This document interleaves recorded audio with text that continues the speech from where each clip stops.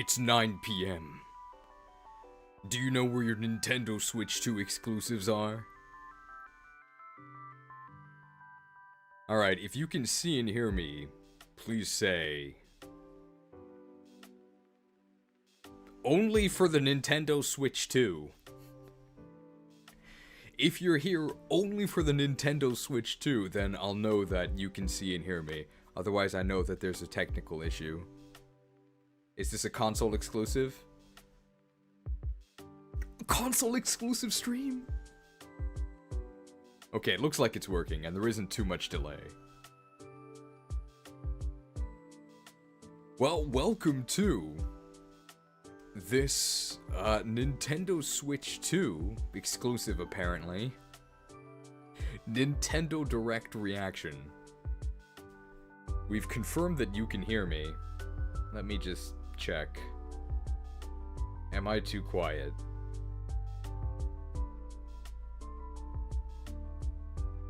Device properties.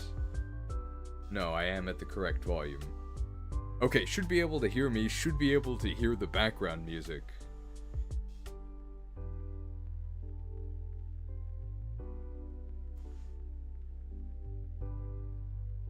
Well, welcome! If it's your first time here, we've got 1 hour before the Direct itself actually begins, so until then, we can commiserate. Can't spell miserable without commiserate. Well, there's a mis in both.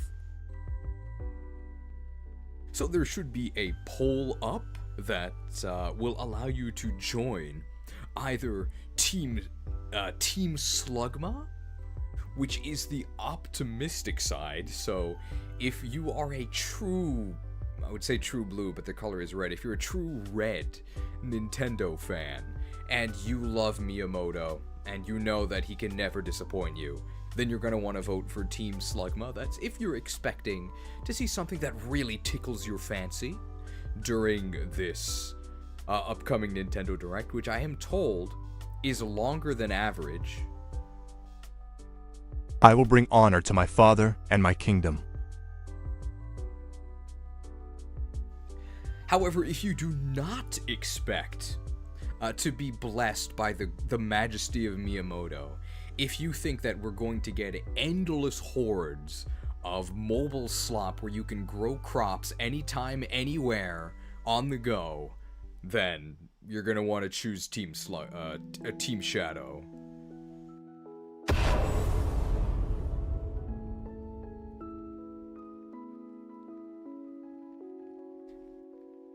Typically, the polls tend to be kind of even going in.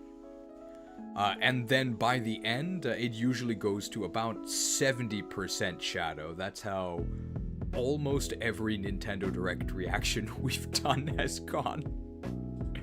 It's an hour long? Wow. I have hope, but I misclicked on Team Shadow. I don't know if you can actually change your vote. I've never tried. I don't think I can vote in these myself.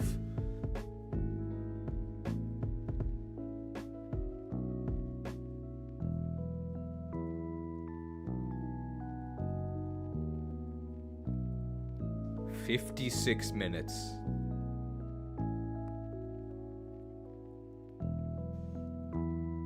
There is a bingo board, as always, so you can see my bingo board on screen now, but this might not actually be all of the options. The interns, I know Lab Agent Ash worked hard to craft these options. You might have different options than me, but you can get your own custom bingo board. It should be a pinned comment in the chat. I don't know how you could miss it, but it should be visible. And if not, it's also in the video description. So be sure to play bingo along with us. We, of course, do have a channel where you can post your bingos. So if you join the Discord, link in the description. Go to channel discussion. Feel free to share your bingo boards. Feel free to call out when you get bingo. And we can all share the joy of the moment.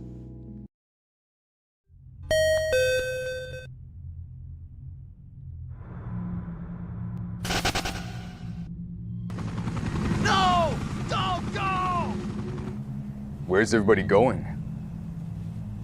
Battle bingo?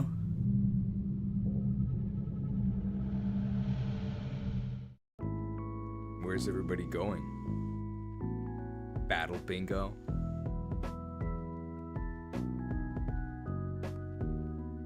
You'll also notice, we did a little bit of prep work. There are some new emotes at your disposal. There are some new emotes at your disposal. So you'll see that everyone is here. We've got some Nintendo All-Stars. So I'm sure at some point, one of them will get used. Surely Mario. In an hour, if we don't see Mario, I was gonna say I'll delete my YouTube channel, but I mean, there's no way we don't see Mario. It's a €10 macro transaction from Swansea Ian, a bearer of the Volcano badge. We can start by, this is something that Nintendo would never approve of, but here, we are mostly adults, according to my viewer demographics. Like, actually, I think 70+% are in my age group, so 25 to 35. And that means that we can say teen-rated things. We're gonna see some big booty. More! No such thing as too much booty! We're gonna be eating like kings tonight! $10 macro transaction from Swansea Ian, who says, I just finished FE10, that is Radiant Dawn, that's the title of it, for the first time, and it was hecking amazing! The only thing that could ever top that would be the FE4 remake for the Nintendo Switch 2, which is definitely getting announced today. Tropium MMO. Well, I'm glad you enjoyed Radiant Dawn. Radiant Dawn is, I don't know if it's my favorite Fire Emblem game, but it's up there. If I could choose the Teleus duology together, then I would.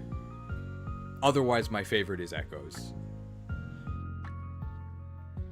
But FE10 is only really, really good if you also played FE9.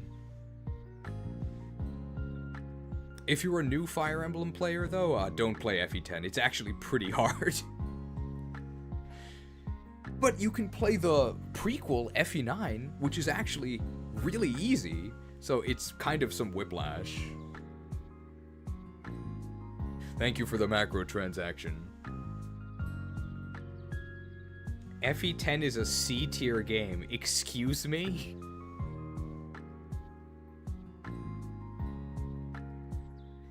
This man's a member of the Benyan Senate. You can't listen to his lies.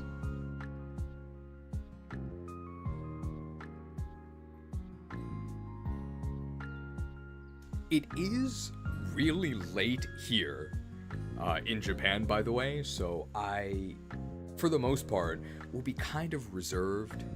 I don't want to get any noise complaints, but don't worry, there's still a lot of excitement, but I pre-recorded all of the excitement. So a lot of the energy is gonna be in the form of some soy metabolism, okay?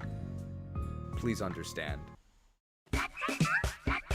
I would offer you to pick up a book called The Whole Soy Truth by Kayla Daniels. There you go. Pretty exciting. And that's not even as exciting as we can get. Here's a test. If you don't cry at this, then you have a heart of stone and would deal quadruple effective damage to, well, what's about to happen here.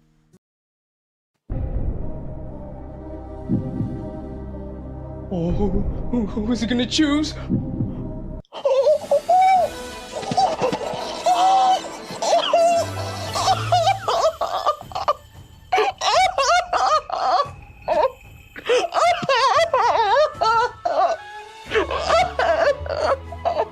Soybean prices haven't been this high in 7 years. I love Charmander. There we go. Just embarrass yourself once, record it, and then you can embarrass yourself again whenever you want, without disturbing your neighbor. How considerate.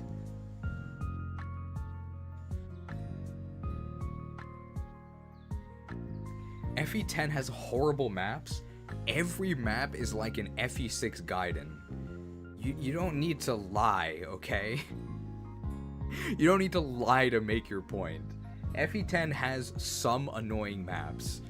Not a single one is as bad as a single one of the FE6 Gaidens, bro.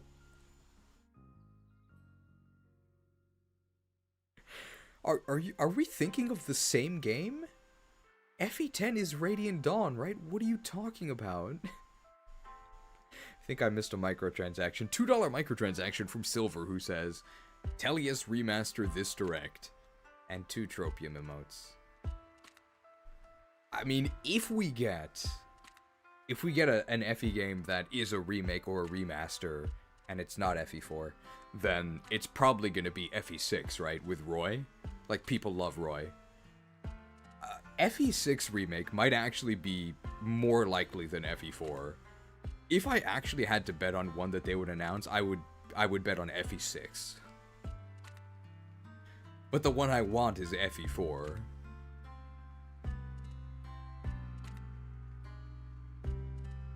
What about 7? I don't think they're gonna remake 7. I think if I were to make the eventual Fire Emblem mainline games tier list, I'd probably put FE7 in, like, B. It's okay. It's not my favorite, but I don't really strongly dislike it. I'm a little upset because I got Roy fished. Because if you look at the cover, I thought it was Roy. They had to do that on purpose. And then you just get this grass type Ellawood. He's not my boy. I think they would just do FE6, because FE6 also never came out in the West. It would also be a great opportunity for them to actually fix FE6, because it's kind of bad. Is FE6 like C tier then? Yes.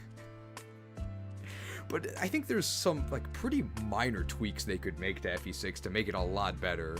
And by minor tweaks, I mean no ambush spawns, shrink every map by half, and remove all of the status in Siege, and then it would actually be a lot of fun. But then it wouldn't really be a Fire Emblem, right? Because you dampened everything. It'd be more like an Ember. Maybe somebody could make a project out of that. Can you give Shadow Dragon a chance? I mean, you're aware that videos have visual components, right? So, because of that, no, I will not be playing Shadow Dragon anytime soon. I don't want to injure you guys too much.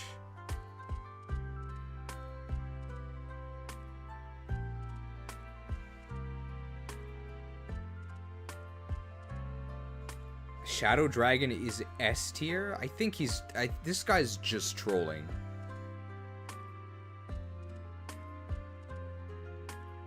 Thinks Radiant Dawn is bad, likes Shadow Dragon. This man is under the influence of the Dark Sphere. He's the main antagonist. We need to defeat him to save the world.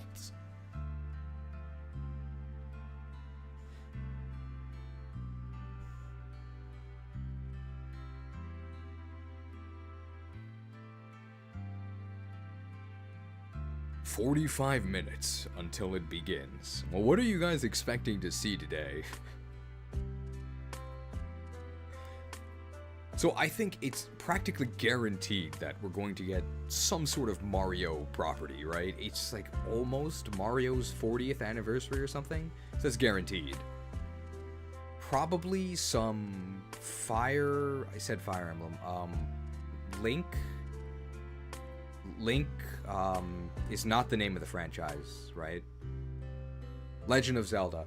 The Legend of Zelda Warriors thing. We're gonna see that probably.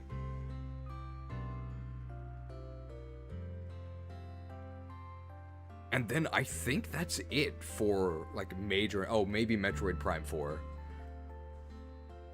And I think that's it for, like, major games. I think other than that, it's gonna be exclusively, like, licensed shovelware or just mobile scams.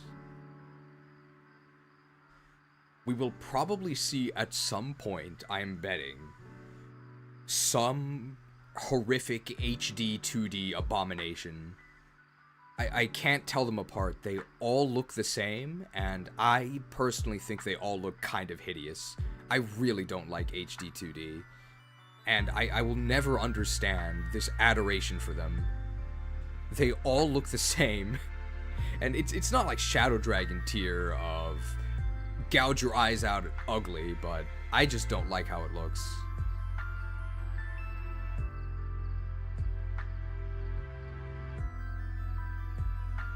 I have 675 XP, where can I spend it? Well, not all in the same place and not all at once.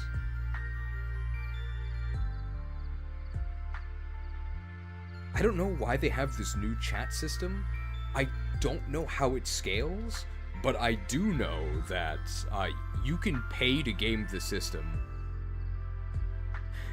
I think sending messages gives you XP. There might be a cap on that. But donating definitely gives you XP. So it's blatantly pay to win. I don't know how they get away with this. Could you believe it? Pay to win mechanics? No way. ダンジョンが販売されるんじゃないかと。 Some people are worried that maybe we will sell dungeons. No pay to win. No.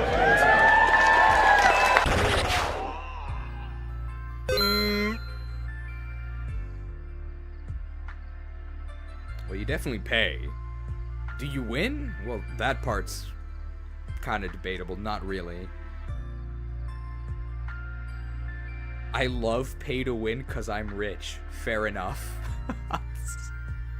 Who are the people who hate pay to win? The peasants.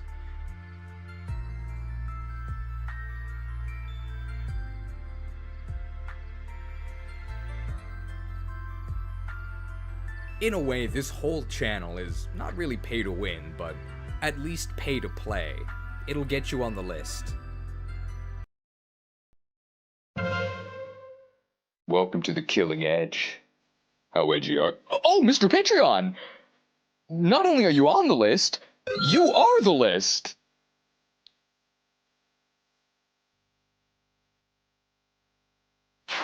Go on in. Just be careful not to have too much fun.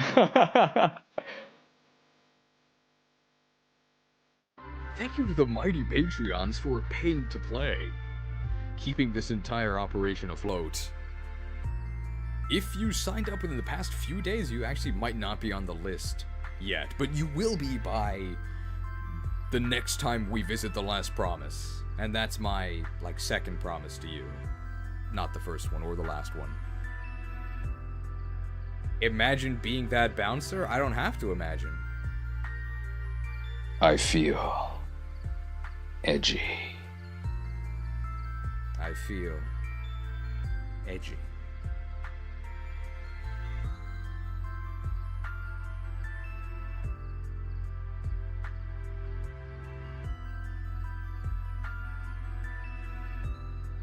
Ow, the edge. There's a lot of edge. You've got to join us for the last promise.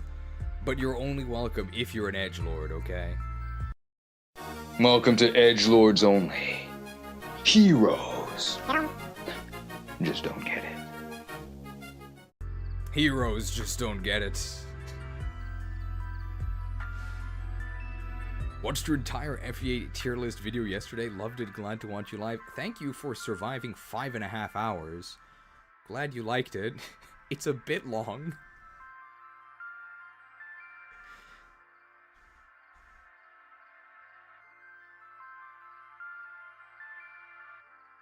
Kellic is the best edger of all time. Stop putting Effie in the bingo. It isn't happening. From somebody with a Umbreon PFP. You guys always get what you want. Sick of everybody catering to Evolution fans. When is it going to be my day in the sun so I can evolve into an Espeon?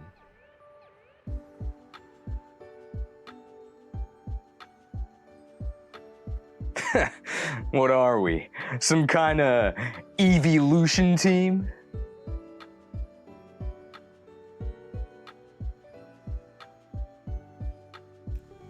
FE4 remake today for sure, guys. It was for sure last time as well. And the time before that. And the time before that. But one day it'll be the actual time. And then you'll feel real silly.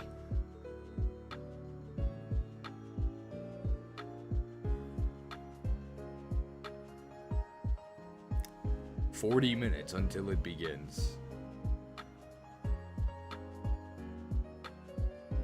They should just make a sequel to FE4 and call it FE4 2. I mean, co-developed by Square Enix, right? That's what they would do. The studio is too busy printing money with heroes. That's why mobile has to be destroyed. Any franchise getting a mobile... I don't want to say game. It's giving them too much credit. A mobile entry. That's sounding the death knell. It's just too lucrative for too little input.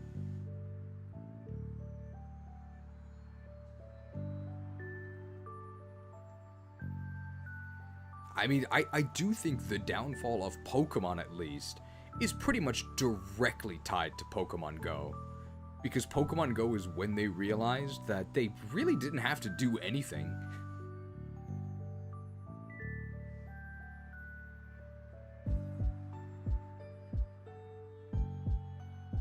Because when was the year Pokemon Go went crazy? It was 2016, right?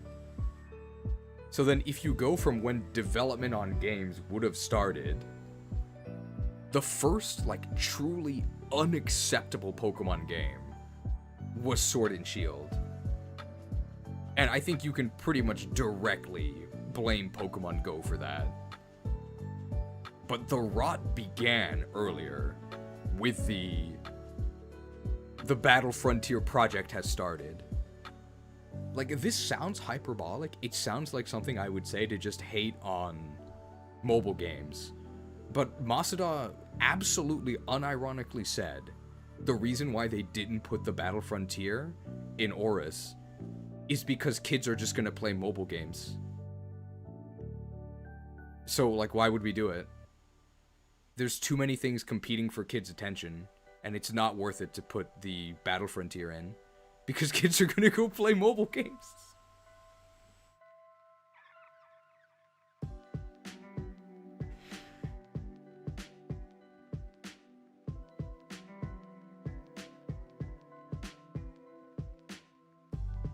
Gen 5 not selling is what corrupted Masuda, and Gen 5 didn't sell because of the elemental monkeys. All comes back to Panpour. $5 microtransaction from Shadow Chozo. Money that he could have been spending on gacha pulls, he is instead throwing into the ether at a minor YouTuber. Why would you waste your money like that? I don't understand. Well, we can add it to the pile of booty, though.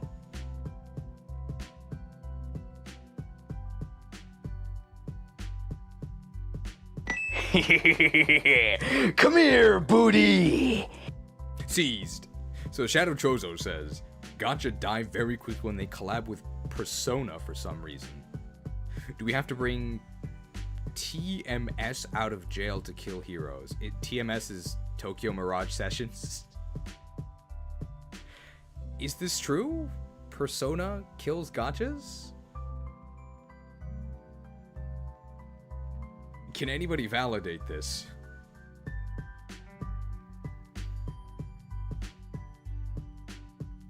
Black and White 2 didn't sell well because everyone moved on to the 3DS. Yes, Black and White 2 also had a very strange release timing. Black and White 2 released when the 3DS was already out. So that absolutely hurt its sales immensely. It's like one of the worst examples of release timing that I can think of from like a major game. One that's definitely worse is Fire Emblem 5 though. Thracia 776. So I believe Thracia 776 released for the Super Nintendo only in Japan in 2000 or 2001. So to put that in like a more modern context, that would be like if the hot new release for the Fire Emblem franchise was announced during this direct for the Wii U.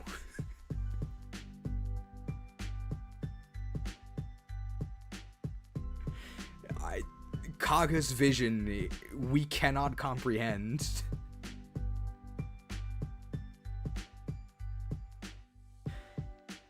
What was he thinking? So yeah, it sold horribly. It takes a long time to plan your tactics, I guess. People say that I play slowly.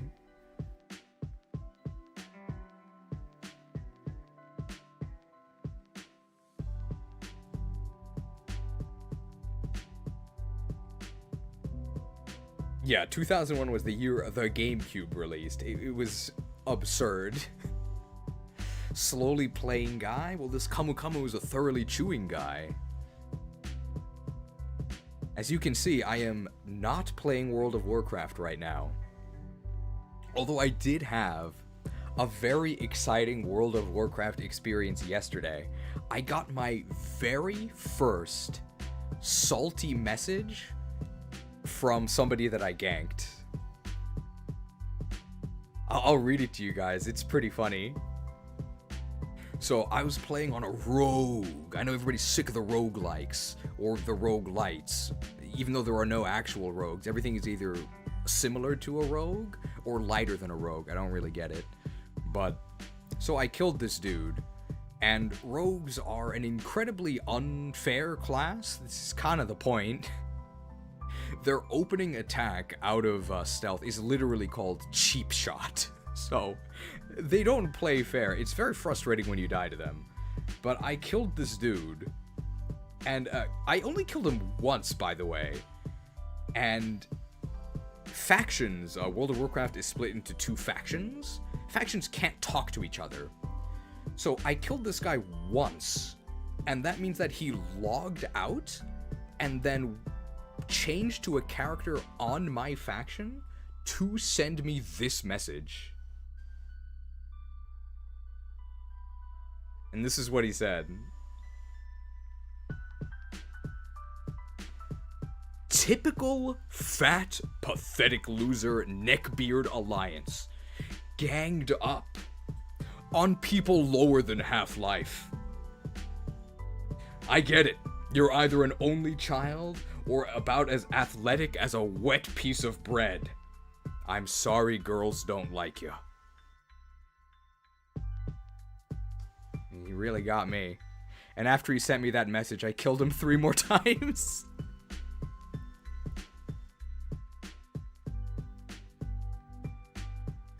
This guy knows the reason why girls don't like me. It's not because I'm short.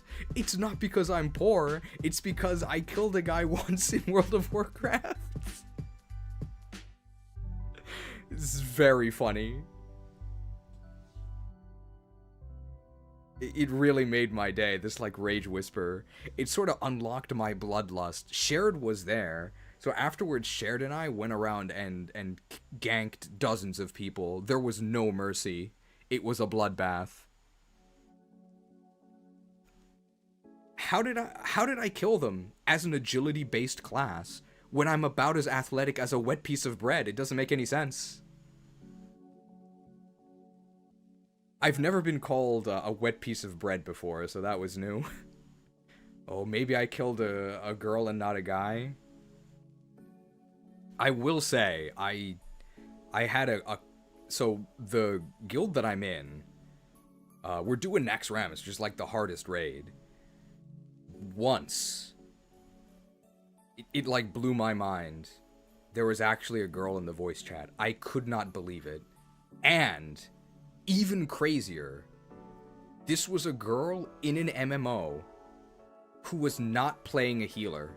And it gets even crazier. You guys are not ready. So it was a girl in an MMO. She was not a healer. She was the main tank.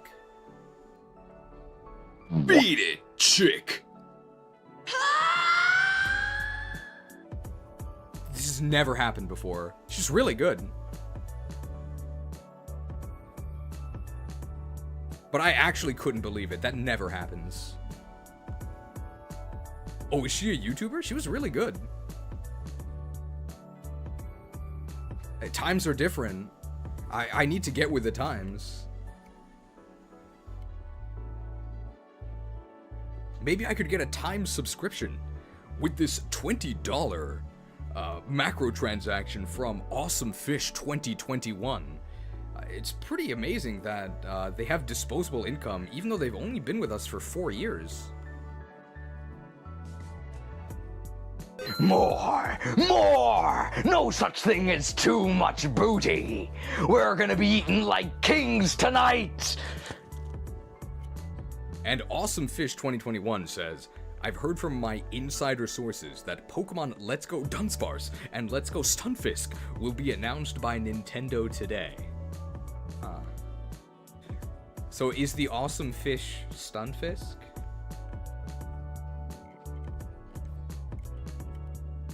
Yeah, it was Dire Newt. Why were they with us? Is their guild not clearing like AQ40? Was that it?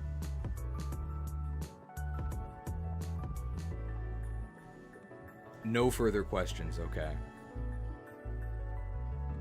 I mean, the greatest part of Dire Newt's gameplay was her microphone quality. It was really good. Like, compared to, like, the crap we have to deal with. So, all of our guild members are from Australia, and then it definitely sounds like they're talking to us from halfway across the world. I can't understand what anyone is saying. Like, the main raid leader is literally, like, speaking into a toilet bowl. To the point where I just look up the fights beforehand, so that I know the strategies, because I don't know what he's saying. And it's not the Aussie accent. Crikey.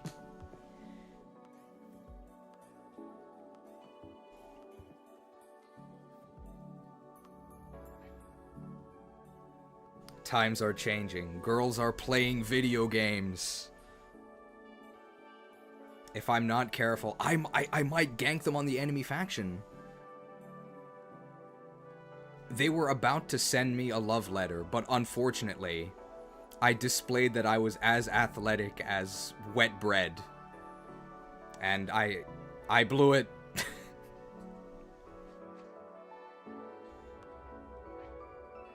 Sad. But so far, that is the only hate message I've gotten for killing an enemy faction member. So it's very precious to me. I'll treasure it forever. It's especially troubling that he called me as athletic as a piece of wet bread, because I am on a low-carb diet. So he knew how to strike me where it hurts. I really want to eat bread, but I can't.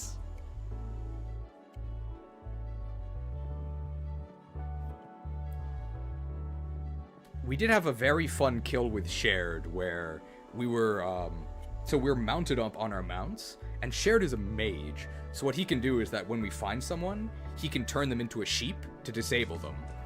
And then, I can get next to them, and then I'm invisible, and then I smack them in the head to stun them, and then we kill them. So there was one guy where we pulled off the pincer maneuver. He was just minding his own business, killing an enemy, and then he noticed Shared, started running, and then I cut him off. And then he kind of just accepted it and just stopped moving. Pinched. That was probably my favorite kill that we got. Another one I enjoyed was just the TSA service. So usually you get around the world by taking these predetermined flight paths.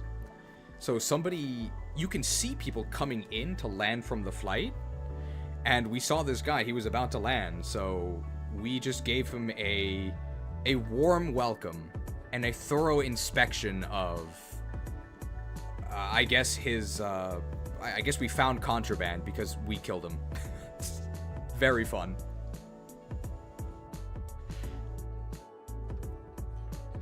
$2 microtransaction from Beelzebud, who asks, "Hey Cheese, what direct thing will get you excited?"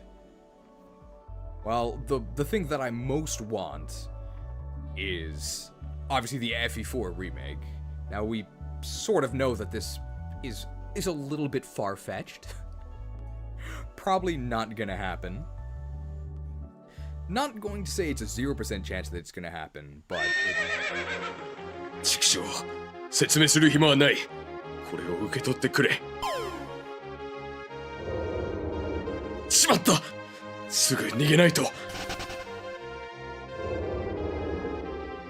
Okay. And what is this?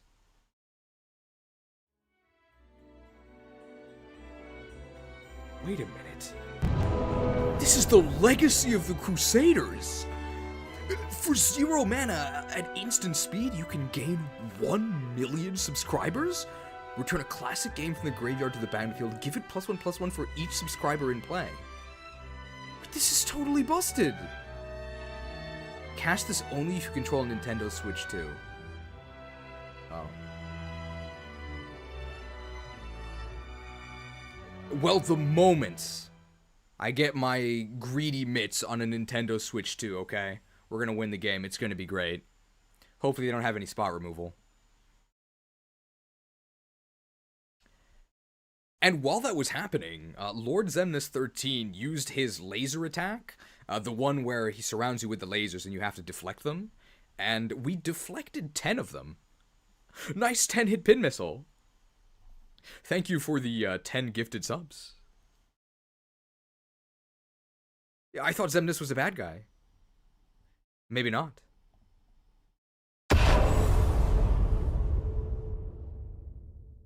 Are you waiting for Black Friday for a Switch 2? No, I'm waiting because I literally can't buy one. So, for those who don't know, and I can't blame you because it probably doesn't affect you. So, in Japan only, there's 2 versions of the Switch 2. There is the Japanese language only Switch 2, and then there is the multi-language Switch 2, which is the one that they sell overseas. The Japanese only Switch 2 is, in terms of, I'm just going to speak in terms of Japanese purchasing power. The Japanese only Switch 2 is like $400. That's no problem for me, but if I want to actually play the games with you guys, well, you guys can't read Japanese, so that's not going to work. So I need to get the multi-language Switch 2. The multi-language Switch 2 is not sold in stores. You have to actually enter an online lottery that I actually can't because you need, I think, a year of Nintendo Online membership, which I don't have. And also, the Nintendo Switch 2 multilingual version is marked up about $200. So part of it is that I can't get it. Part of it is that I feel really icky paying an extra $200 just to remove a software cap, like a software lock, on not being able to use the English language options. And the third thing is, I really don't think there's anything on the Switch 2 I even want to play. Like, what games are there? At the moment, nothing. The only game that I was interested in for the Switch 2 was Bloodborne 2. I don't think that's the real name, but the new FromSoft game that is Bloodborne 2, but it has a different name. And I actually am not interested in it anymore because I thought it was Bloodborne 2, but it's actually a PvPvE game. So You compete against other players and also against the monster. No thanks. I'm just not interested in that at all. I like Monster Hunter, but Monster Hunter is strictly PvE. You cooperate with humans against a monster. I really enjoy that. I get enough ganking out of World of Warcraft. I don't want to be fighting the monster and then have one of the other humans call me as athletic as a wet piece of bread, okay? As he stabs me in the back. No thanks. Sorry girls don't like you. Nothing personnel.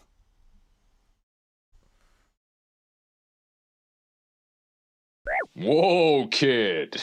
Don't cut yourself on that edge. Wouldn't want to end up in the hospital. Trainee Hut General. Edged.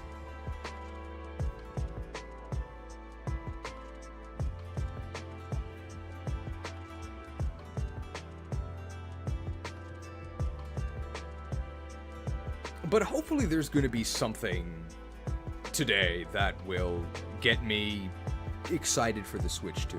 At the moment, there's nothing. We are going to be playing Legend Z-A, of course, but it's playable on the Switch 1. So, we're going to play it on Switch 1. Music is too loud? Okay. We're going to play it on Switch 1.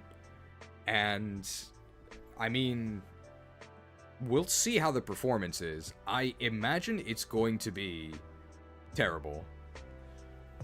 And I'm certain that people will say, why don't you just get a Switch 2?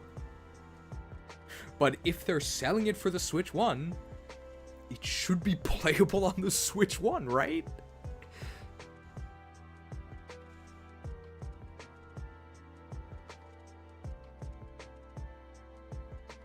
My Switch 2 is already collecting dust. I'm afraid of ruining the sticks. Oh no.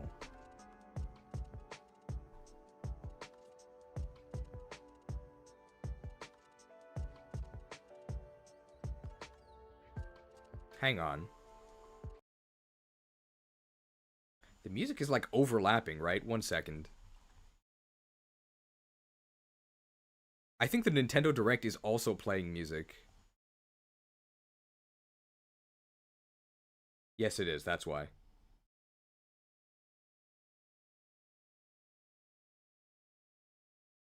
Okay, there we go.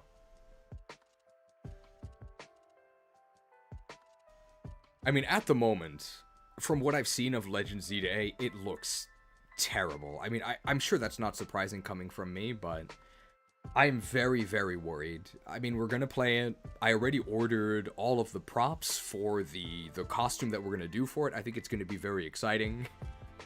I think we're gonna have a lot of fun with our own story.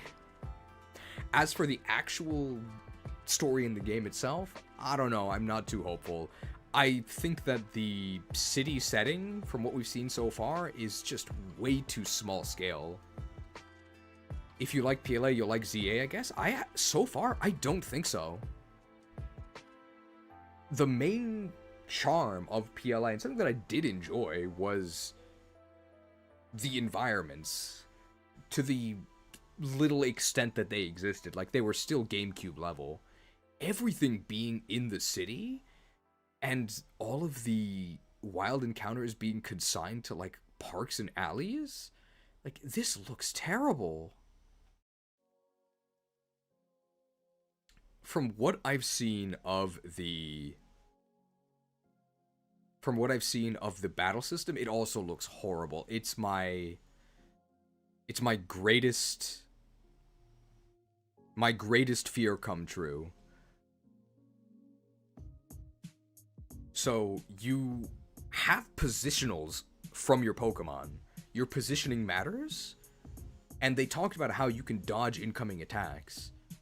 But you can't control your Pokemon's position. They just follow you. That is a nightmare. If you have ever done any sort of game with that sort of cooldown based combat, like Xenoblade. So in Xenoblade, you have positioning issues all the time. And you control the character. Imagine how much worse it's going to be when you're here, but the commands are going to somebody here, right next to you. It's going to be a nightmare. And something that I noticed looking at the gameplay is that, so it's cooldown based. All of your 4 moves are on a cooldown, so you can use the 4. And then I guess you're supposed to switch to other Pokemon while you're waiting for the cooldown. I'm not quite sure how that's going to work, but there is something crucial that is missing from the equation.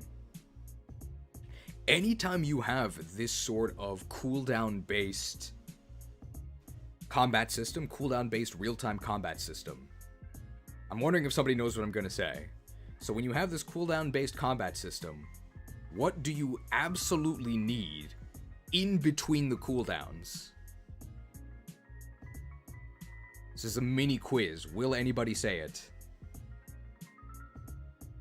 Auto attack, yes. Of course Prometheus gets it first. You need auto attack. There's no auto attack! If you're a melee character, you need an auto attack, and if you're a caster, you need some like filler spell that you can spam. There's no auto attack. So you just run around. There is actually an MMO I know of that did not have auto attack. Why do you need auto attack? Because there's going to be downtime where you're not doing anything. So if there's no auto attack, then you're literally just running around. And Hammer of Subtlety knows it. The MMO that did not have auto attack at release was Final Fantasy XIV. Not Final Fantasy XIV: A Realm Reborn, the most popular MMO in the world. Final Fantasy XIV 1.0. The one that was so bad, it almost bankrupted Square Enix.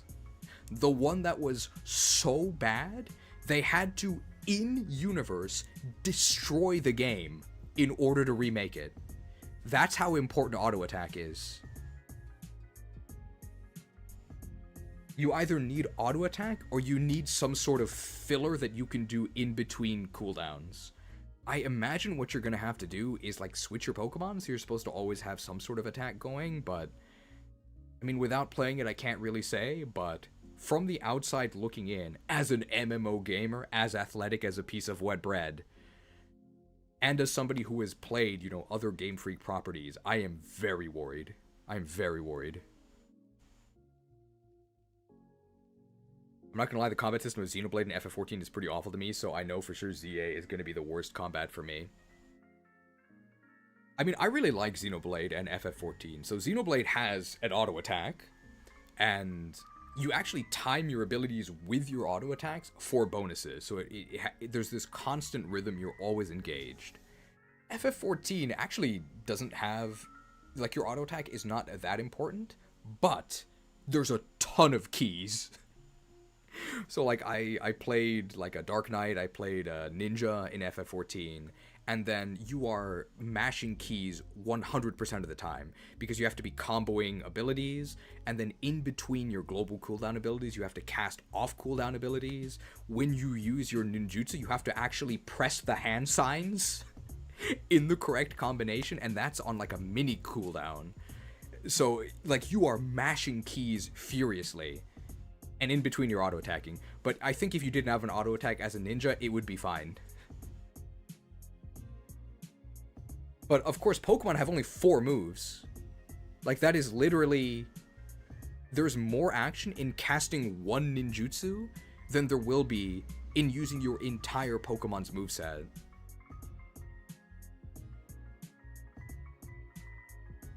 It's the auto-attacks and spamming skills off cooldown that I don't like. I love that. I love that.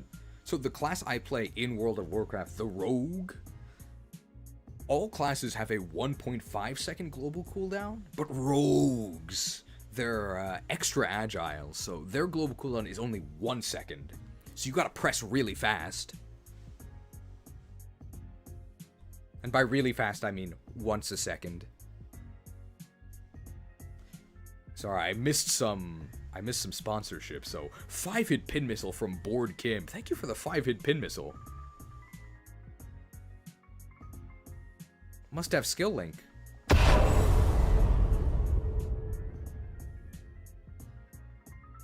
Then there was a $5 microtransaction from Lord Zemnis 13, who is now given $15, so Lord Zemnis 15. And he says, have you seen the leaked mega list? It's 4 for 4 right now, and what are your thoughts on the 4 revealed megas so far? Leaked mega list. Leaked mega list. Oh! Yeah, I actually have seen... I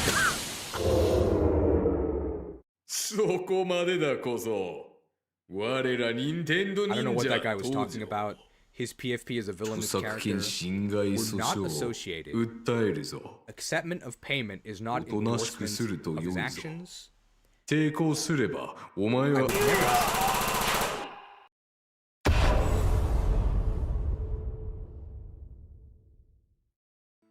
was a close one. The megas that I have seen so far, I mean, all of the megas, right? The officially revealed one, they're very, interesting. I mean, I wasn't really a fan of most mega designs to begin with. It's more that I like the mechanic. I think probably my favorite mega design of the classic megas is... This will surprise you, you'll never guess. It's, Mega Charizard.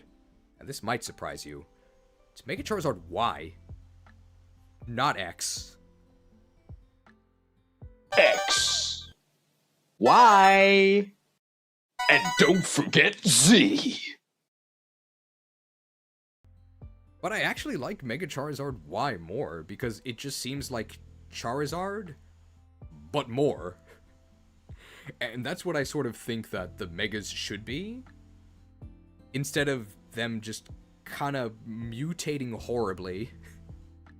Which is what a lot of the, I think, more recent megas feel like.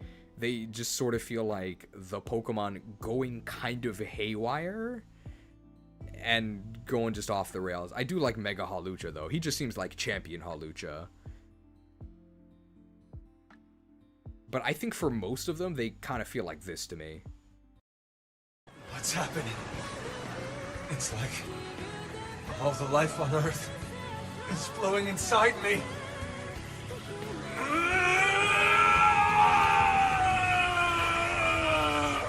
Now you die.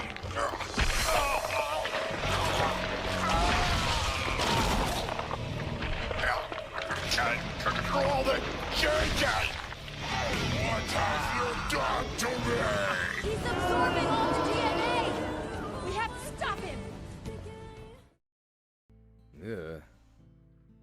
Ugh. People say we have too many graphics, by the way. I don't know where they get that idea from.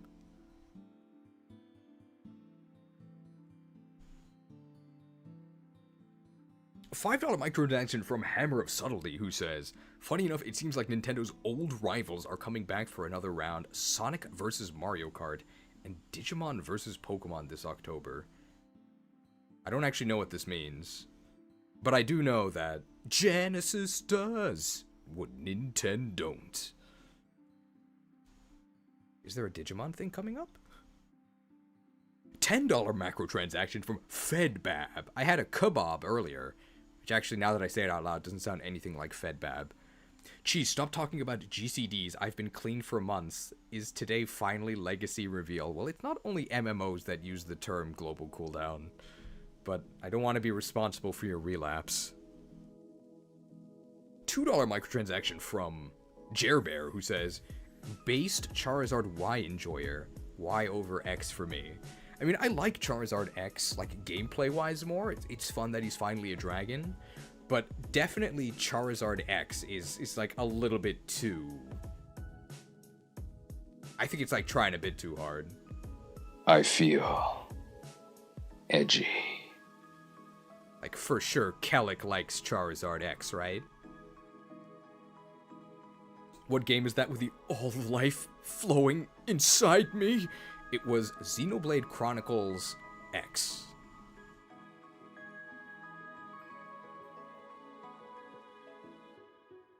Oh, 5 minutes until we start. Well, let's take a look at the bingo that I have here. So remember to get your bingo boards. They are both pinned in the chat, and you can also find in the description. So let's see, random sports game. Pikmin. Koizumi, which probably means Zelda. SpongeBob, interesting. Mario Kart World DLC. This is like guaranteed, right? One last thing. Almost one more thing, but that's Chinese, right? And Nintendo's Japanese. Splatoon Raiders. New IP. Game footage not final. Monster Hunter. Ooh, Monster Hunter would be cool. Flinch moments. For those of you guys who are, maybe too old and aren't hip to the lingo that kids use, flinch is the in moment. Sorry, the dementia's kicking in. Flinch is what the cool kids are saying now, but you might know it as cringe if you're an old timer. That's what that means. New free-to-play game, so no pay to win. Thank you for putting Yoshi P there. Max Tropium, I mean, you can go ahead and check this one off. New Joy-Cons. Like a new Joy-Con pattern, I'm guessing. And old series returns from the dead. Apparently with an attack boost, ready to use last respects. Licensed shovelware, I mean, this may as well be the free space. Brand new Fire Emblem, that may as well, I don't know if FE4 Remake actually counts as brand new. Kirby Air Riders, there actually is a Kirby emote you can use. Copyrighted music, maybe. Xenoblade. Well, you can't count the graphic I played that had Xenoblade in it, but I would love to see a new Xenoblade game, but I doubt it. Game Boy, NES, N64, etc. NSO updates, okay. Switch camera feature moments. More Nintendo Switch 2 edition upgrades. Oh, almost certainly. And then Final Fantasy. If there is Final Fantasy, it might be at like 2.5 HD.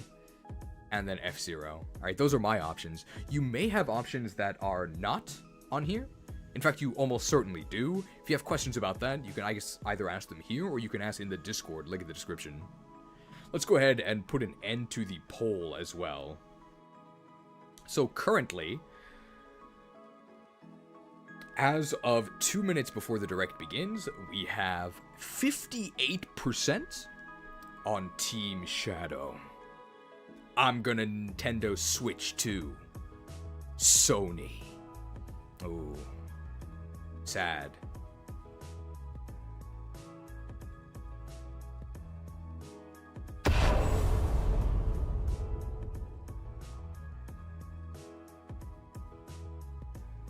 But Team Slugma is not against overwhelming odds. They do have 41% who do believe that the light will save them. I will bring honor to my father and my kingdom. What is Switch 2 specs? I'm actually not sure. You'll have to ask Lab Agent Ash. Alright, let's see here. So let's get the direct ready to go.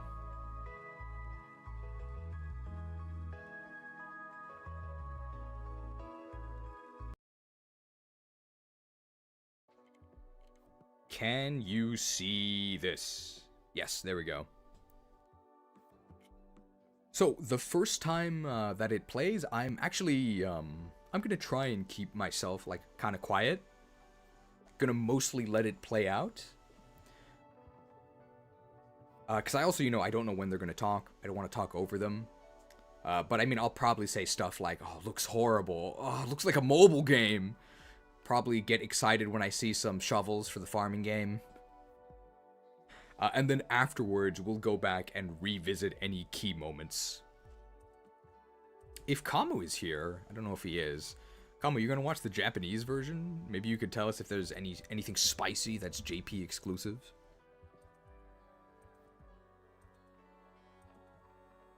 Oh wow, it's just about ready to start. Here we go.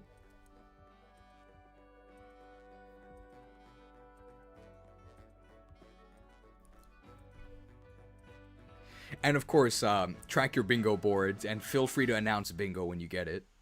And let me know if it's too quiet. Rated M. This has got to be Duskbloods, right? Looks like blood. Oh. Rated M. It's literally like those blocks that little kids would push through a hole. I'm guessing they mean for the entire presentation. We'll probably include something that has something rated M. It's a little quiet. I mean, they're not, it's just some music. But do let me know if the speech is too quiet. I mean, we knew it, right? 40-year anniversary, so spam your Mario emotes now. Shared talking about being late in French. I know that's a typo.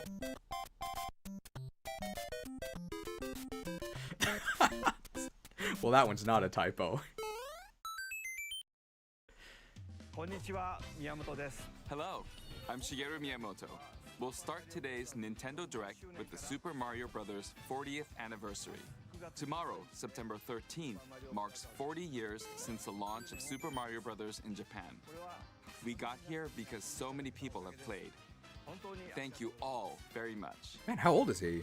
He looks pretty good. Mario games have been supported by evolutions in digital technology and gaming consoles. Additionally, Mario has taken on many different designs in the artwork. At the Nintendo Museum, which opened in Kyoto last year, we've created an art gallery that displays character illustrations drawn during the development of different games. There are also illustrations of pixel art from the Mario series. Also, from now through next September, the ticket for admission will change to the design shown here. And starting this December, we're planning a 40th anniversary light display. You'll still need a reservation to enter the museum, but we hope those visiting will check it out. On top of that, earlier in May, following Japan and Hollywood, we opened the third Super Nintendo World theme park at Universal Epic Universe in Orlando, Florida. It's me! We hope you can experience the world of Super Mario in real life. Next is more news about Kyoto. We'll be supporting the Kyoto Marathon, which will take place next February. Since its inception in 1985, the Super Mario series has been running for 40 years, thanks to everyone's support. I could try But this time, Mario himself will be cheering on the runners. This is the race bib that the runners will wear, which has the Nintendo logo on it. We'll be supporting in other ways as well. I could sign up. If you're interested in marathons, why not take the opportunity to run through Kyoto? Also, coming next spring, please take a look at this. Oh, here's the game. I gotta prove that guy wrong, though, that I'm... The name of the new movie that Nintendo and Illumination are producing together is the Super Mario Galaxy Movie. What kinds of adventures do you think Mario and his friends will have in space? This movie will be the main event of the Super Mario Bros. 40th anniversary. What? Let's also hear some remarks from the movie's co-producer, Chris-san, from Illumination. Chris-san. Thank you, Miyamoto-san. The main event is the movie? As we celebrate Mario's 40th anniversary, it's an opportunity to reflect on the 4 decades of creativity, imagination, and adventure that Mario has brought to life for fans across generations and around the world. From its groundbreaking world building to its iconic characters and unforgettable music, the Super Mario Brothers have left a lasting impact on the very fabric of our culture. All of us at Illumination feel so fortunate to continue our collaboration with Nintendo as we expand the life of Mario in movies. And while the Super Mario Galaxy games are the core inspiration for our story, this next film holds surprises for fans of every Mario era.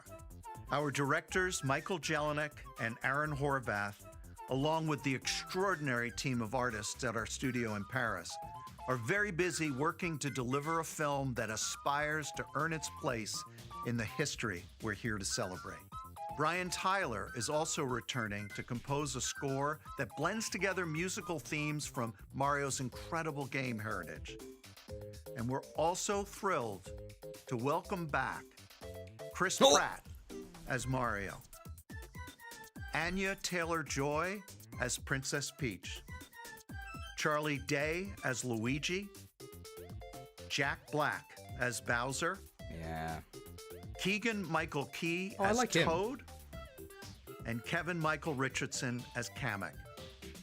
And as we continue to make progress on the Super Mario Galaxy movie, we look forward to sharing more with you in the future. And until then, thank you, and back to you, Miyamoto-san. Thank you, Chris-san. I'm also involved in the production every day, and I'm enjoying it. It's a movie worthy of the 40th anniversary. Please wait a little longer for its release. Okay, where's the game? While you're waiting, I have something I'd like to show you. Please Mario Kart. take a look at Mario this. Kart DLC. Mario Kart DLC. Here it is. 40周年.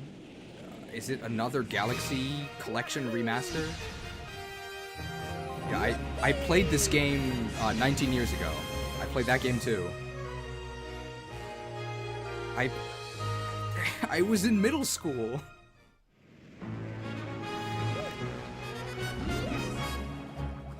Like it was great 2 decades ago, bro.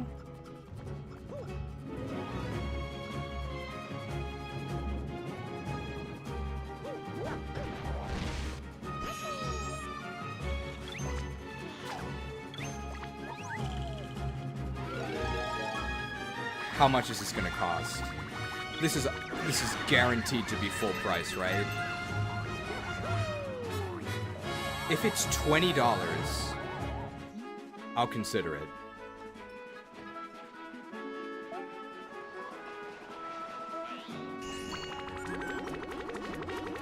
Like, these games are ancient. Like, they're good games, but I played them. I played them when they came out. Yeah.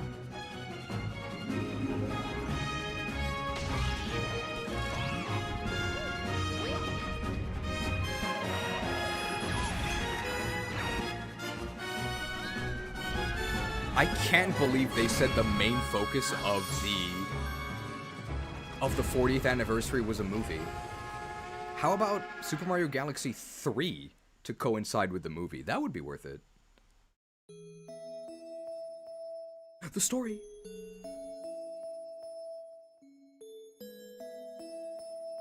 Goodbye to those we met on this journey. I will cherish the memories forever. And to those we will meet on the next journey. Hello. Sounds like a line from Majora's Mask. Like the Happy Mask Salesman says something like that. Okay, so next month. Digital versions. It's just both games. And an amiibo. Okay, how much is it? That's right. It's the games that share the movie's title. Super Mario Galaxy and Super Mario Galaxy 2. Okay, I'll turn it over to the original director for Super Mario Galaxy, Koizumi-san. Oh, Koizumi! Hey, hello everyone. I'm Yoshiaki Koizumi. From here, I'll introduce the games that will be released as part of the Super Mario Bros. 40th anniversary. First, the 2 games you just saw were developed around the idea of what Mario's adventures would be like in space. The planets have gravity, and seeing Mario not fall off of them while upside down was very impressive. Yes, 15 years ago. The second game also returns 15 years after its original release on Wii. In Rosalina's library, you can read a storybook. It's now in both games, and we've also added new pages. Wow, more text! We hope you're looking forward to that as well. 15 years! In addition, the storybook will be available as a real-life product. The new pages I mentioned won't be included, but more details, including the release timing, will be available on the My Nintendo Store website later today, so please check that out. What? Super Mario Galaxy plus Super Mario Galaxy 2 will launch on Nintendo Switch, but you can play these games on Nintendo Switch too.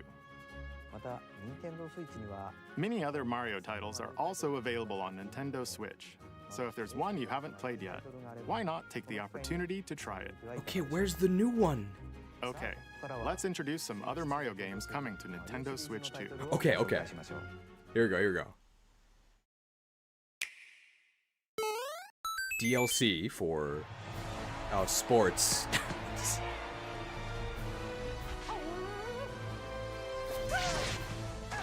The latest entry in the Mario Tennis series is hitting the court on Nintendo Switch 2.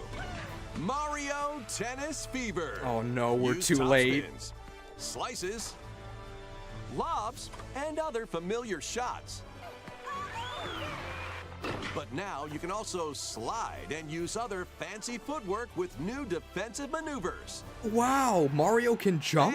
And swing into action with new equipment called Fever Rackets.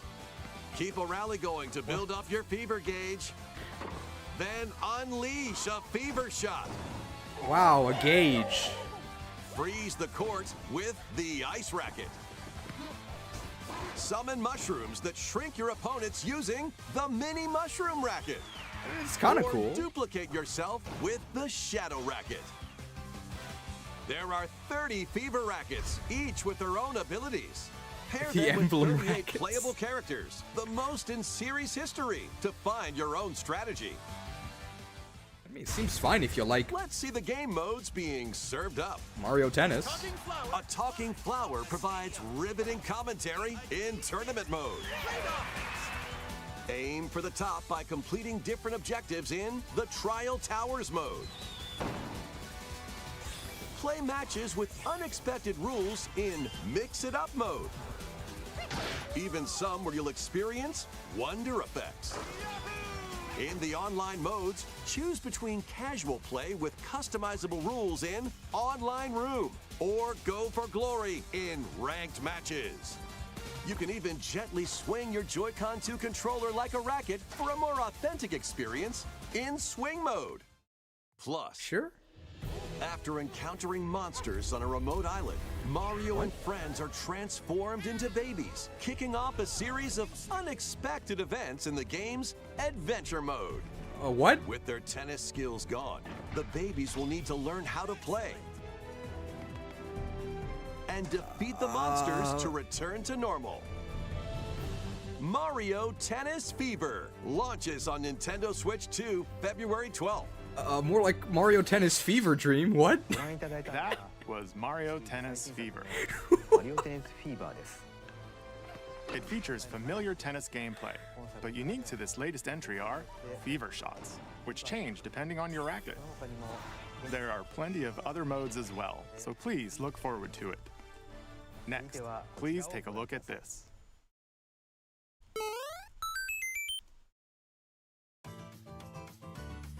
Hi. Hi. What will it be? Didn't this game already came out? Oh, yeah. More multiplayer mayhem is coming to the Flower Kingdom in Super Mario Bros. Wonder, Nintendo Switch 2 Edition. Plus meetup in Bella Bell Park. I mean, I didn't play Mario A Wonder. large plaza has been discovered in the Flower Kingdom. Bella Bell Park. Here, you can enjoy a variety of attractions that let you team up with or work against friends and family. Is this Join Avenue? Let's go over some of the things you can do. Collect the most coins to win. Collect coins as you make your way through the course. And don't miss your chance to get rich. Whoever has the most lives at the end wins. Use items to duke it out. Dodge attacks and try to survive. Whoever's it at the end loses. Run and hide and tag. If you're tagged, you're it. And the other players get to transform and hide. What? Work together to relay. Pass the bob-omb to each other so it doesn't explode before you reach the goal. So is this all Switch 2 exclusive? Work together to get to the goal! Place donut blocks while your friends run across them.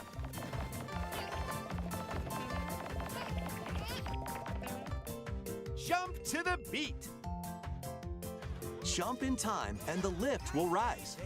Get in sync, then 1, 2, 3, jump! Plus, there are so many other attractions to enjoy. Grab your friends and family for multiplayer fun in Bella Bell Park.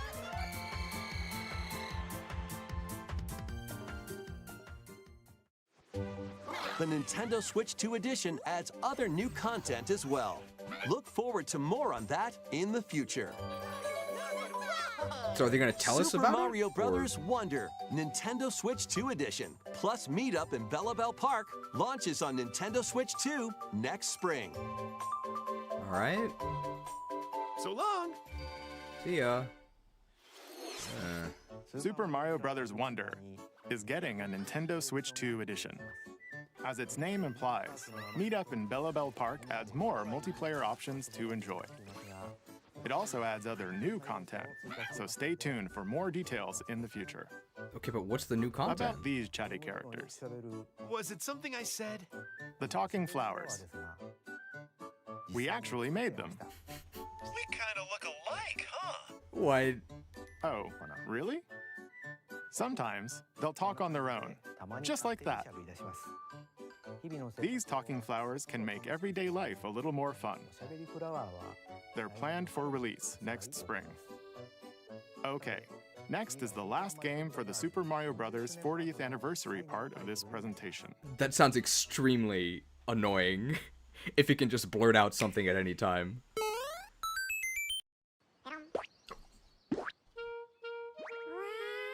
One day, Yoshi on Story? the island where Yoshi and his friends live,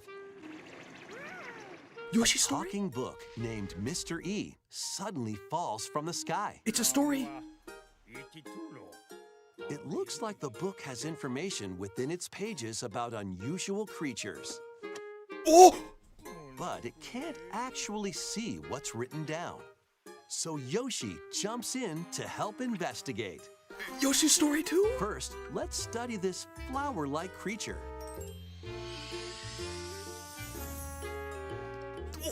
Eat him! Found it right away. Eat him! He's an egg! It tastes kind of sweet. You can carry this creature on your back. Touch flower buds with it, and they'll bloom. Okay. As you wander through the book, you'll make all sorts of discoveries about the creatures you find. Very cute. I like those Yoshi's Story. discoveries will be written down. Hey, we found some dandelions. Touch them and they'll scatter in the air. Oh no, that creature is stuck. Huh? It seems like the dandelions can absorb nutrients. No, we're too late. They can even cause rocks to crack. Thanks to them, we were able to break the rock. Rock is weak to grass? It looks Fishing. like there are still lots of unusual creatures residing within the book. A page-turning adventure awaits. Yoshi's Story too? Yoshi and the Mysterious Book launches on Nintendo Switch 2 next spring. I mean, I really like Yoshi's Story. A new game starring Yoshi is on the way. The game takes place within a mysterious book. You'll make discoveries and encounter all sorts of things as you're exploring. Please stay tuned for future updates. So is it linear like Yoshi's Story, or That's no? all for the Super Mario Bros. 40th anniversary. In addition to the games coming in the future, the new movie releases next spring. We hope you enjoy all sorts of adventures with Mario. Thank you, Mr. Koizumi. We'll now begin our usual Nintendo Direct. First, we'll introduce games launching on Nintendo Switch. Okay, here we go. It's time to storm into Cryptica. The mesmerizing world of Cryptica awaits in this 2D side-scrolling roguelike adventure. Oh, Fight your way rogues! through this 80s anime-inspired realm solo or with a friend in couch co-op, where every battle is twice as chaotic and twice as thrilling. Sick of the Hone rogues. your swift swordplay against a variety of foes. Uncover a wide array of unique melee and ranged weapons, and glide through ever-shifting biomes with graceful, acrobatic moves. With the help of magical creatures called Storm Hearts, you'll gain permanent upgrades to boost your abilities and help you on your next run. And in couch co-op mode, you can experiment with ability upgrades by combining and sharing power-ups for different playstyles. Storm Lancers launches exclusively on the Nintendo Switch system later today. Shadow dropped like a rogue. The wilderness is calling. Farming. Transform a wild island inspired by the Australian outback. In this charming survival life sim, there are plenty of ways to make this wilderness your home. Plant crops, catch fish, gather resources, Looks horrible. and plenty more. Looks like a mobile game. Don't let your guard down while exploring. Wild creatures may attack, so use your tools, weapons, and wits to make it out in one piece. I'm so sorry if you're As Australian. You progress, you can turn this rugged island into a bustling town. Visit shops, enjoy festivals, and talk with visitors. Some of them might even decide to live here. Looks like Plus, metaverse. Up to 4 friends can build and explore together in local or online co-op. Dinkum launches as a timed console exclusive on the Nintendo Switch system November 5th. Pre-orders and a demo will be available later today on Nintendo eShop. Did he say timed console exclusive? Embark on a colorful adventure. Save a mysterious planet in the platforming adventure Popucom. Team up locally or online in this multiplayer-only game. On this planet, color is key. Attack enemies with the same color to defeat them. Like a shooter Each puzzle adventurer game? can only fire 2 colors, so you'll need to swap between them during battle. Timing is critical too. Work together to fire colors at the right time to overcome obstacles. You can also use items like shields to block lasers or drones to create platforms. It looks kind of fun. Powerful bosses can be found at the end of stages. Team up to take them down. Puyo Puyo Splatoon. Additionally, in party mode, up to 4 pals can take on a variety of challenges together. A colorful co-op adventure awaits in Popucom, launching on Nintendo Switch this holiday. I can't even say that title out loud. This is like Miiverse, right, or Here, something? on this small island, Or floating in the Tomodachi sea, life?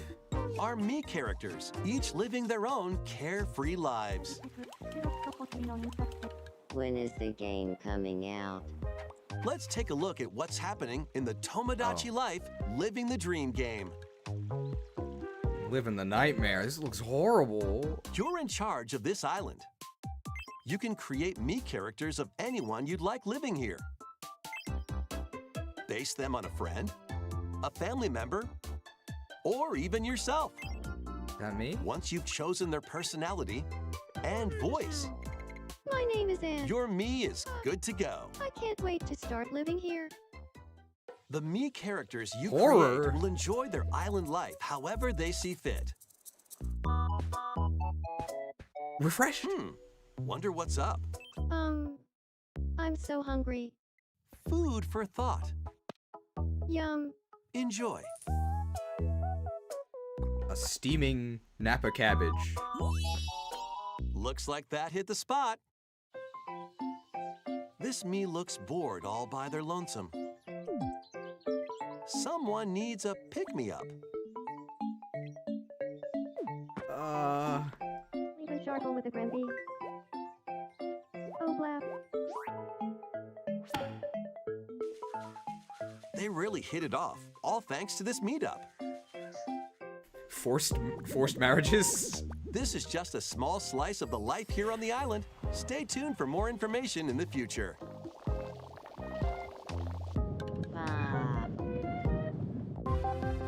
mean, it's just text-to-speech voices. It's classic. We interrupt to bring you some breaking news. This just in.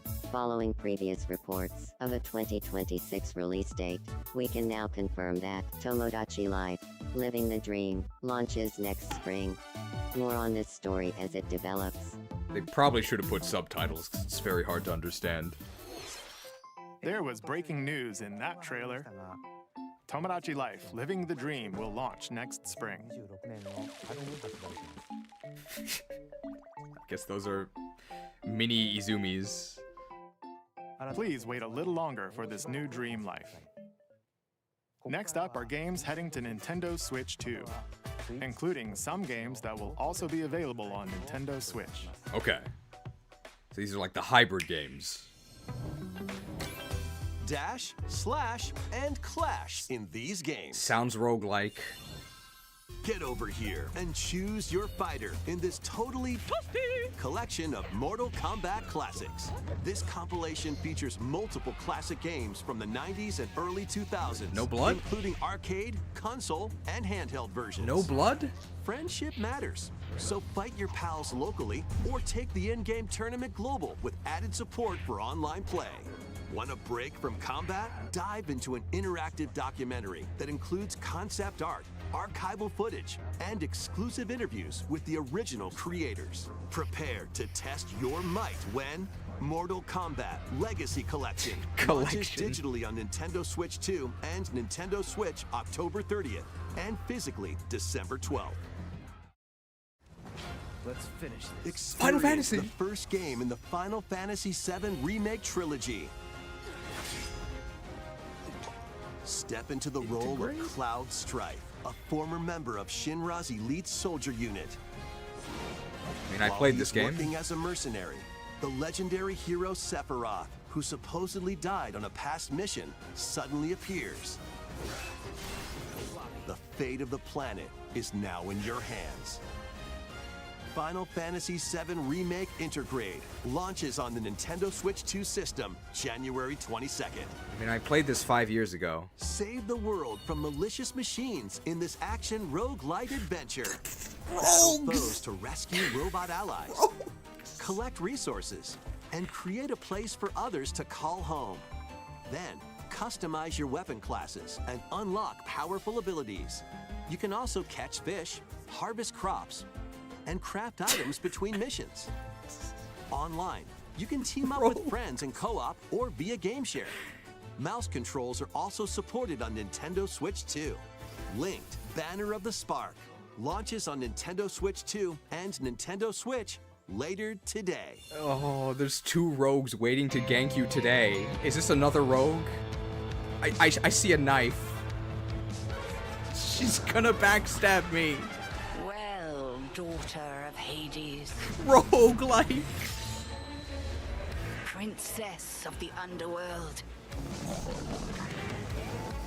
It would seem that you are finally prepared. But time itself is against us. And war has come to Mount Olympus. It's my DPS rotation. It's just backstab. Shall you rush now to your family's defense?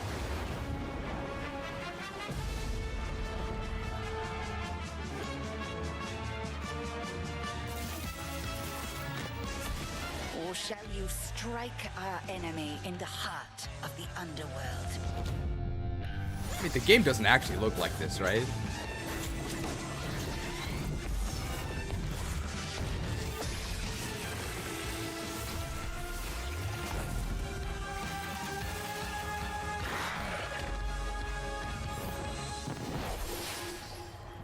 You know me, Headmistress. I'll do both. I mean, I'm sure it's good if you like roguelikes. Death to Kronos. Prepare to battle beyond the underworld of Greek myth in Hades 2. Play as the princess of the underworld to take on the sinister Titan of Time. Wield powerful weapons of night the Sister Blades, the Moonstone Axe, the Witch's Staff, and more. Cast a binding circle to ensnare your enemies and gain the upper hand. Along the way, the gods of Olympus will grant you new skills and abilities. Mix and match to find the most powerful combinations. It's really zoomed out. Is this what the game looks like? Each time you set out, you'll be faced with different choices. And you'll keep growing stronger and unlocking new upgrades. Discover new secrets and unravel the story. On Nintendo Switch 2, experience the action in up to 120 frames per second in TV mode. Hades 2 launches first for consoles on Nintendo Switch 2 and Nintendo Switch September 25th. What makes this woke? Just that the main character is a girl? New amiibo figures ride in. Kirby! The Kirby Air Riders game is coming soon. But we already knew two this. New amiibo are also on the way. Tap them to summon figure players that you can train. Oh, there's a Kirby Your emote. figure players will level up as they compete, and their machine's proficiency level will also increase. XP. Plus, with the amiibo, you can swap riders. Just like in the game, you can choose your rider and machine. Levels are also transferred over. What? These two new amiibo will be available November 20th, the same day as the game's launch. Be on the lookout for even more Kirby Air Riders amiibo updates in the future. So pay for convenience. A second Kirby Air Riders Direct, hosted by the game's director, Mr. Sakurai, is also on the way. Okay. I told you guys, the Link game that's in the past. There's a Link emote, so you can use that as well.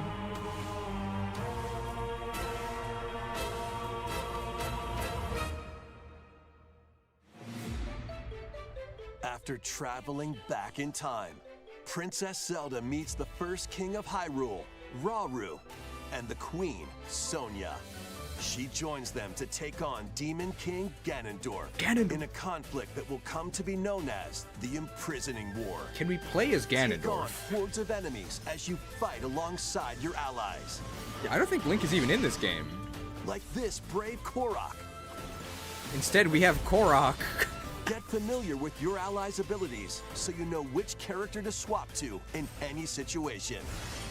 Zonai devices can bring water, wind, and other effects to combat. Make strategic use of them to counter your enemies and alter the flow of battle.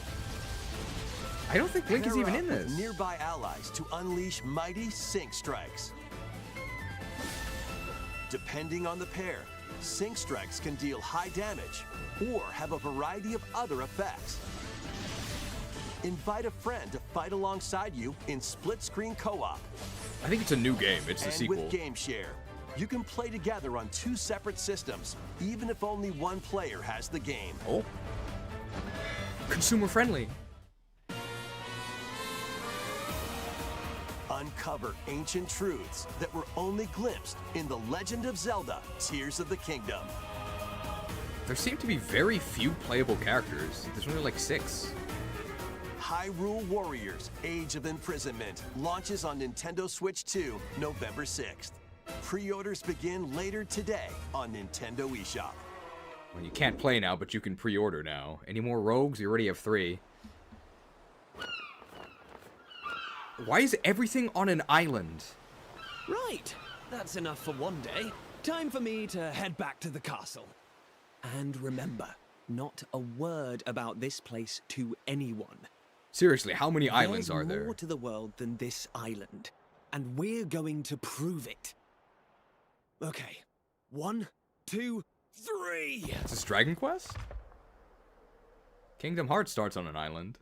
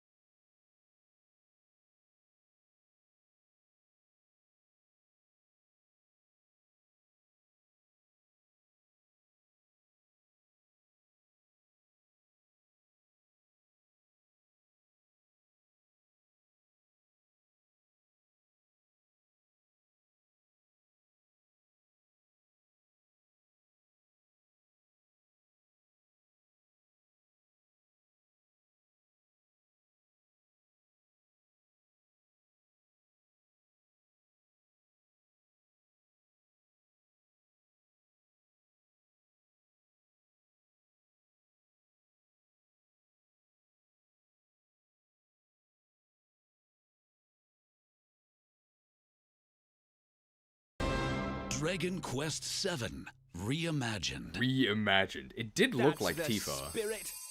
Look out, world. Here we come.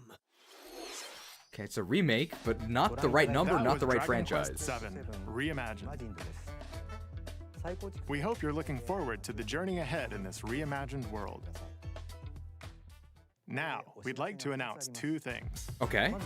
First, here's some news about the Nintendo Today smart device app. The app continues to deliver all sorts of information about Nintendo games and characters on a daily basis. And we're adding a new Kirby theme. You can combo Kirby We're with also mobile. delivering information regularly about Kirby Air Riders leading up to the game's release. Tap. So please check that out. Secondly, we have news about Nintendo Switch Online Plus expansion pack. Please take a look at this. Radiant Dawn.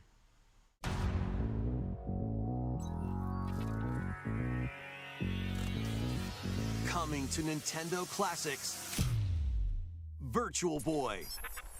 No. You'll be able to enjoy a collection of Virtual Boy games in stereoscopic 3D while playing on Nintendo Switch 2 and Nintendo Switch. What were they thinking? In order to play, you'll need this dedicated accessory. No, this is a joke, This right? recreates the form of the original Virtual Boy hardware. What were they by inserting thinking? a console to play. Both Nintendo Switch 2 and Nintendo Switch are supported. No. Play Mario's Tennis, Galactic Pinball,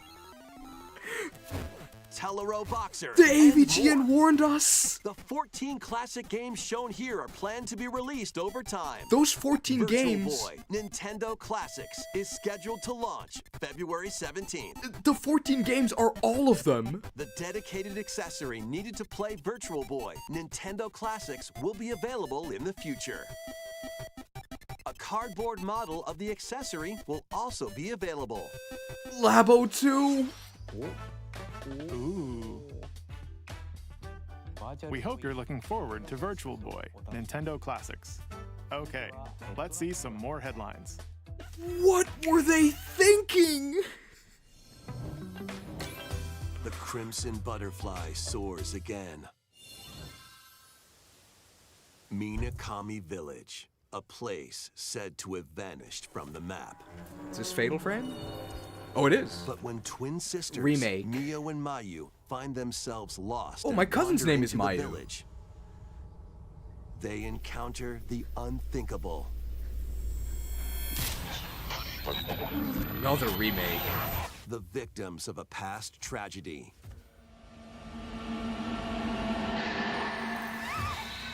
Now, Mio must use the camera obscura, a device that can pacify the unsettled ghosts and find a way home. But as she delves deeper into the mystery, Don't let go of my hand. Mayu's sanity slips No. away. My cousin is kind of going crazy. She has 3 sons. Where will the Crimson Butterfly lead them? Fatal Frame 2 Crimson Butterfly Remake launches on the Nintendo Switch 2 system early next year. Can we get a new game, please? Upgrade your play with the Nintendo Switch 2 editions of these games. So, no, these are just Switch 1 games. In the Nintendo Switch 2 edition of One Piece Pirate Warriors 4, you'll face off against more on-screen enemies than ever before as you aim to become King of the Pirates. Enjoy camera play and more in Overcooked 2, Nintendo Switch 2 edition. Serve up dishes and reactions while you cook together.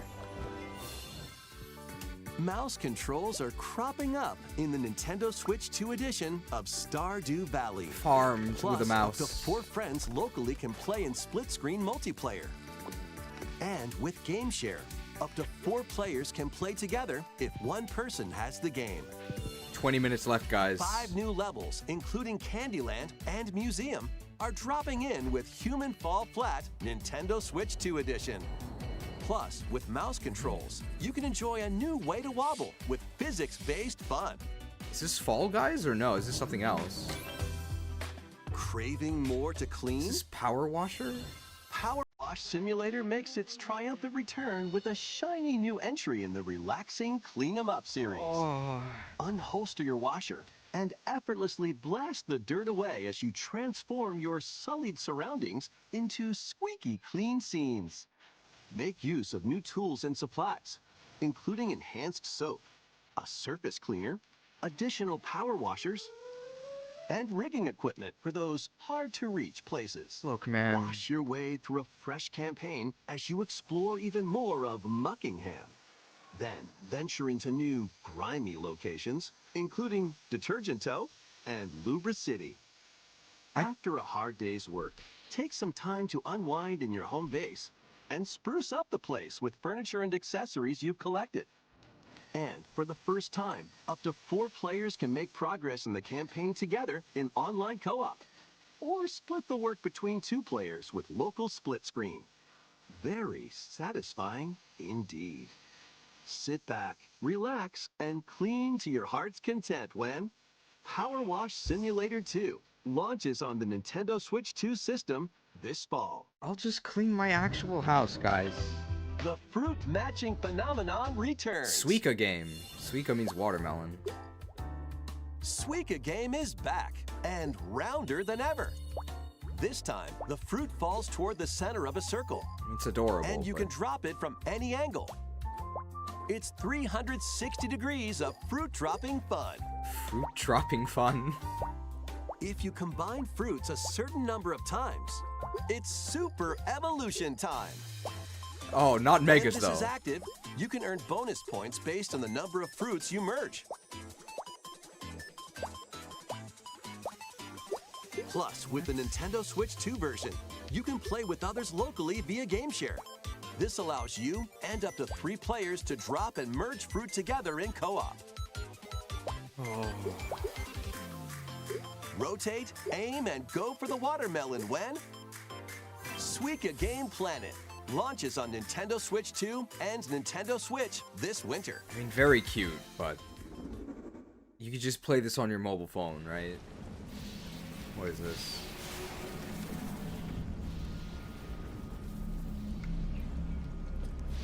Is this Metroid Prime 4? Sounds like it. It's the arm cannon? Oh! Wait, what?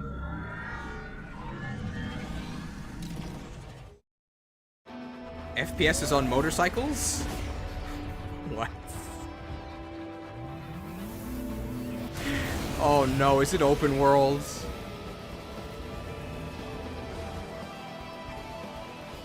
Or is this a different game? What the hell is this? Can we go left or right? Metroid Motors? What is this? No, it's just Metroid Prime 4, but you can go left or right. Oh.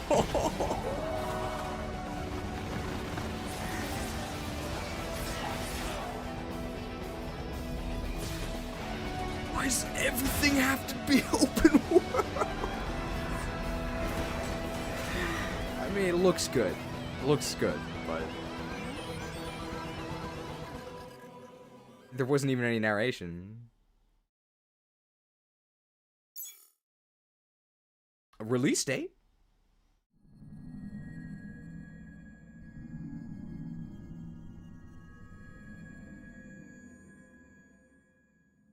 Viola is apparently what it's called, the motorcycle. 15 minutes left. How many islands are there? Guys, I'm sick of these islands. This is where you're from, DK? This island is beautiful.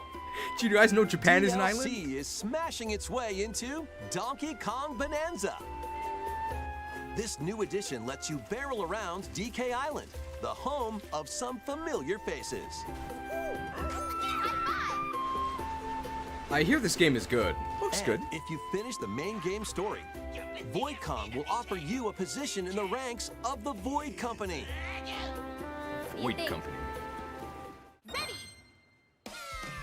Your mission? Collect as much shiny green ore as you can in Emerald Rush. It's Oris. Meet your emerald quota within the time limit to clear each round. An emerald mining quota. It's pretty grim. The key to amassing emeralds is collecting fossils to gain perks. Collect a fossil and you'll get to pick from 3 random ones. 3 random Perks ones. have different effects, like getting more emeralds from defeated enemies, or more jam-packed treasure chests. There are all sorts to choose from. Gain and stack perks, then collect oodles of emeralds. You can also smash Vanadium gems to gain random skills that power up Donkey Kong during your run.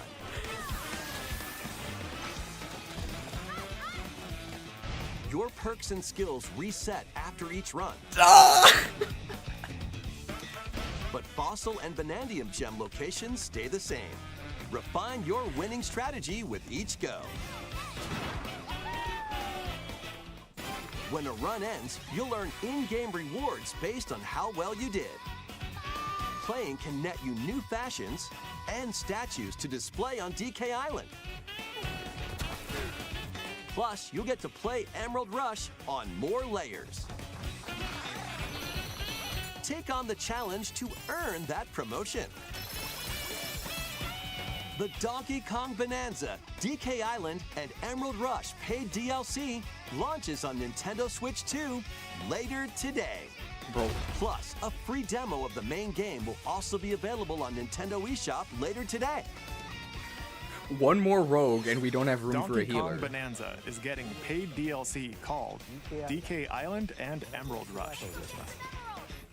Please look forward to collecting lots of emeralds in Emerald Rush and exploring this modern take on DK Island. Mercenary rogues, you gotta pay. Next, please take a look at this. FE4 remake, I forgive you. What is this? Oh! Did you know this is a Pokemon channel? What? If he transforms into me, he becomes a rogue, right? Is this Snap? What is this?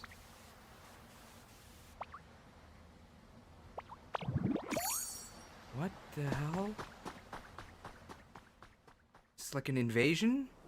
This land is just waiting to be shaped. First we pokey, then we craft? By a Ditto that looks like a human? What? And what's that in the grass? Oh, that's Bulbasaur, a grass-type Pokemon. Are we on an island again? I love leaves and grass and stuff and living by lots of green things. What's this? Looks like Ditto's got an idea.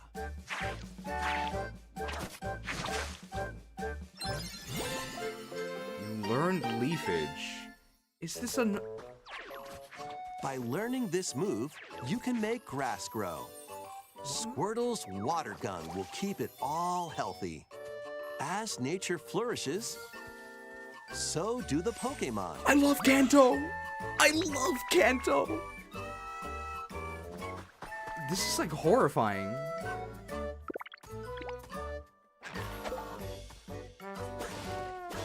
Gen 1! Gen 1!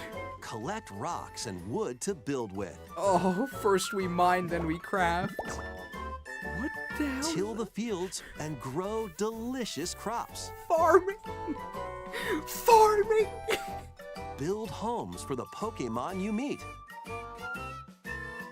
There's so much to do here. What?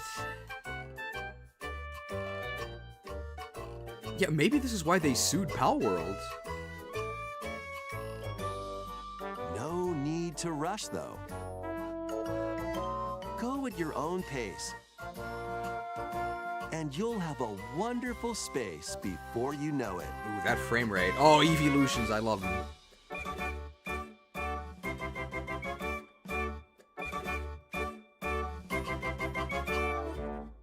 What is this called? Pokemon Pokopia.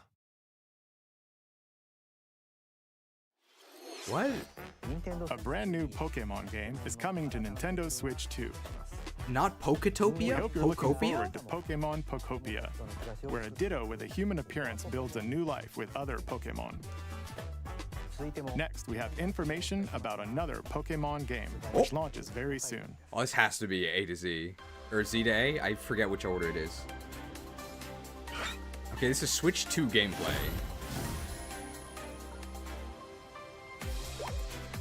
I love Chessman.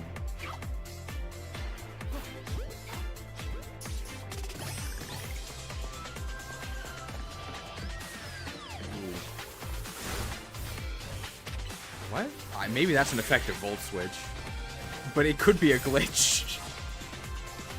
Hey, I love Chestnut. Okay, he's tanking for... Oh, there's our tank. Chestnut can tank for us. It looks like he doesn't speak English, though. He has a Chinese name. Is our healer gonna be Delphox? Oh!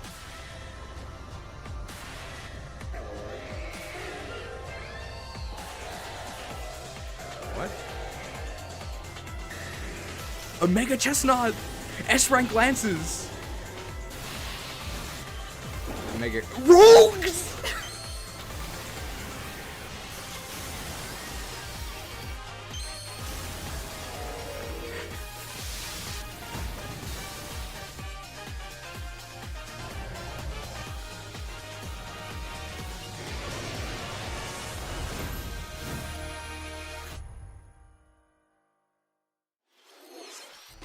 It appears that new Mega Evolved Pokemon have been discovered in Lumio City, where people and Pokemon live.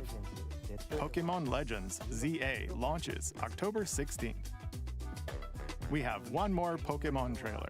Oh! Please take a look. A new Pokemon trailer? This gotta be something new, right? Hoopa? What is this?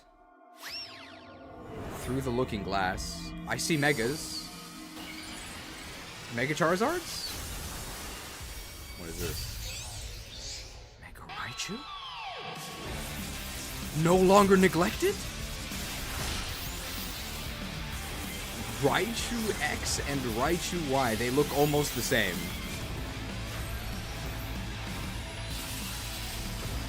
Mega Dimension. Paid DLC. The game isn't even out yet. Pokemon Legends ZA is getting paid DLC called Mega Dimension. The game's not out yet, bro. Raichu has 2 different Mega Evolutions. How do you think they'll perform? Poorly. More details will be shared in the future. Let's move on to some more headlines. We already have 5 rogues in the group, by the way, so forget about clearing the dungeon. We don't have a healer. Ready for some killer fun in the sun? Get me off these islands, bro! There's nothing but a bunch of rogues ganking me on islands!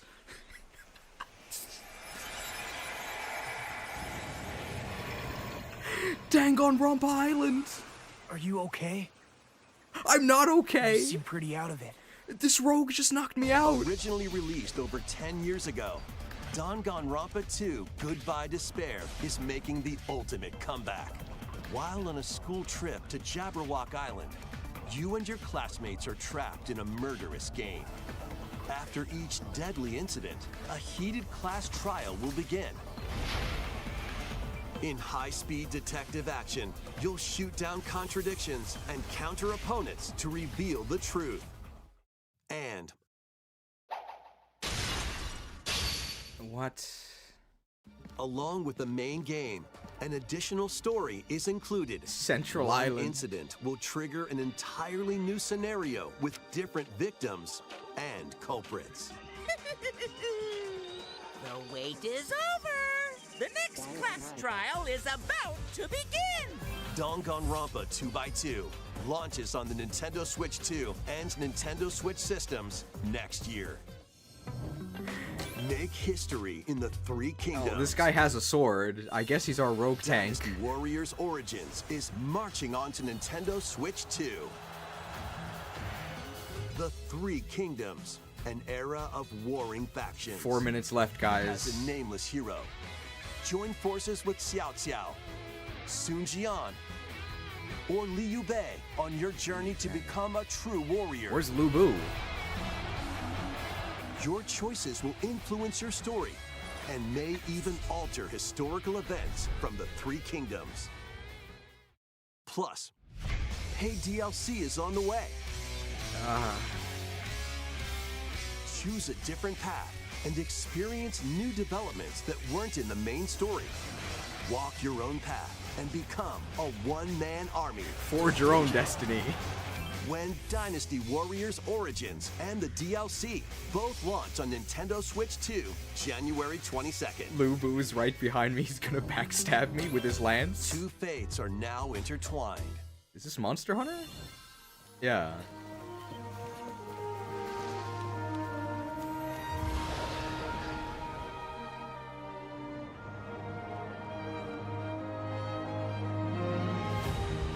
Fates. Welcome to the sprawling world of Monster Hunter, where all sorts of monsters live. It's a very long title. By bonding with certain creatures called monsties, you can traverse the land, climb cliffs, they move really fast, swim across water, and fly through the air as you freely explore the map. Is this new? However, a strange phenomenon that causes petrification now threatens the world.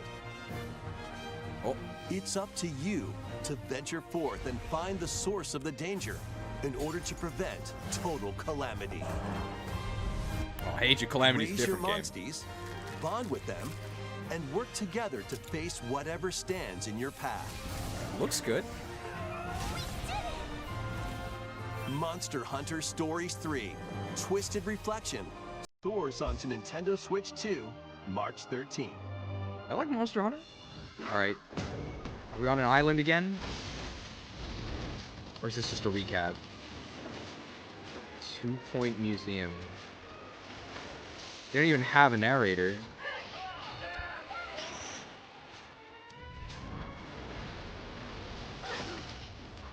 It can't end like this, right? Esports FC, more like FU. Dragon Quest 1 and 2 HD 2D remake. Well, this is old, right?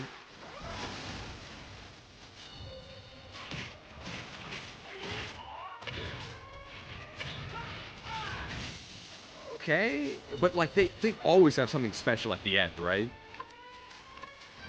We already have a full party of rogues, okay? Like, it's over. We don't have room for any more.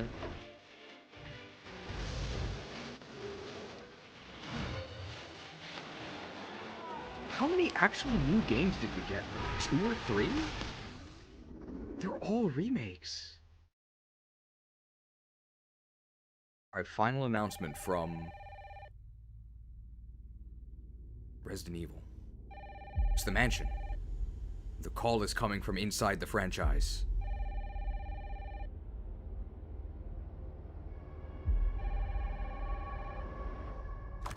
Hello? Yes. Hello? Is this Resident Evil 8? Who was it? Dunno. They asked for Miss Ashcroft and then they hung up on me. Oh, it's Resident Evil. Ashcroft is for kids, you know, on the Switch too. Grills. I'm sorry that grills don't like you, man. But this is old, right? We've already seen this trailer.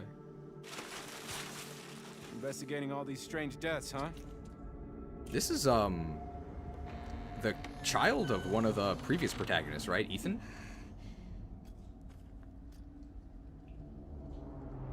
Grace. Stay close to me. I'm coming. Keep moving. It's a nice code. I'll explain later.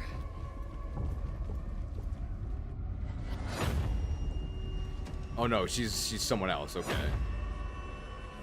I mean, are they gonna show the monsters? Can they show that in Nintendo Direct? Probably not, right? I've been watching you.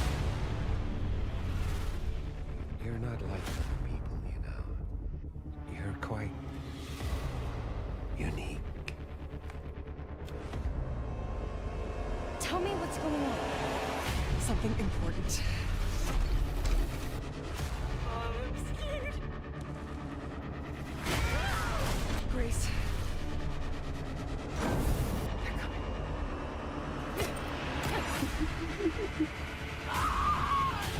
Woman on a laptop, scary. Umbrella. There's no escaping your destiny.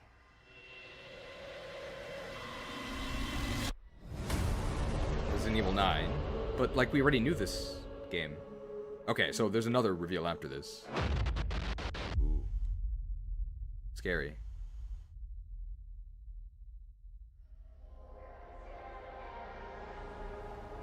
Well, that was a previous game. Everybody loves her. Oh, Gold Edition, okay. A brand new entry in the Resident Evil series is launching on Nintendo Switch 2.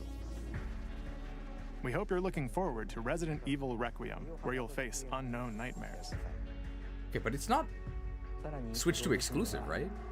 Plus, Resident Evil 7 Biohazard, the first in the series with a first-person perspective. And Resident Evil Village, which broke new ground for the series, also launched the same day. Okay, but I've played those already. Thank you for watching so far. Okay. Next will be our last announcement. Please take a look. Alright. Holy weapons ready? Are we on an island again? It's a peninsula. I guess that's different.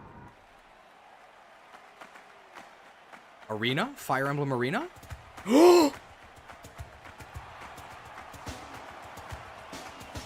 They look like Fire Emblem characters. Warriors, draw now upon your strength. Hold fast to the devotion in your beating hearts. Oh, relic! Hear me now as I declare that the heroic games 4 houses have begun. Fire Emblem Olympics? What is this? Looks like Koei Tecmo.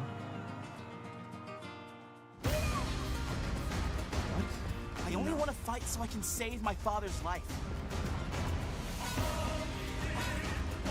Bronze Spear. Kai Cenat. What I seek is a great strength. Woke. An unyielding strength for any foe. Sheer strength to uphold the faith I hold dear. Is this our Jagan? Above all, I need the strength to lead my people. Strength enough for a queen! Disturbing strike from Theodora. It is imperative that I face it again.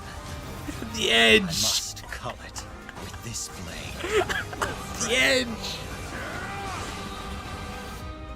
It's Alucard. I hate so much that simply killing him will not satisfy me.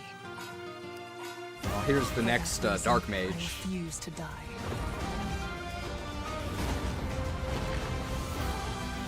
I won't let you hurt her! And now warm blood is served in a crude cup. You think I'd let you deny me my feelings? I refuse to accept defeat. The edge! For those who stand upon the final stage, the edge! I shall grant whatever wish you may desire. So say I, the divine sovereign, that I vow to you. Fire Emblem? How many houses? Fortune's Weave. So we get cloth armor. The years were long. Is this Sothis? Weren't they? Oh! Have you forgotten me so soon? 2026.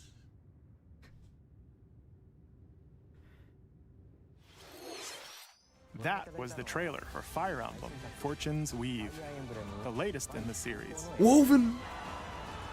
This intertwining story happens alongside the thrilling, heroic games. What kinds of stories await? Please stay tuned for future updates. The Edge. That's all for today's Nintendo Direct. Thank you for watching.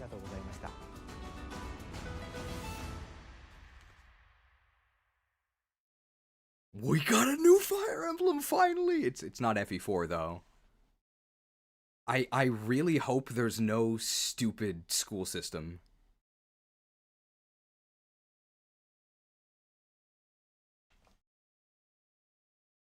And I really didn't like Three Houses, so I'm not that excited, but I also didn't really like the Engage style.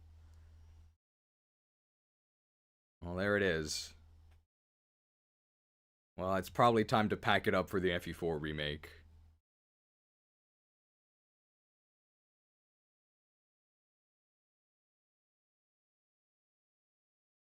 Is it? It's probably Switch 2 only, right? Did they say that? So far. So, Divine Sovereign, that I vow to you. Yeah, Switch 2 only. The years were long, weren't they? Have you forgotten me so soon? And it's 2026?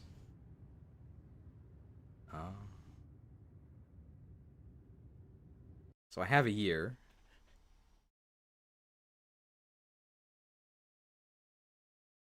What about the edgy guy? So Kai Cenat is the main character, apparently. He's got a bronze spear. The edge. The edge.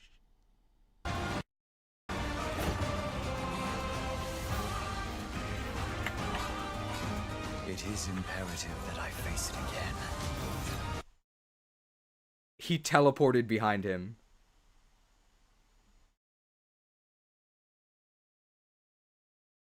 Welcome to Edgelords Only. Heroes. Just don't get it. Look at the weapon. The Answerer? He's a Myrmidon, of course. I must cull it with this blade.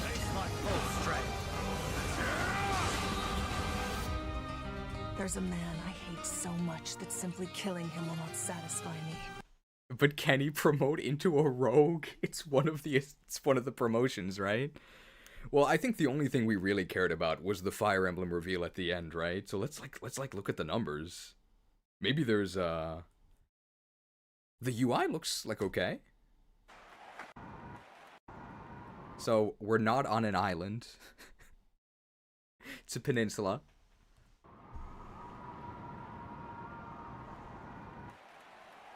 There appears to be a great tournament. I guess the blue-haired lady's the queen, right?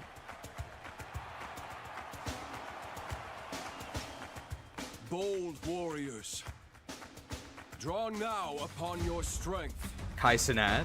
Hold fast to the devotion in your beating hearts. Hear me now as I declare that the heroic games have begun! So then, I'm guessing those 4 characters we see are, like... They're probably competing against each other, right? It's gonna be like a Three Houses thing. $10 microtransaction from Floofs McGloof, who says, loved Three Houses, so I'm excited. I hope it does fix some of the more tedious mechanics to be more palatable to traditional FE fans. If this direct is a roguelike, can we reset for new trailers? Well, we can comment on the trailers differently with our different power-ups, but the actual progression is the same, right? And the final boss is always going to be the Fire Emblem. I personally did not like Three Houses. Like, I didn't like hate it, but I thought it was really overrated, and I thought it was too much of a departure from real Fire Emblem. So hopefully, if it's more like a linear style game, then I will think, then I'll enjoy it. I'm pretty excited for this. I think it's going to be fun.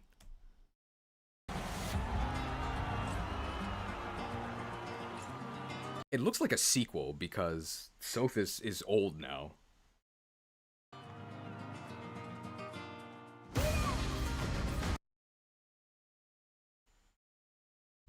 Well, this is another thing I didn't really like about Three Houses. She looks like a Danganronpa character. Like, this is way too modern. This guy looks fun. I only want to fight so I can save my father's life. Hang on, how's the fruit? How's the fruit?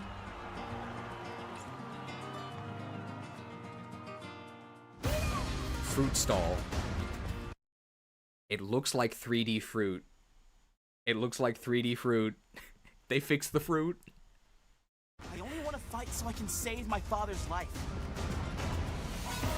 Okay, so let's look at this. We see Flying Orneus Rider. So he's a flyer. Probably going to be pretty good, right? Fizz 23. I guess that's physical damage. 109 hit. Prut 8 and Resil 8. So I'm guessing 8 is physical. So he has 8 defense and he has 8 resistance. Your magic shall not save you. So 8 protection, 8 resilience or resistance. Oh, let's see here. There's a lot of I wanna fight stats. so I can save my father's life. Attack, blaze arts, combat arts, dismount, item storage, weight. Those are the commands. Interesting.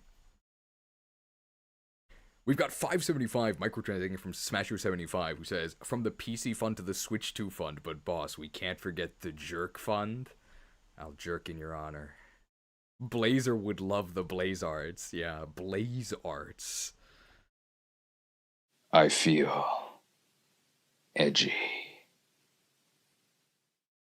We see here avoid 0. There's no way he actually has 0 avoid, right? It's probably avoid 0 from the terrain. Bronze spear, wooden sword, so he has 2 weapon types already. A standard spear cast from bronze. Durability is back. It has durability. Does it say curse? And it has a skill, and his AS is 11, avoid 14, range 1. Yeah, it says curse. Thundercloud Knight. They're a charioteer. So I guess they're mounted. Bronze bow. This crit value is crazy, right? He has 44 crit. With a bronze spear. There's no way. But then he does 9 damage. So the UI, it looks like the battle UI of Engage. How does he have 44 crit? That's crazy. And he's on like an ostrich. What I seek is a great strength. An unyielding strength for any foe. Sheer strength to uphold the faith I hold dear. Above all. Gambit. We see her using a gambit here. Sheer strength to uphold the faith I hold dear. Above. So she's using a gambit. Disturbing strike. If attack hits, inflicts immobilize on foes. Yeah, so that's something that we saw from Three Houses, right? She has 31 fizz. 101 hit. And she is like double the defense of that dude. She's a noble. That's just her class. Interesting. So we see the symbol next to their level, right? I wonder what that means. Maybe that's their faction. We did get a 5-hit pin missile from Chris. Thanks, Chris. For the 5-hit pin missile. Must have skill link.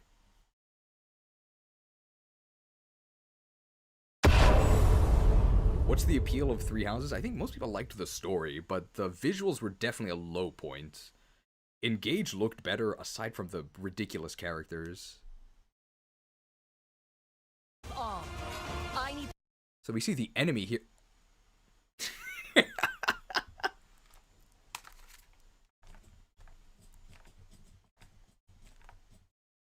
We need a raid group. We need to get the 6th rogue in here. It's a rogue. Well, but we're ganking the rogue.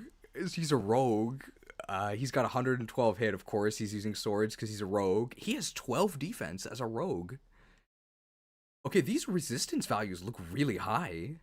It's like 9 res on a rogue. It's a rogue tank. He's level 22 rogue. The strength to lead. So noble hitting the rogue. She does not double the rogue, of course. She has 43 HP. That's crazy. She's 43 HP. But she has 0 crit. I guess she's using a gambit here. My people. Strength enough for a queen. Ah, it looks bad. And this guy's a Myrmidon. So he's a Myrmidon. He's level 37. 35 damage, 126 hit because the edge never misses, 16 defense, 11 res. All of these res values are really high. So Alucard here can teleport behind you. It is imperative that I face it again. And he does not... No, he has storage on his thing again. I think all three of them are lords of, like, different factions. I must cull it. So he has the Answerer, a magic sword counted among the hero's relics. Allows use of the bloodletting combat art. Ooh. Ooh, the bloodletting combat art. Whoa, kid. Don't cut yourself on that edge. Wouldn't want to end up in the hospital. Trainee Hut General. He's got 11 sword, and he has Flissa. Don't know what that is, but it appears to be a sword. I will say, I don't like that there's no unique icons. That was one of the things I didn't like about Three Houses. A very small thing, that they didn't have custom icons, but I like it when each item has an icon. He has 46 crit. Oh. Too edgy for the stream. It is imperative that I face. Wow, people were saying it. Look at the map. The map is huge. The map is massive. Maybe this is FE4. I must cull it with this blade. Okay, let's look at this combat forecast. I face it again. So it was a blaze art that let him actually move next to the opponent. I must cull it with this. Oh my god, look. Look beneath his portrait. You can see one hand Answerer, but the other hand nothing.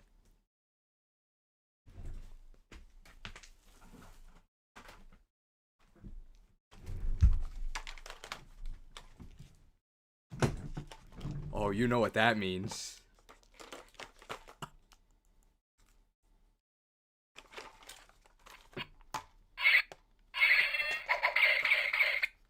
Dual wield? No way. Like, that's gotta be it, right? Or that he can equip like a shield or something, but can we dual wield? Like, this would be the dude that dual wields, right? It's probably shields, but it could be dual wields. Could be double edge, yeah. So he has 48 crit. He deals 27. Of course he doubles.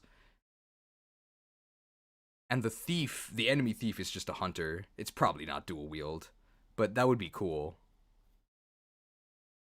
He has a lot of health. He has 36 health. He's not even at full health. Aren't Myrmidons supposed to be squishy? The values all seem really high. That crit animation's kind of lame. He just jumps at them. There's a man I hate so much that simply killing him will not satisfy me. Fan art of, oh my god, she's a singer. So much that simply killing him will not satisfy me. Fan art of this character incoming. So Blaze Art's here. She has 34 HP. She has 14 defense? She has 20 res? Leda, she's a hunter. 20 res. Okay, so I think this thing next to the level, that's got to be this Blaze Art Gauge. But 20 res, so you can't do anything to stop her. Your magic shall not save you.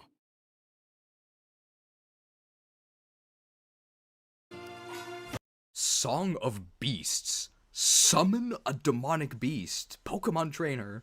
Blaze +4, whatever that means. And then Song of Madness, if you want to play on Maddening mode. Song of Passion, Song of Ice Water, Song of Abjuring. So these all... It costs her HP. So her spells cost her HP. It's a summoner. She might not even be a dancer then. Maybe Song of Passion is like the refresh? You gotta pay to dance now? We have to pay admission? For that reason, I refuse to die. Yeah, Leda's demonic beast. She summoned it. We won't let you hurt her! And now warm blood is served in a crude cup. You think I'd let you deny me my feelings? I refuse to accept defeat. Not think I'd Lysithea? We won't let you hurt her! And now warm blood is served in a crude cup. You think I'd let you deny me my feelings? I refuse Lysithia's hair. to accept defeat. Not now! For those who stand upon the final stage, the edge, I shall grant whatever wish you may desire. So say I, the Divine Sovereign. That's Divine I Sovereign. vow to you. What was this called? Fortune's Weave. The years were long, weren't they? So we're not sure. Have you forgotten me so soon? So if she's saying, have you forgotten me? Are we just like a reincarnation? 2026. I mean, I'm pretty excited for it. I think it's going to be fun. We're going to do it day one for sure. I just really, my number one wish, the thing I am most worried about is, well, this part.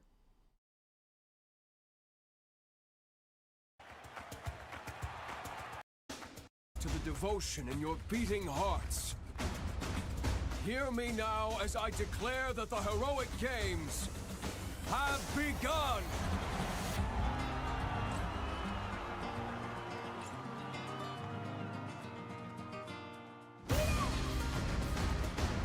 This. I really hope there isn't a whole slew of like stupid chores we have to do. I really hope that we can't, like, I hope there's no free reclassing. I hope that characters are just in their classes. If there's a hub, that's fine. Just please no monastery. And I think if there was more monastery stuff, I think they would have shown it. I think this is just going to be, like, focused on this grand tournament. I really hope. I will say I'm pretty disappointed in these graphics. Like, the graphics are one of the main criticisms of Three Houses, and now that we're on the Switch too, it looks the same?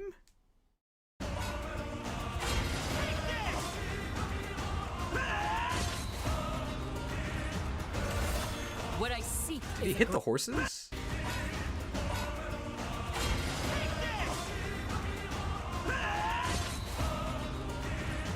He hit the horses so hard the rider died.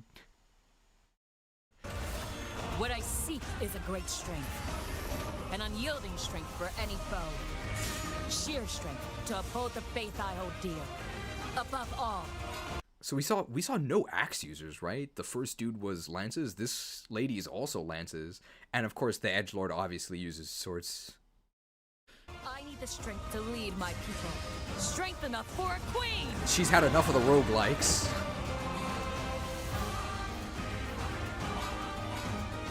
Oh, hang on. We didn't see his edgelord ability.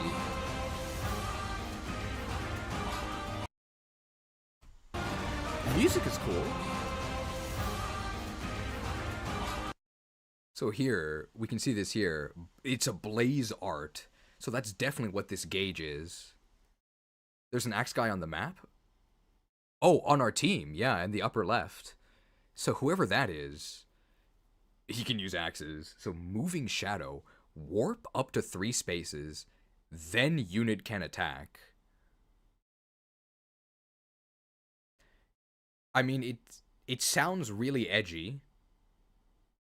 Oh, but you can use this after you move, right? I would assume.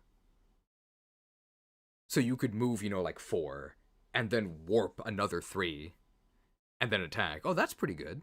And it only costs you 7 HP. But I'm guessing it has to charge or something. But it gives you Blaze +1. So maybe these blaze arts are only... Like, they cost you HP to use, but they build the blaze gauge. That's what it looks like. Oh yeah, it's a dismounted Pegasus Knight. That's what it looks like. For the girl there, because she uses lances. And we have some nerd in the upper right who has a book. It is imperative that I face it again. Warped. I must cull it with this blade. Animations are There's a very man I hate disappointing. so much that simply killing him will not satisfy me.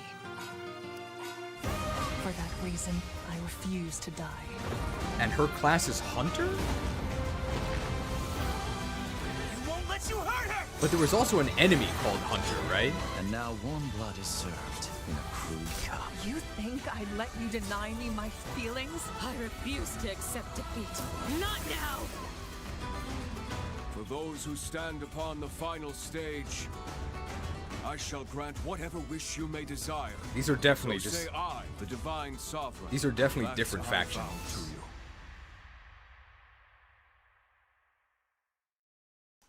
you. Yeah. What's the game called? The years were Fortune's long. Weave. Weren't they? It's a better title than Three Houses. Have you forgotten me so soon? Yeah, Hunter, but not a bow unit. What would Tomas think? Which of these is going to be in Smash? It's got to be the girl boss, right? The spear lady, for sure, right? If they put one For in that Smash. reason, I refuse to die. The kid looks like too much of a loser. We won't let you hurt her! And now warm blood is served The white veil girl has a Glock in a holster? Does she? in a crude cup. You think I'd let you deny me my feelings? I refuse Where's this white veil girl? to accept defeat. Not now! For those who stand upon the final stage, I shall grant whatever wish you may desire. So say I, the divine sovereign. That I vow to you. Oh, the modern look. You think the modern-looking glassed girl is the Avatar? Oh, really? The one who looks like she's from Danganronpa?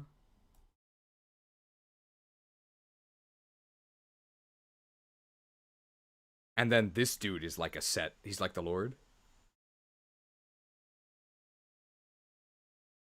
There has to be an Avatar, because who else is Sothis talking to, right?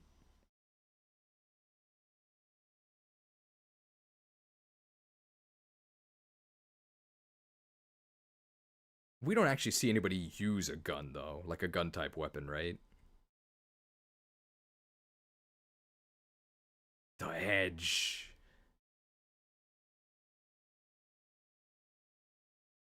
Fortune's Weave is the name, then. Very few axe users, witch warping, welcome back Kaga Emblem. Well, we don't know if there's a dearth of axe users. Oh, they could make guns like FE10 crossbows. Yeah, that would be cool. So the way that FE10 crossbows work is that they actually don't scale off your stats, but they have very, very high might innately. So what they really do is you just pop a flyer. Well, I guess they use a crossbow, but maybe here they'll just use a gun. So maybe that's why that Pegasus Knight had to dismount.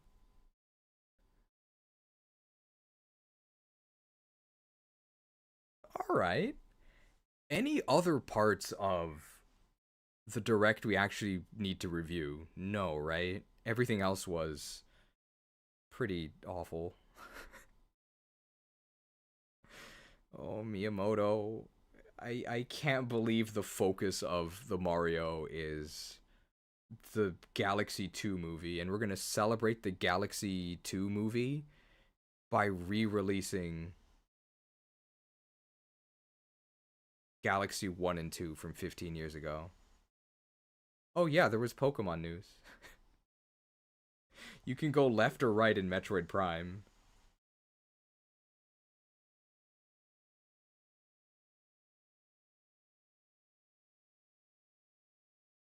This Ditto thing is just bizarre. It's like nightmarish. How many lives? Pokopia? How is it not Poketopia?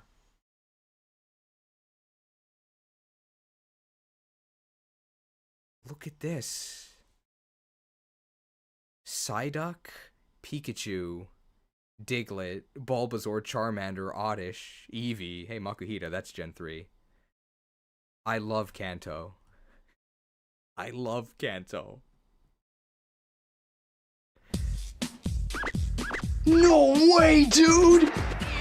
Rock tunnel! Rock tunnel, dude! Rock tunnel! Oh!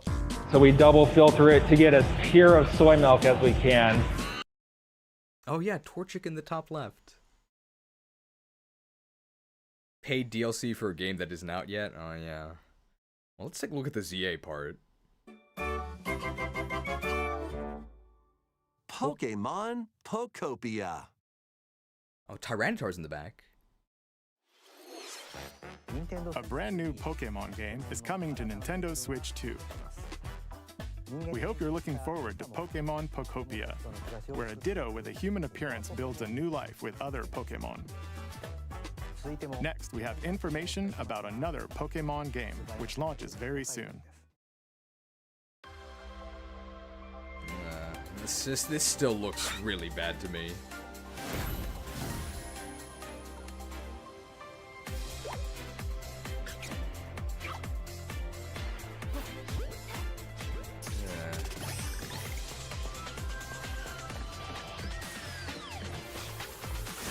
So I guess Volt Switch moves them next to you afterwards, I'm guessing. We backstabbed him like a rogue.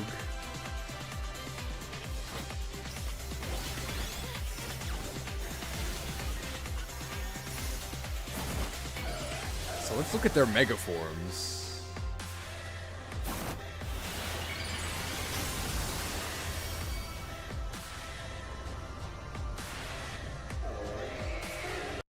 So, he gets a lance and a shield? He does get a shield. You'd think the shield would be like the more prominent thing, right? Because his main thing is spiky shield. But I guess he's got S lances after promotion. And then now they're a flying unit, they're on a broom. That's cool. And then we're going undercover on our secret star.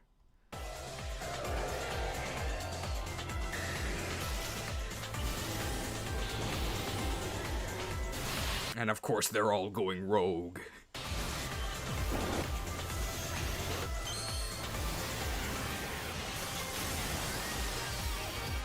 And those three megas we already knew, right?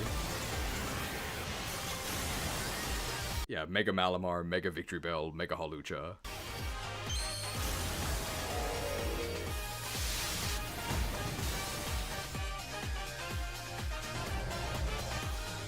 We don't know what's happening there.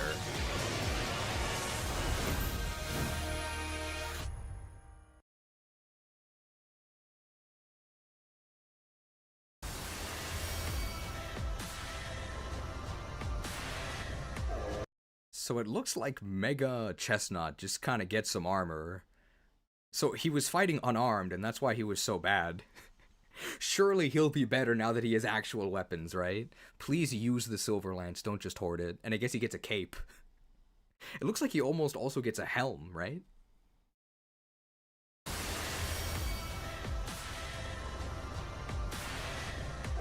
Yeah, he has like a little helm. And then this is like she looks like a MOBA character, right? This is absolutely just a MOBA character. This one looks pretty cool. I'm not a huge fan of this one. This is a little silly. Oh, if he actually becomes a steel type, he would be so much better. There's no way, though.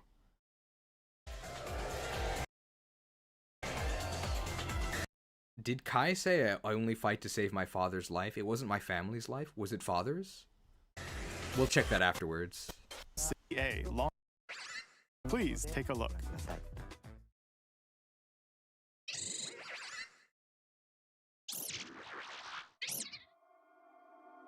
So this, we don't know anything about this. Just that we get Raichu X and Y.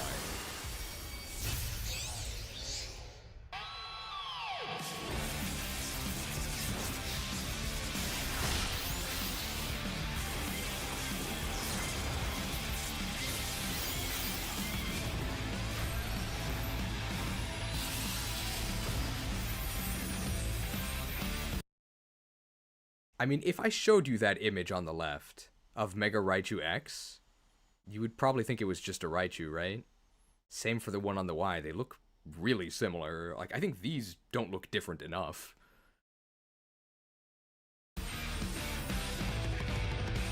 Oh, you can pre-order today. Additional story content coming soon. So is the Mega Dimension additional story content, or is it literally just Megas?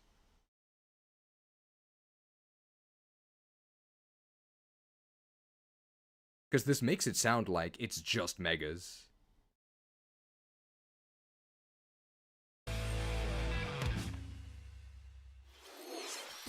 Pokemon Legends ZA is getting paid DLC called Mega Dimension. Raichu has 2 different Mega Evolutions. How do you think they'll perform? More details will be shared in the future. Let's move on to some more headlines. The greed is unreal? Well, it's not like it's the first time this has happened. Well, and that's Fire Emblem guy's trying to save his father, right? He only fights to save his father's life? Devotion in your beating hearts. Hear me now as I declare that the heroic games have begun!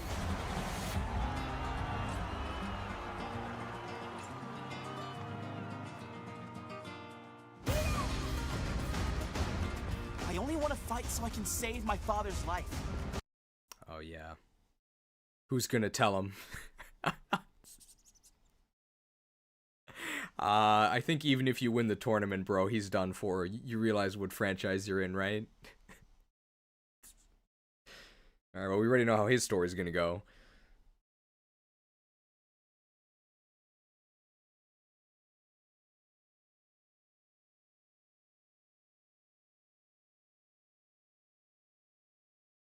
Alright, well, now that we've, I think, seen the entire Direct, we can go ahead and do an exit poll.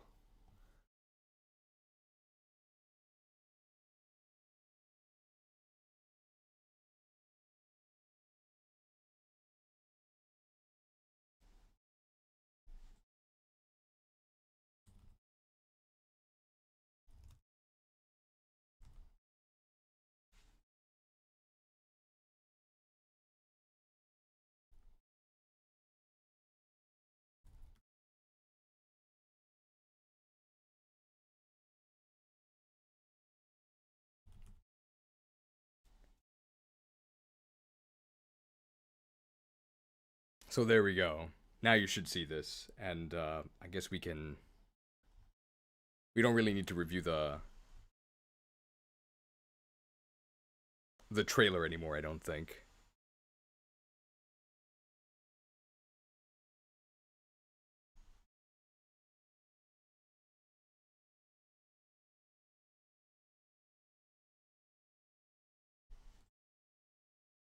So we can get the music back.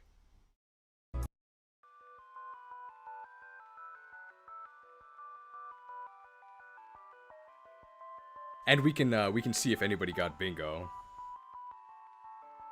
So I will say this, up until the very end, I was obviously Team Shadow. But, I mean, I'm a pretty big Fire Emblem fan, and I think that with the Fire Emblem game reveal at the end, I think I actually am, I think this is the first time ever for a Nintendo Direct, I am actually on Team Slugma. I would buy a Switch 2 to play this Fire Emblem game. I'm actually pretty excited. I know I couldn't really show it that much, but it is 11:41 here, right? That's why all of the excitement is pre-recorded. I would offer you to pick up a book called The Whole Soy Truth by Kayla Daniels. But I actually am pretty excited. I mean, I think if it doesn't have an oppressive overworld, chore mechanic, then I'll probably enjoy it. And I would guess, literally, it doesn't look that good. It looks a lot like Three Houses, which is bad. Because Three Houses was very ugly. but I mostly play Fire Emblem for the gameplay. I mean, there's a limit, right? I don't think that the gameplay of Shadow Dragon is so good that I would be willing to assault your eyes with DS Emblem graphics, but I don't think that Three Houses was offensively ugly. And of course, the overall rating for the Direct is ass, right? Like 95% of it was unacceptable. I am sick. I am sick of getting ganked by rogues on this island. we had 6 rogues. We couldn't even fit them all in our group. $5 microtransaction from Prodigy11 who says, it's an FE game for the Switch, there's gonna be chores, and that dad is dead. I mean, I agree with the second half. I probably agree with the first half as well. I would say cautious optimism for the new Fire Emblem game. Even Fire Emblem Engage, which many people, including myself, lambasted. I would say overall, I actually did enjoy Fire Emblem Engage. I did like it. You definitely have to look past a lot of flinch. And the story was just, like, stupid. But there was fun gameplay there, and I trust there will be fun gameplay this time as well. So I haven't embraced despair yet. But I will say, I mean, I'm a little disappointed that it's not, obviously, you know, the FE4 remake, and that it's not a completely new setting. But it looks so separate from Fodlan, which was the setting of Three Houses, that I think it's fine. Like, it doesn't look like it's just copy-pasted.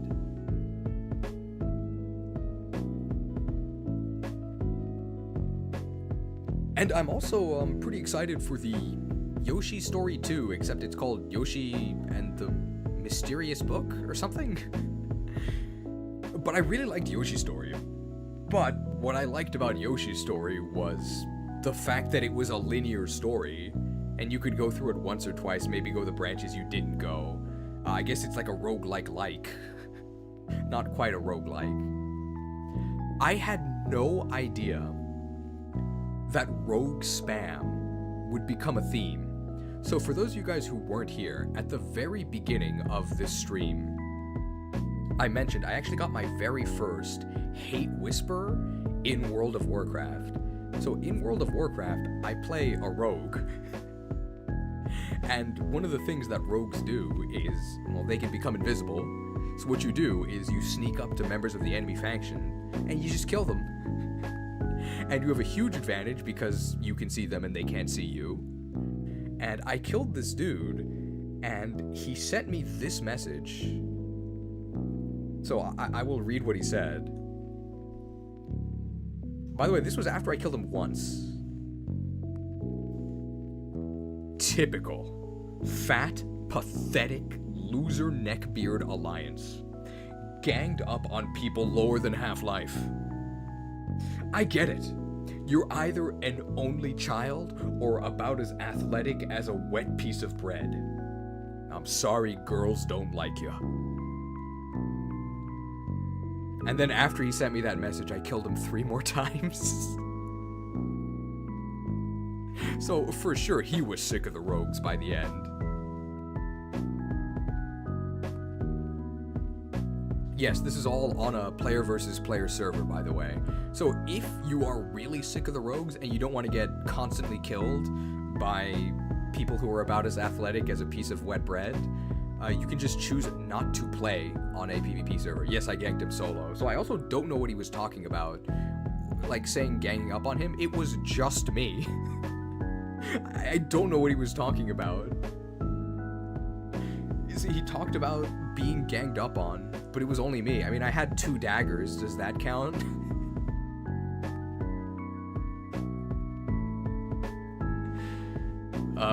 Beelzebub with a $5 microtransaction. He says, that Pokemon Minecraft game was strange, but I'm open-minded because it could be like Dragon Quest Builders, which is fun. Fire Emblem Hope Rekindled. I'll say this. I'm closed-minded. I don't think it'll be good. I know it's a dangerous thing to say in this day and age, to be closed-minded, but that's what I am. Closed. I may as well apologize now, right?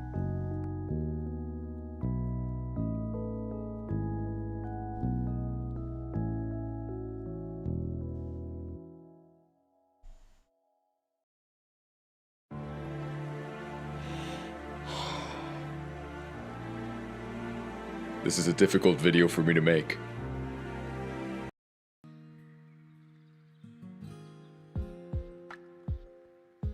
Rogue YouTuber admits to being closed-minded.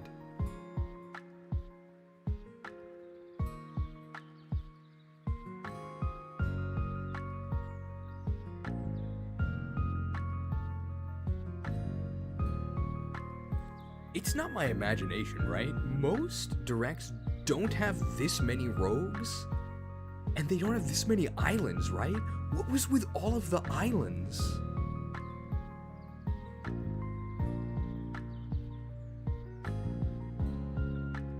Metroid Prime 4, it looked a lot like Xenoblade Chronicles X.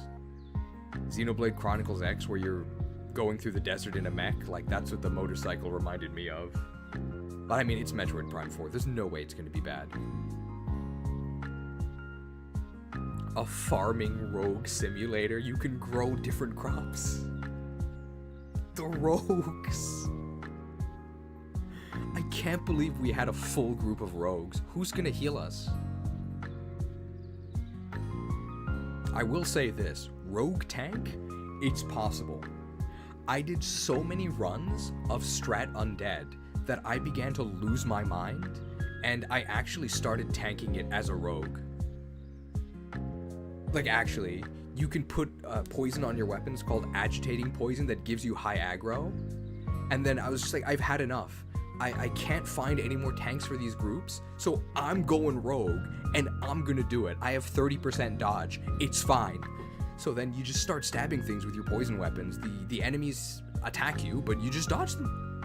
And it worked perfectly fine. Like, people thought it was a joke, but I went rogue, and I rogue tanked it. Sick of the rogues.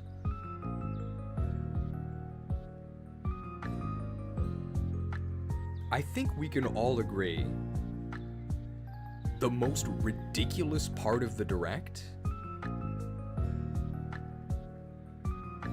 was the Virtual Boy.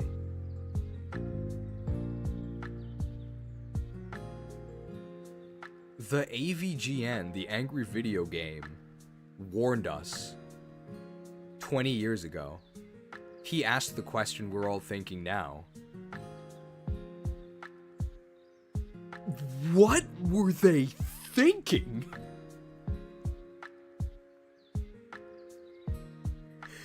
The Virtual Boy? And you have to pay for it? And the part where they showed the Virtual Boy games, the 14 of them? That's not a selection. That's literally all of them. €5 microtransactions from Swansea Ian, who said, "You mentioned a possible Dimitri Root playthrough on the channel a few months ago. Can it become real?" My answer to you is, tune in to Legend Z to A. And that'll be our Dimitri Root playthrough. For now. We may actually do a Dimitri Root playthrough later, but that is going to be the theming. We're going to catch every last one of them.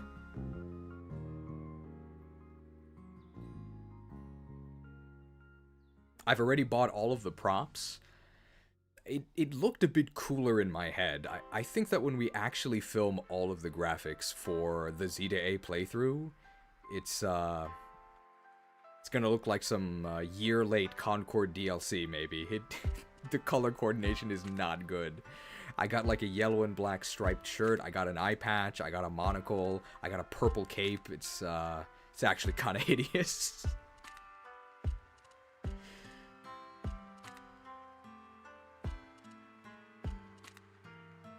But I think it's gonna be fun.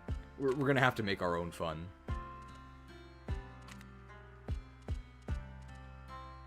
the eye patch noodle hair era of cheese. Well, we'll see. It's fine, Cheese. You already ridiculed yourself as the bread knight. I mean, that was by far the most embarrassing film shoot I ever had to do because it was outside. But I think it was so ridiculous that I think people could tell that obviously I'm like filming some sort of video, right? The other stream series that had a lot of outdoor graphics was Resident Evil, but the costume for Resident Evil was pretty normal. So going around, I just looked kind of just like a guy. And when I was doing this, I mean, there wasn't anybody else around. Get back, Professor. I'll handle this.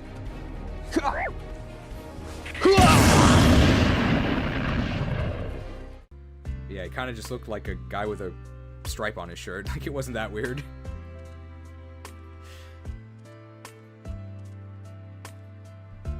There were actually people behind me when I filmed this, though. And they did, like, look and kind of laugh.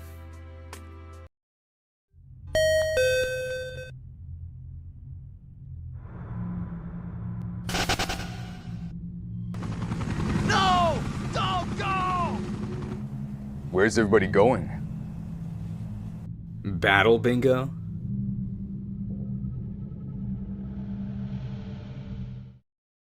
What about the Argent Ascent costume? I filmed that at like 6 a.m., so nobody was there.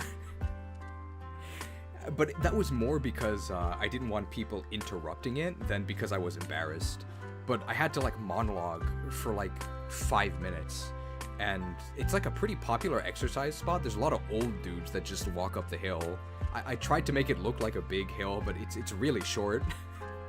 I just went around to make it seem like I was going a long way up. There's a bunch of old dudes that hang out there, and I didn't want to tell them like, hey man, I'm filming a YouTube video, can you like stay over there? So I did it like 6 a.m. So no worry about embarrassment there. But the bread knight was yeah, just plain day, walking around with a cape and bread taped to my legs. So that was it's very embarrassing, but we do it for the content, all right? I'm never going to see these people again in my life, so it's fine. Embarrassing, and I still enjoy the effort you put into your skits that take place in public. Thank you. I mean, we're gonna have to film a lot of the Z-Day stuff, probably in like a park, but whatever. It's fun.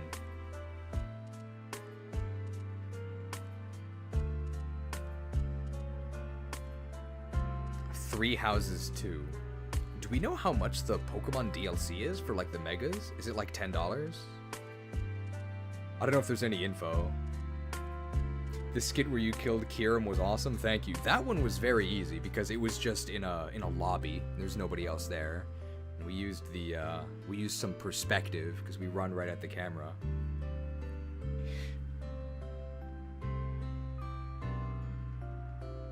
$30? $30? It's $30 for all the DLC, right? $30, take it or leave it? I mean, if this wasn't my job, I would leave it. Oh no, sorry, it's not $30. It's $29.99.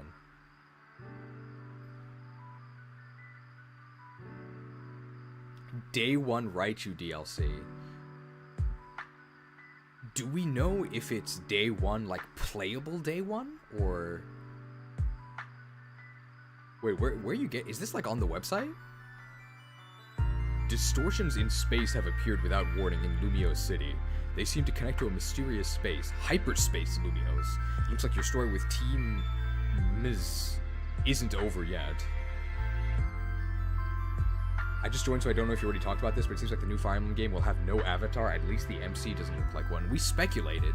Some people think that the avatar is the girl who looks like she's from Danganronpa, like the bookie girl, but also people were saying that there might not be an avatar. I discovered the channel through the casual versus veteran video of FE. But stayed for the hilarious VFX and great commentary. I'm glad you like the VFX. Some people say we have too many graphics. I don't know what they're talking about.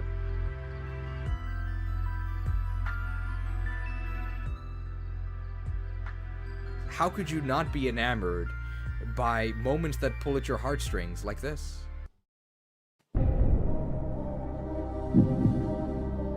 Oh, who is he gonna choose?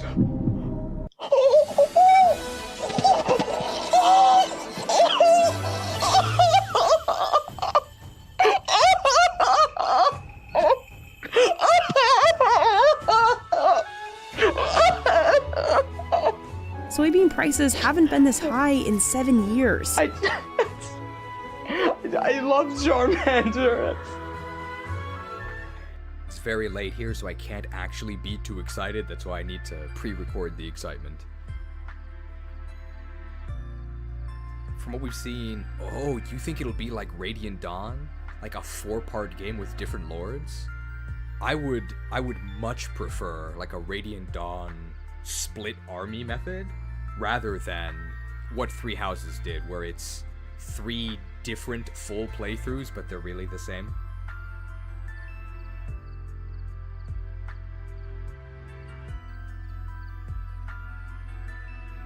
I would love if they did Radiant Dawn. So the way Radiant Dawn works, for those of you guys who've never played it, it actually happens in 4 different parts. The first part is at the Dawn Brigade. You play as the Dawn Brigade, which is their own army, and they're trash. They're like the worst army in Fire Emblem history. They're so bad. Then part 2 is pretty short. You play as the Crimean Royal Knights, and they're like mostly pretty competent. There's some farming. And then part 3 is where the game like really starts, because that's where you play as the Grail Mercenaries, and you finally get real units that can actually fight. And then you sort of swap between the armies. You don't, like, you play different maps as the different armies. So for example, like in part 3, the first few chapters, you play as Ike's army. And then you'll play a chapter as the Dawn Brigade. And then you'll play a chapter as the Crimean Knights, and then you'll play like 3 chapters as the Grail Mercenaries, and they can kind of interact with each other. Like there's certain units that will like defect from one faction to the other based on what you do. Like for example, Zehark is he starts in the Dawn Brigade, but he really likes cat girls. So if you so in a map where the Dawn Brigade fights the Grail Mercenaries, if you talk to Zehark with a cute cat girl, he'll betray his former comrades and join you. But you absolutely don't want to do that because the Dawn Brigade needs all the help they can get, and Zehark is pretty good. So if you let his lust for cat girls consume him, you're going to make your playthrough a lot harder. So it's actually pretty difficult to play blind because you can very easily make mistakes like that. Part 1 is actually the best part. That's probably why you don't like Radiant Dawn. You can also steal Jill, yes, but don't do it.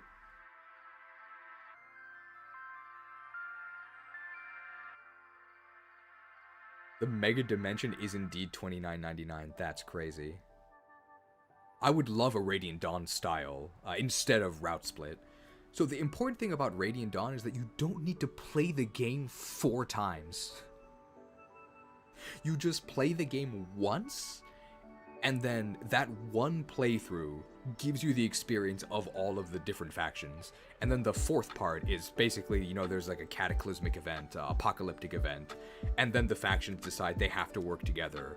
And then you can like mix and match who you deploy into 3 separate armies, and then the final end game, you'll never guess this. So, okay, question for people who have not played Radiant Dawn. So if you've played Radiant Dawn, you're disqualified. You can't answer this. The final chapters of Radiant Dawn, where do you think they take place? Remember that this is a JRPG. You cannot guess if you know the answer. But where do you think the final chapters take place? It's a sequence of final chapters. There's 5, I think. Take a wild guess. In heaven, a palace or something, a castle, a church. You guys are getting very close. You kill a god. Yes, you do. The final boss is a god. Where do you think the god is? Palace is the closest. Palace was a very good guess. A temple. about the same as Palace in terms of closeness. Your dad died in the first game. You guys are almost there. A tower, you got it. Yes, it's a tower. Of course, it's a tower. And you go up the tower to kill the final boss, who is a god.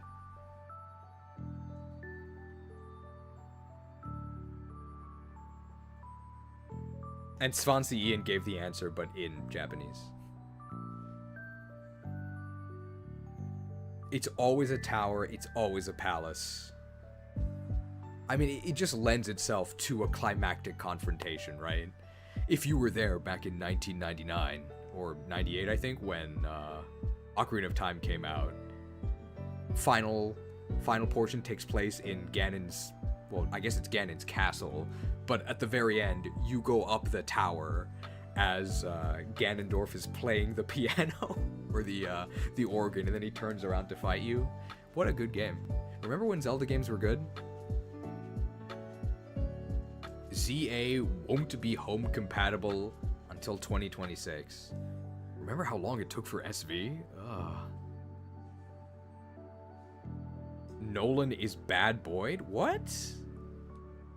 Aaron is Oscar without a horse. Edward is Bad Z-Hark. Makai is what happens when you make Riss the Lord. Leonardo is just POR Rolf. I think I actually disagree with all of those. I think Nolan is actually better than Boyd. Well, first of all, the Dawn Brigade needs Nolan way more than the mercenaries need Boyd. Nolan has an Earth affinity, which is really, really good. And Nolan, he can get noodle arms. He has 40% strength, but he has 60% speed. And I think the speed is actually a lot more important, because you can very easily fix strength with just forges, right? You have a lot of money, and forged axes are really, really good in Radiant Dawn. So I think Nolan's actually better. I think Aaron is significantly worse than Oscar without a horse. Aaron is really bad. He's the bug-type Elite Four member for a reason. He's super weak. His defense is really good, but he's super slow, and he has like 10 HP. I think it's actually 22, but like he needs a sandwich. Even though his defense is really high, he still dies in like 3 hits. Like, that is not useful. I don't know if, like, Edward isn't really comparable with Z-Hark. Like, I guess they're both Swordmasters, so it's natural to compare them, but really, Z-Hark is just a usable character, and Edward is not. In hard mode, at least. I think Makai is actually better than Riss. I think Makai is actually okay. Just because you have so few options, and she can blow someone up with Thani and then become a staff bod. I think she's actually better than Riss. And Leonardo is way better than POR Rolf. I think Leonardo is terrible. I would give Leonardo 2 stars in part 1, and then 1 star after that. But I would give Rolf 1 star the entire time.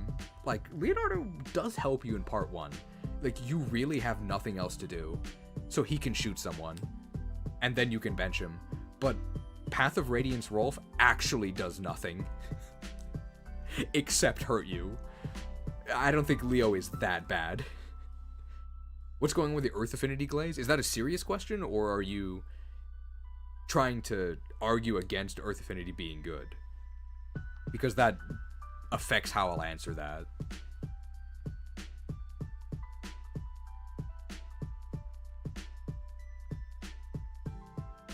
It's overrated. Ah, okay.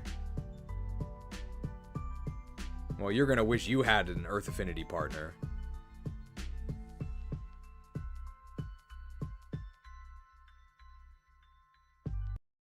You have failed me, intern. It is you who should suffer. Be content that your death is a quick one.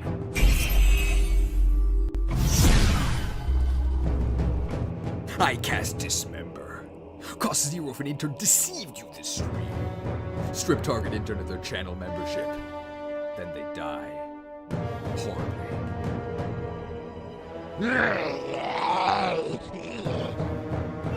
Let this one's gruesome fate serve as a warning to the rest of you. 20 avoid from Earth Affinity, and that's only from 1 partner. Sure would have helped him avoid that fate. I don't know anybody who doesn't think that Earth Affinity is ridiculous. I'd rather not wait till near the end of the game just to get less avoid than a bush in Path of Radiance anyways.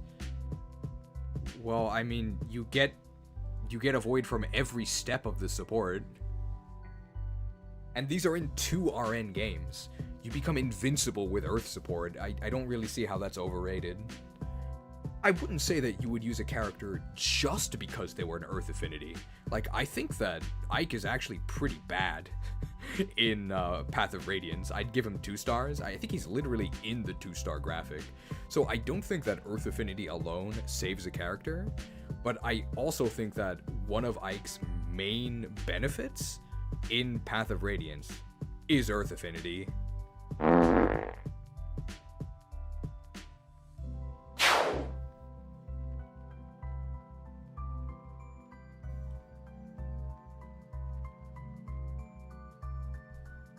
Jesus, Chestnut looking the coolest of the 3, give it extra points for the eventual XY tier list. Chestnut is my 2nd favorite starter of all time. Like, that sounds like a joke, but I'm serious.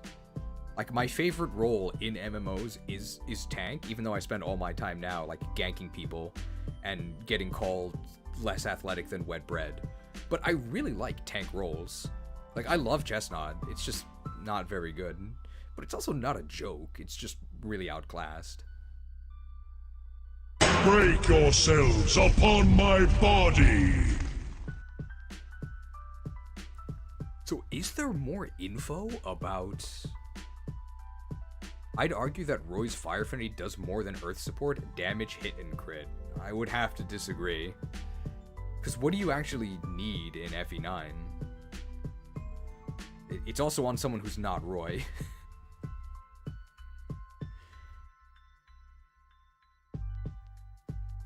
Tanks in Pokemon casual gameplay are bad, I agree, but Chestnut is not really a tank, right? He has like 120 attack. I don't think Chestnut's very good, but it's certainly better than Snivy. It's probably like an A tier. Like, it's very strong. But it's pretty bad for a starter. And it's also obviously the worst of the starters. The website updated with the new megas. Okay, let me try and find it. I guess first let's see if we actually got bingo while we're here, right? So let's see, random sports game. Does Mario Tennis count? I think it actually does. No Pikmin. We did actually see Koizumi. No SpongeBob. Mario Kart World DLC. We didn't see Mario Kart World at all. I think that was pretty wild. One last thing. We did see this, yes. Splatoon Raiders. We got Puyo Puyo, which is not Splatoon. New IP. Did we get a new IP? Surely at some point, right? Or just infinite remakes. Surely we got at least one new IP, right? Can I just check this off? I'm grading my own paper. Game footage not final. We saw this a lot. We did get Monster Hunter. Monster Hunter Stories 3. Flinch moment. For me, when I cringed the most was... I didn't have inner focus when Miyamoto said the focus of Mario's 40th anniversary will be the Mario Galaxy movie. Like, not even a video game.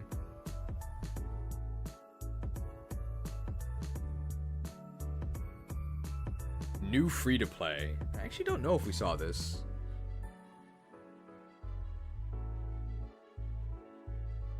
I don't think there was any... Virtual Boy wasn't a flinch. It was kind of just mind-blowing. Like, I couldn't believe what I was seeing. Max Tropium, I mean... Pocopium, yeah. No new Joy-Cons. I don't think we got a new free-to-play. Like, it was actually pretty light on mobile. An old series returns from the dead. Mario Tennis? I would say. It's been a while. Licensed shovelware. I actually didn't see any of that. I don't think so. Brand new Fire Emblem. We actually did get this. Like, actually crazy. Oh, Tennis was on Switch? Alright, so not long dead. Brand new Fire Emblem, definitely what I was most excited about. We did spend a long time reviewing that. Kirby Air Riders we did see. Copyrighted music, I guess we'll find out after the stream, but I don't think so. No Xenoblade. Game Boy, NES, N64, NSO updates. None of those, right? I don't think so. No, there were. Like, Mortal Kombat and stuff, right? Ah, missing Mario Kart World. So I didn't get one that way. And I missed licensed shovelware. Virtual Boys and NSO updates. What were they thinking? I can't believe it. Alright, well, what else? Switch camera feature moment. We did see that. More Nintendo Switch 2 editions upgrades. We did see that as well. That was, like, most of the Direct was, like, Switch 2. Hey! Bingo!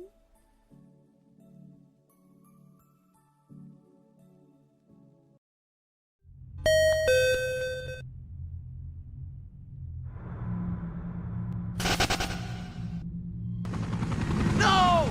Don't go! Where's everybody going? Battle bingo?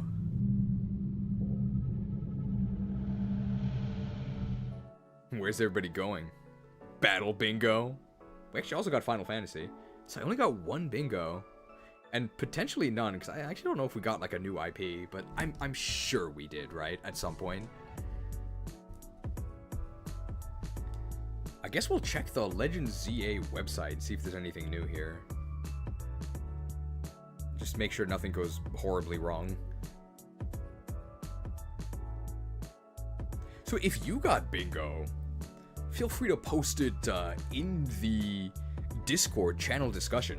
Link in the description. Did John and RE4 wear red pants? I don't think so, but I was Kekleon, not Leon, so red pants was correct. Let's see. Legends ZA? Here we go.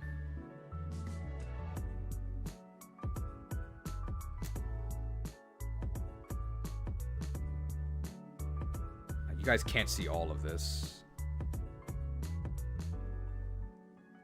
Okay, it's a little small. Announcing the Mega Dimension DLC.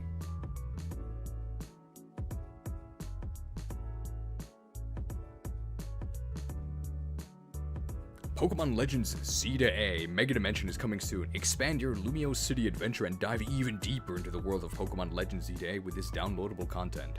Mega Dimension includes new Holo X and Holo Y, apparel items that can be used right away in Pokemon Legends Z to A, along with additional story content you can enjoy after completing Pokemon Legends Z to A's main story. You'll be able to jump into your new adventure with the same save data used to play Pokemon Legends Z to A. So it's post-game, and I guess you buy some cosmetics. Pre-orders for Mega Dimension are available now, with the DLC's additional story content scheduled to release soon after the DLC goes on sale October 16, 2025. Not sure how soon. Note that in order to progress through Mega Dimension story, players will first need to complete the main story of Pokemon Legends Z to A. So yeah, day 1 DLC. Spatial distortions suddenly appear in Lumio City. How many Pokemon games have these, like, dimensional gates? I feel like it's becoming Star Trek, like the franchise. Enough of this. I know, like, a show my sister used to watch was called Degrassi: The Next Generation. I always thought that was a sci-fi thing. I thought it was like Star Trek, but apparently it's not. It's like a high school drama thing. But to me, it sounded like Star Trek. I don't know what Degrassi means. I think it's somebody's name. Distortions in space have appeared without warning in Lumio City. They seem to connect to a mysterious space. Hyperspace Lumios. It looks like your story with Team MZ isn't over yet. Oh, and that's it.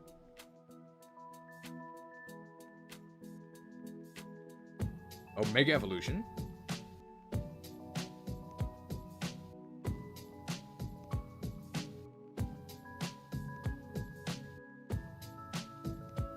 Discover more. Where does it say where the new megas are?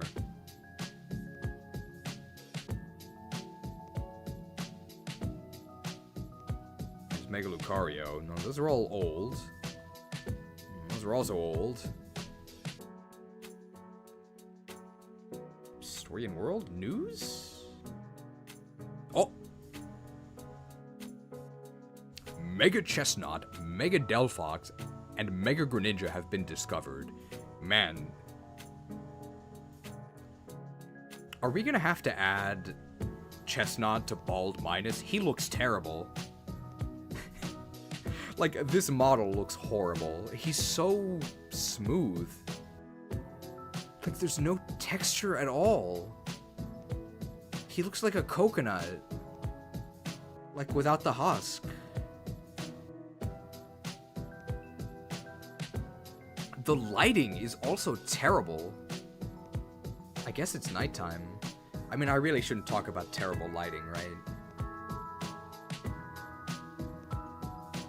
Oh, so here, he does get more armor, and he does get a crown. So he really becomes like a royal knight. Yeah, that's cool. I mean, this just looks like Chestnut. He just equipped a helm. He teched on show helm and show cloak. He literally just put on show helm and show cloak.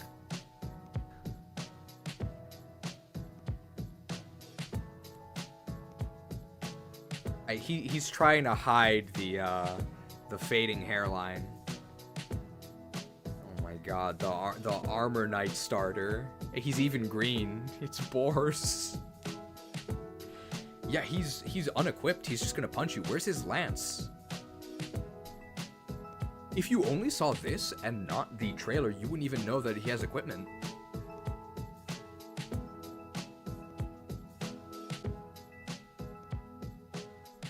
Delphox now playing League of Legends. There's absolutely some sort of League of Legends character that just like floats and has like projectiles, right? Like you can definitely just see the skill set already, right? Like she has charges on shooting the fire wands. I hope that Mega Greninja moves in interesting ways. That's what we're gonna need. This is like the inverse of the Mega Inteleon, right? Where Mega Inteleon is like in a sniper tower. This is just Claude. He's gonna throw a shuriken at you.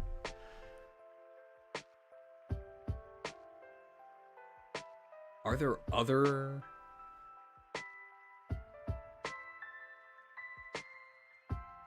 Sick of the rogues.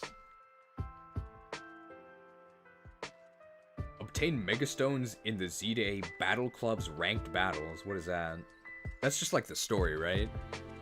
Like you fight through the story? That's what it's called, right? The Megastones required to Mega Evolve Chestnut, Delphox, and Greninja can be obtained from the Z-Day Battle Club as rewards for battling other trainers in...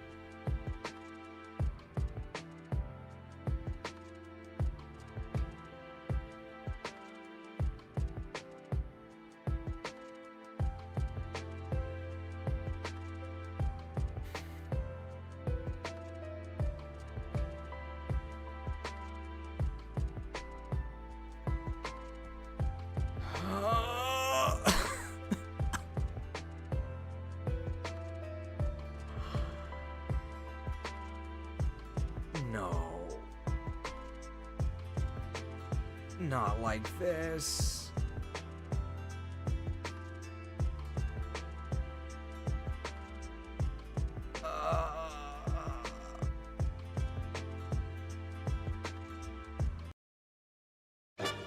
No thanks, bro. I hate PvP. I don't want a PvP to get my single player rewards. I don't know anybody who likes doing forced PvP. And like in the battle system I've seen, no thanks. I mean, maybe I shouldn't complain about PvP when I go around ganking people who can't defend themselves, but ranked battles offer 3 types of rewards. Battle rewards obtainable after each battle, promotion rewards obtainable upon rising in rank, and season rewards. When I see the word season, I just get pissed, okay? And not because I thought Oracle of Ages was better. Season Pass, like Season of Discovery, Season of my ass, okay? I hate this, like, stupid seasonal crap. Season rewards, which vary by rank, obtainable at the end of each season. Keep battling and refining your skills to try to get a variety of rewards. Mega Stones for Mega Chestnut, Mega Delphox, and Mega Greninja can only be obtained as rewards for being promoted up the ranks. I mean, I have to imagine that, like, these have got to be like a participation trophy, right? There's no way that they're gonna gatekeep like little kids who suck at the game from getting the starter megas, right? It's got to be like levels 1, 2, 3 will get you these.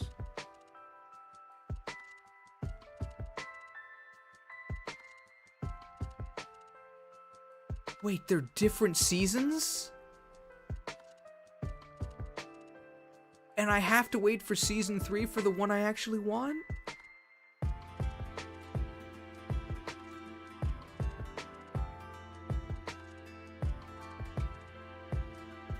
What?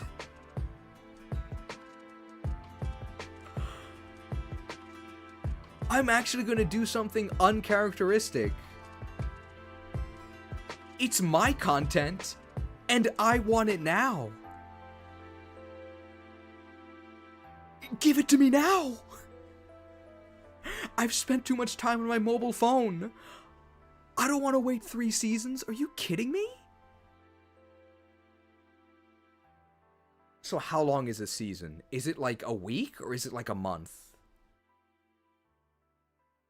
Schedule starting October 16th. You have to actively play and you can't suck, and you can maybe get Greninja. And then schedule following season 1. What does that mean? Well, how long is season 1? Like, how useless is this? When is season 2? Well, it's after season 1. Yeah, I know what 2 means. When is season 3? Well, it's after season 2. I know what 3 means. This is so useless. Oh, but details about Ranked Battle Season 4 and other future seasons will be announced at a later date, because they gave us so much info on 2 and 3. It's gotta be really easy to get them. Yeah, I would guess it, like, they have to be, like, participation trophies. So, it's locked to PvP. I don't want a PvP, bro. I don't like honest PvP, okay? I want to sneak up on a dude at Half-Life who can't see me, and I want to shank him in his butt, and I want to get 10 honor from it.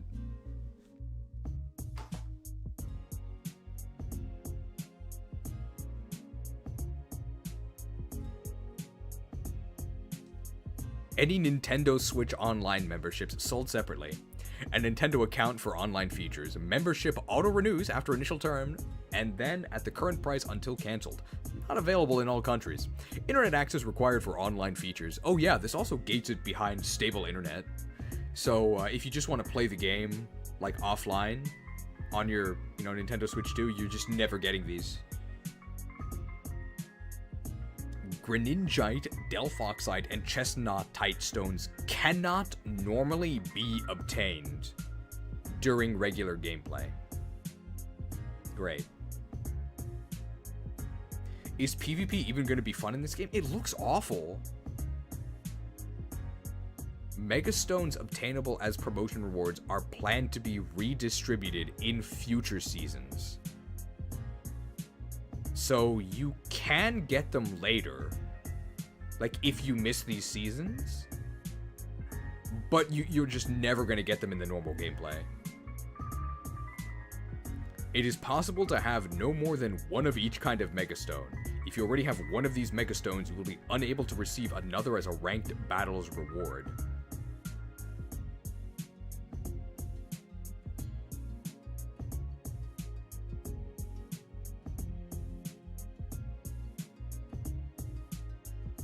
You know what that makes me think of? So you can't get one if you already have one.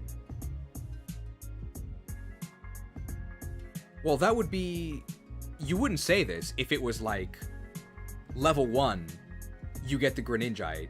Level 2, you get like, 20 Hyper Balls or whatever. Level 3, you get Charizardite.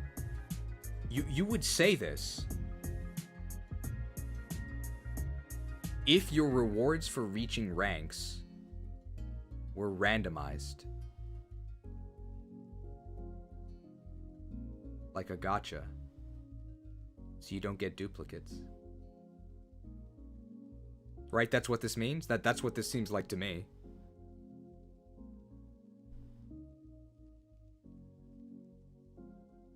I mean, it's not confirmed, but like, why else would they say this? You can't get a duplicate. So I think it's because it's randomized.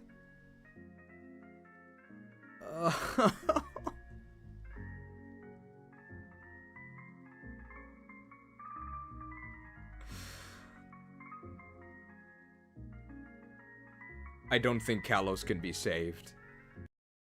Ready to work. I sacrifice 5 interns. Patreon, sorry. And I cast the Wrath of Arceus. Destroy all video games wherever they are. Destroy mobile games twice. Maybe, just maybe, once each and every mobile device has been scoured from both this plane of existence and from the DLC hyperspace, then maybe we won't have to deal with FOMO mechanics.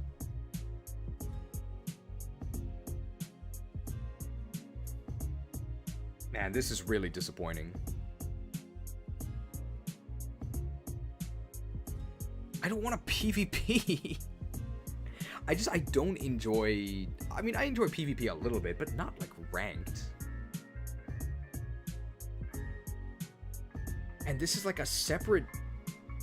This seems like a really weird thing to gate behind online. Like, these are the starters of Kalos. Like, they should have just done some random thing. It should be like Mega Victory Bell or something is a ranked battle. Or how about this? How about none of them are tied to PvP? Like, when have they ever done this?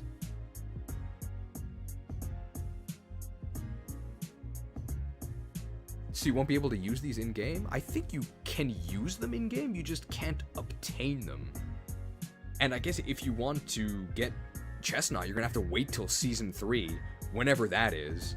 Well, I mean, it's following Season 2, obviously. Well, when does Season 2 start? Well, I mean, following Season 1. And I guess Season 1 starts on release date.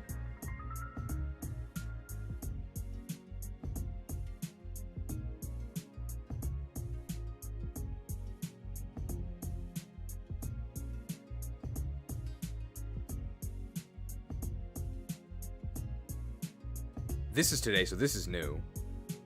Oh!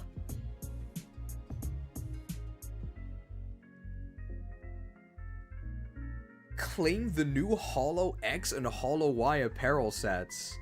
Your favorite Concord cosplay. This looks horrible. Are we sure that France is the fashion capital?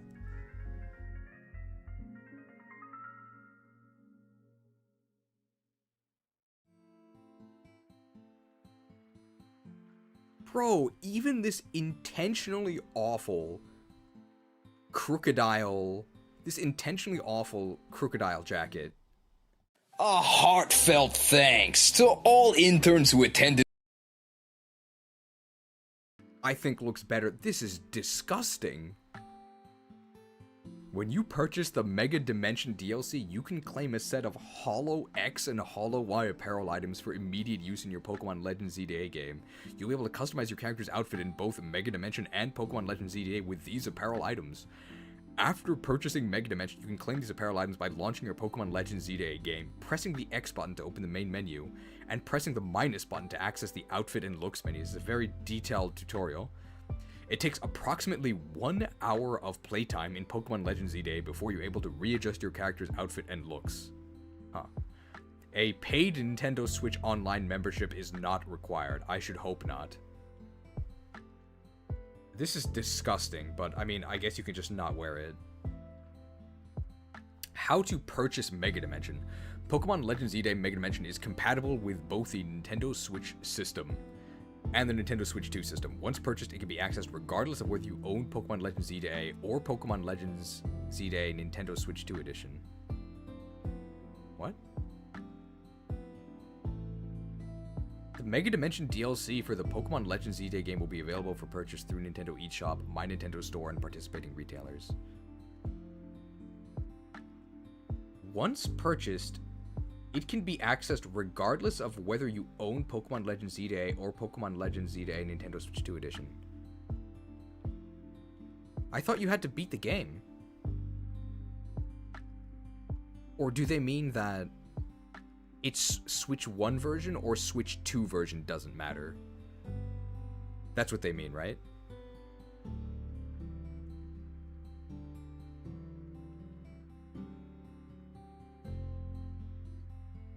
But it sounds, I'm not crazy, right? It sounds to me like you can play it even without owning the base game, but that's not what they mean. What they mean is that the DLC is not locked to Switch 1 or Switch 2. I just think that's a little confusing.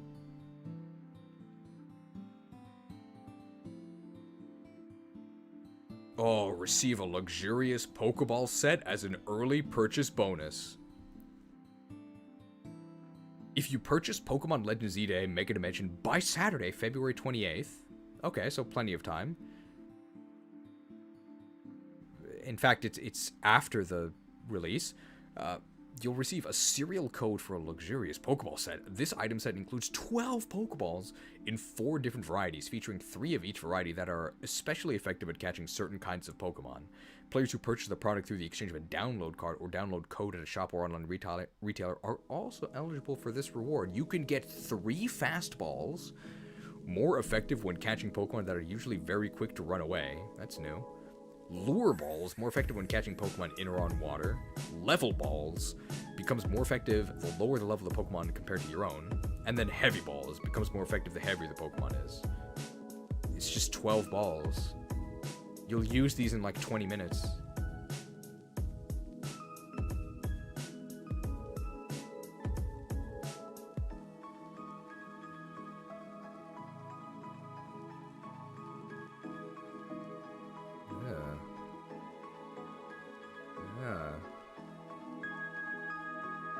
Mega Hawlucha is pretty sick. I like this.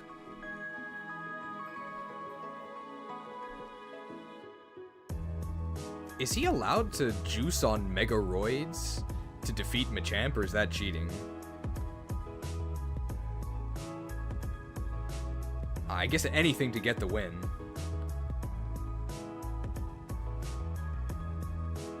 This was also released today. Connect with Pokemon Home to enjoy Pokemon Legends ZDA even more. Connectivity between Pokemon Legends ZDA and Pokemon Home is scheduled to become available in 2026.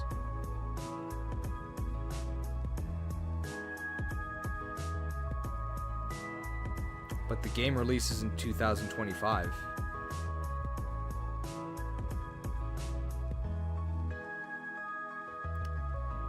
Once you've linked this title to Pokemon Home, you'll be able to transfer Pokemon from Pokemon Legends ZDA to Pokemon Home and bring select Pokemon from past games to Lumio City.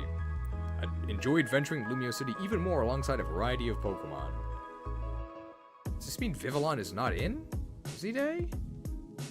And then I guess the Hisuians are obviously not. Pokemon cannot be transferred from Pokemon Legends ZDA to previous titles in the Pokemon video game series. Even if they're also in those games? If you transfer a Pokemon from a previous title to Pokemon Legends ZDA, you will no longer be able to transfer two previous...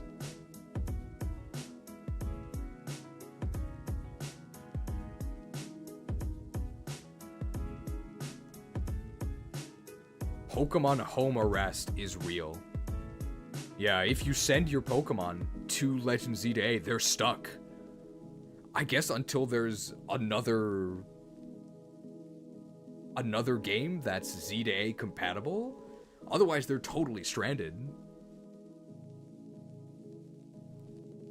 To learn more about other titles compatible with Pokemon Home, please check the official website. The Pokemon you'll be able to transfer to each game via Pokemon Home are limited to Pokemon that can appear in those games. Please look forward to finding out which Pokemon will be available in Pokemon Legends ZDA with an exclamation point. Connectivity is slated for Pokemon Home and Pokemon Champions coming to Nintendo Switch systems and mobile devices. Please look forward to future announcements for additional information about Pokemon Home compatibility. To learn more about Pokemon Champions, please check the official website. Oh boy.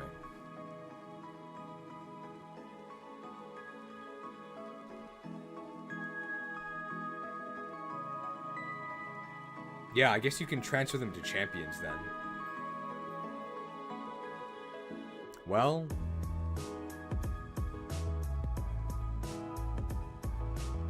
we got a new Fire Emblem game. That's gonna be fun.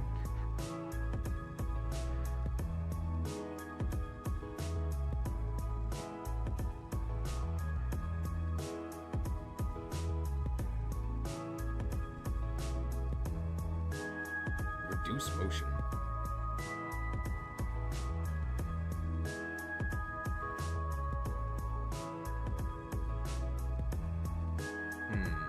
You think there's anything different, in the Japanese version?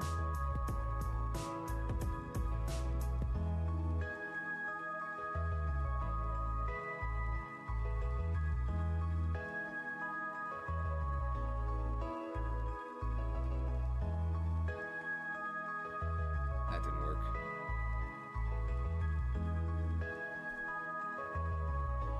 Hang on.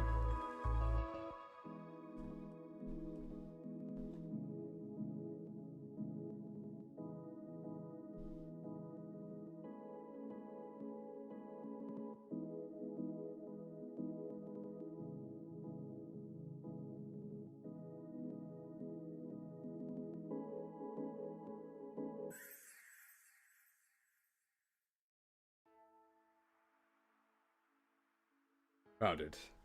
$5 microtransaction from Hammer of Subtlety, who says, again, this crap is gonna complete with Digimon Time Strangers in October as far as Monster Tamer RPGs go. I mean, even the most diehard Digimon fan has to admit that, like, Pokemon can't lose. Where's his lance, bro? Wait, we get a lot more info in the Japanese version.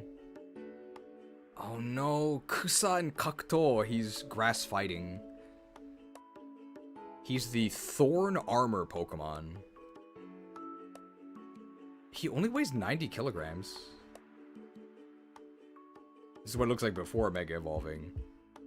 So he's got like spike cannons. Wow, they... Oh! That's... Yeah. Oh, it's not a lance. It's like a club. He's got axes.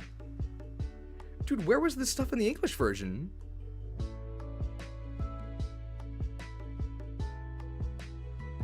It's not a lance. It's an axe. So let's see here. So he says... a portion of the armor on his back can be removed and used as a weapon. This is pretty sick.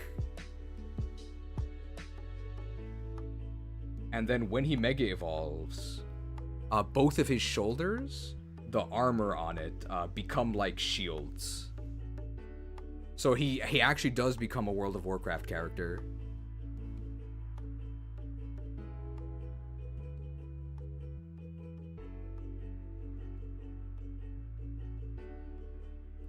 And then, so basically it's like exterior, or like it's, I guess, yeah, it's exterior, strengthens, and its defense vastly increases, is what it says.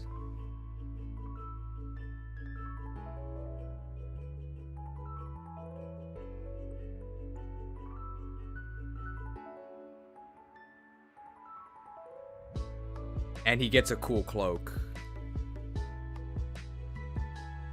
And he's very, very honorable.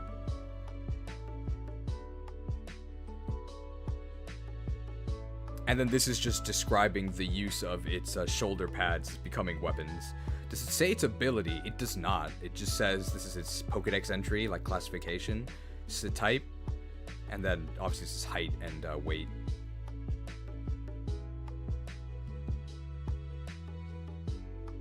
Oh! It's not lances, it's axes. It actually says axe. So he's finally an axe fighter. We gotta use this guy.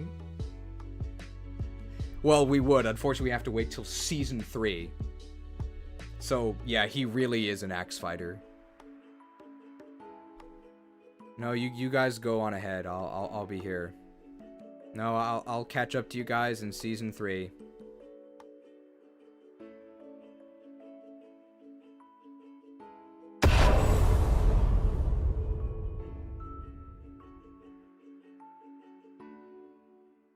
Man, I want to use this guy, but he's not in the game.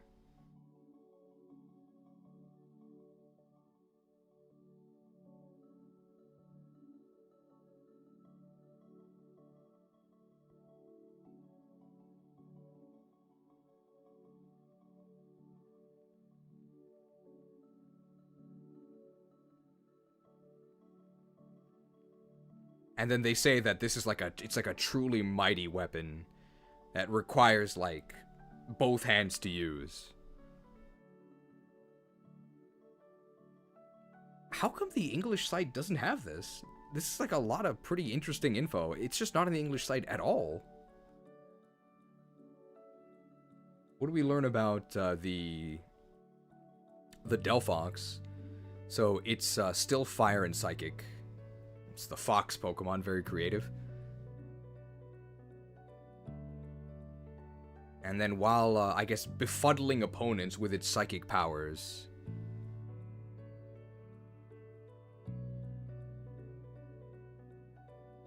So, while befuddling enemies with its psychic powers, it deals intense, or like immense damage to its targets with its sick tricks.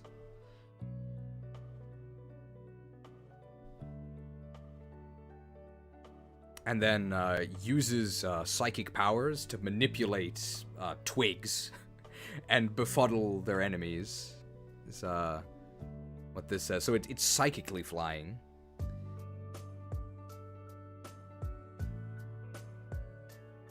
And then after using, you know, mystical tricks to befuddle opponents, like specifically inflict them with confusion, then just burns them to a crisp. Oh, the English site has it on a separate part? I mean, it would just make sense to look at the English if it actually is on the English, right? Splatoon?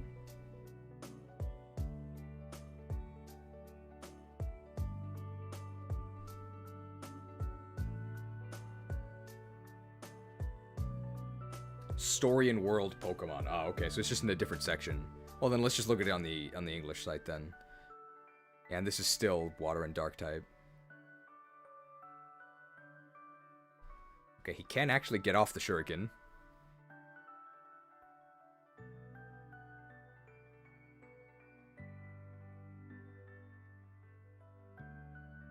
Here's the Battle Club.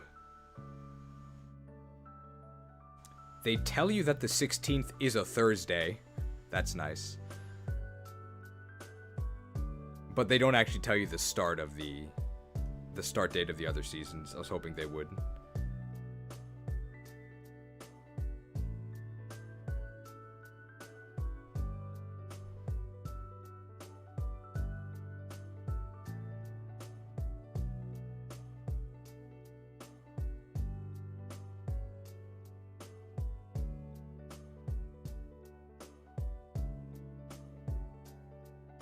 Well, let's see if we can see the,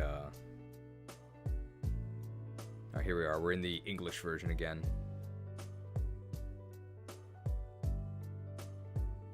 It was in Story and World then. Pokemon, I guess? Oh, here they are. They're just in a different format. So they are all here. Ah, yeah. And the format's a little bit different. But the info is all the same. Oh, interesting. They put him in...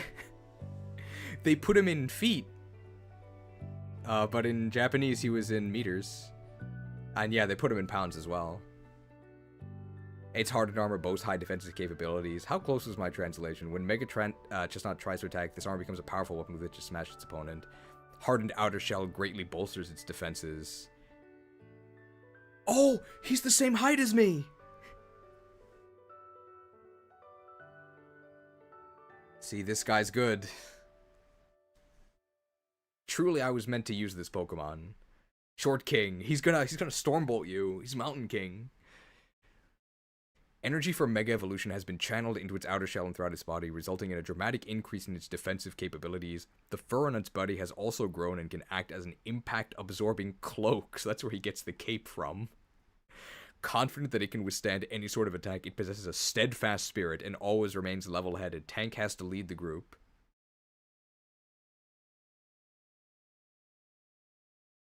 We can get a different music track.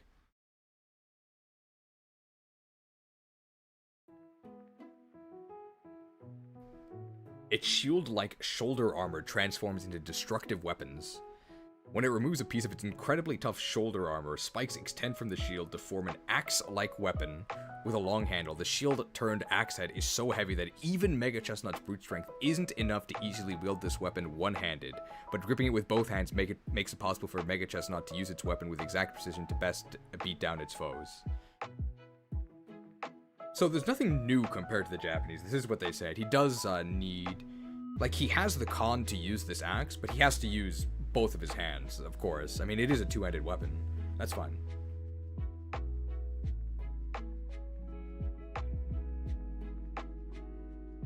Mega Delphox.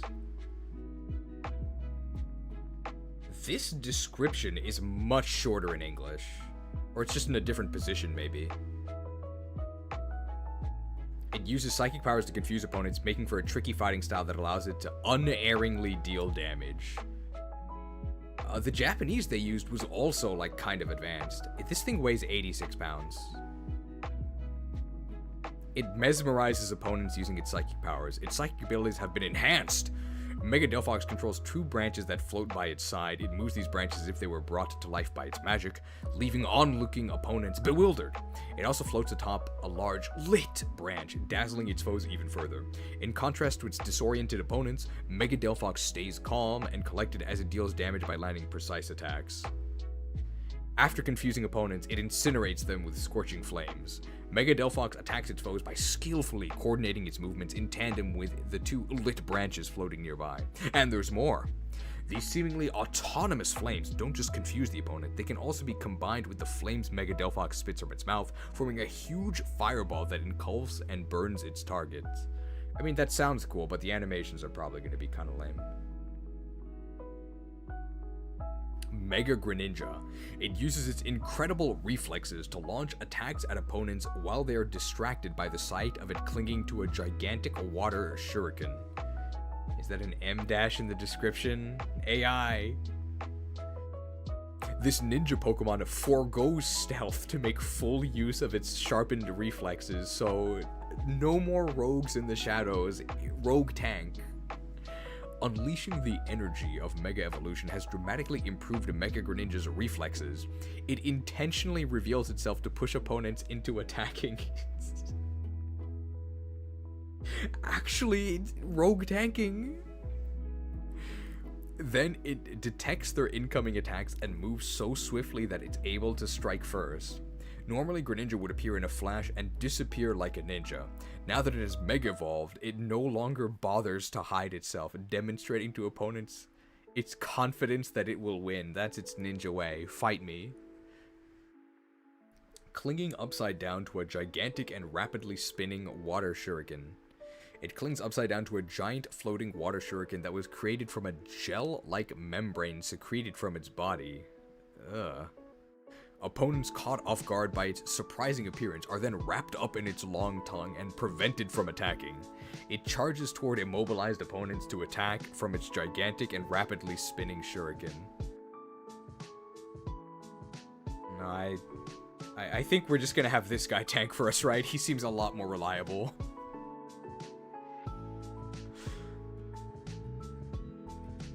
I do not trust this rogue dodge tank. It's not gonna work, I don't think.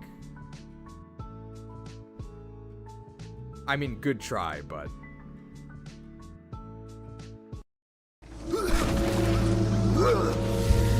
We're finished. No escape for any of us.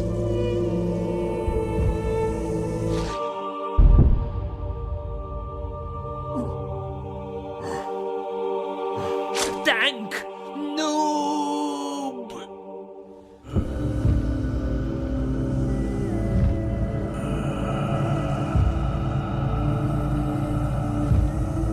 At least I picked Torchic. Tank noob. And maybe if it was like a water ground type, right? If it had a ground affinity, then maybe you could dodge tank. 300 fishing, congratulations. How long did that take? Like 2 weeks? Water fighting, grass steel, fire fairy would have made a cool, super effective double triangle. That would have been triangle strategy too.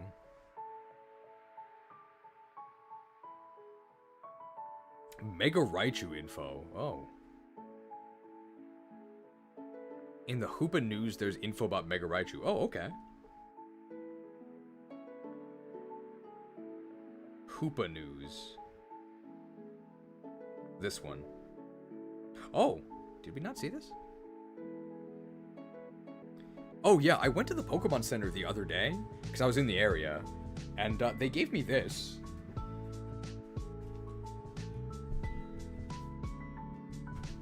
I haven't actually read it, but all of the employees were wearing like cardboard hats of Malamar. And I got this flyer about how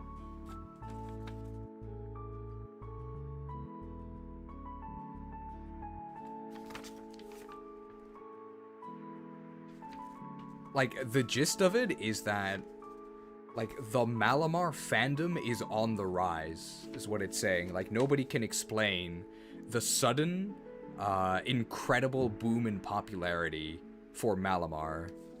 And I guess that has to do with Mega Malamar just like hypnotizing people, right? I love Malamar.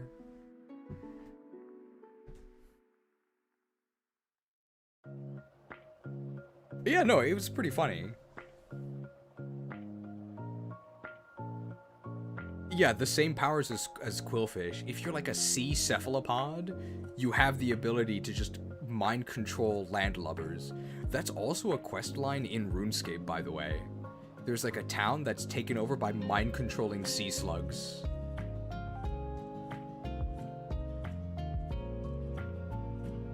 Hoopa is a mythical Pokemon that can warp space using the loops on its horns and around its body. These loops are stretchable and can form holes inside them, leading to far-off places. Pufferfish aren't cephalopods? Sorry, I meant pachyderms. Whatever passes through one of its portals can be transported instantaneously. Can I refresh to get rid of this? Refreshed. It's fond of foods that have holes in them, especially donuts. Okay. What role could it have to play in Pokemon Legends Z to A? Mega Dimension. Stay tuned for more details. Well, I mean, this is just Hoopa, right? Here we go. Raichu's Mega Evolutions, Mega Raichu X and Mega Raichu Y, have been discovered. 2 separate Mega Evolutions of Raichu have been newly discovered. It seems that each one Mega Evolves using a different Mega Stone. Mega Raichu X and Mega Raichu Y can be encountered by meeting specific conditions in Pokemon Legends Z-Day Mega Dimension. So, very ambiguous description of these specific conditions. Mega Raichu X, still pure electric.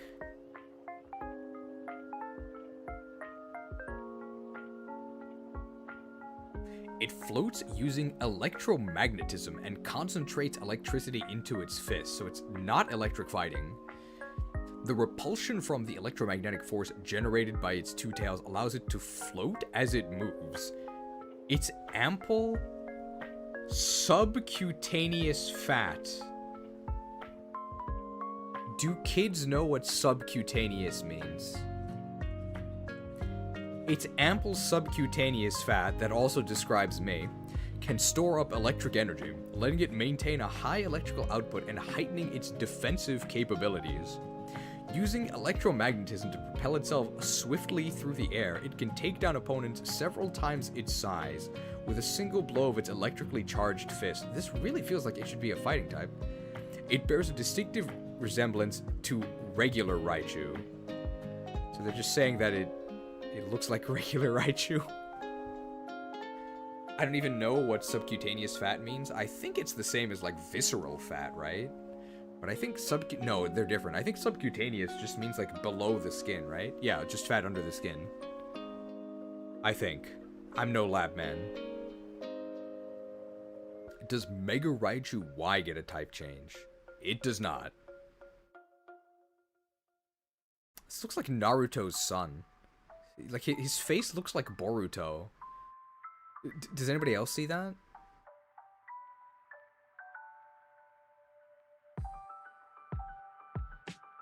He looks like a Boruto.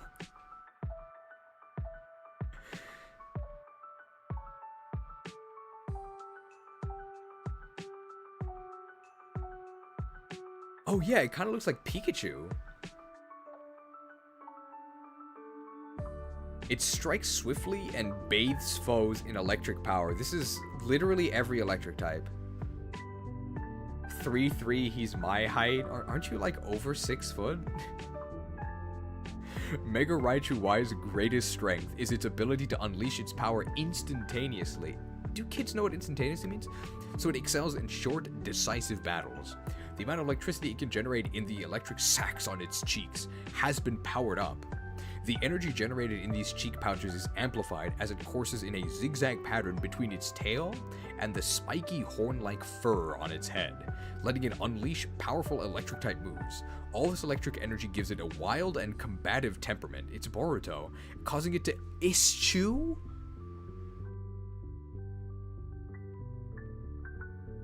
Do kids know what eschew means? Pika eschew. Pikachu. Tactical maneuvers in favor of a straightforward approach to battling, so it's not a tactician. It bears a distinctive resemblance to Pikachu. I mean, I guess kids aren't the one reading these blurbs, right? I actually don't know the word eschew. It means forego. So, I guess rather than, or like rather than. So, they'll skip the tactical maneuvers. I mean, the best word I can think of to describe eschew is forego, but that's also kind of hard. Eschew is not escape. It just means, like, to skip doing something, right? Or choose not to do something in favor of something else. Is probably how I would describe eschew. And I think normally, with eschew, there's kind of an implication, a subtle one, that the thing you're eschewing is something you should do. Not always. Like, it's not always a mistake to eschew something, but, like, if you eschew something, it's something that's normally done. Alright, let's ask the dictionary and see how close I got to the definition of eschew. I had a beef stew the other day, but that's something different.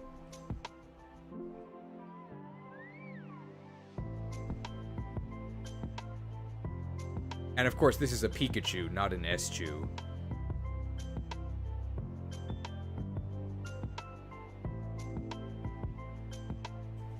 Alright, here we are.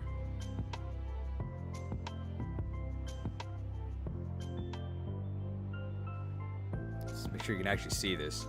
Eschew, deliberately avoid using, abstain from. So abstinence only definition. Hey, there's forego. Shun. Renounce, swear off, abjure, steer clear of, have nothing to do with, give a wide berth to, relinquish, reject. Abdicate, really. Spurn. Wash one's hands of, drop kick, oh, jack in.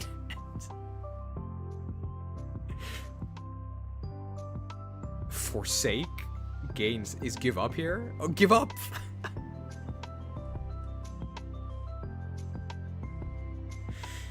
Jack into the Matrix. Okay, some of these are getting pretty far away from eschew.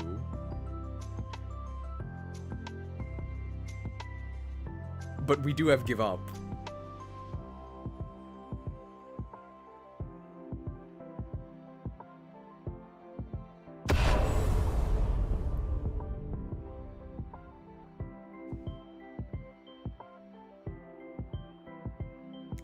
I think the only one of these I would actually use as a synonym of eschew is forego.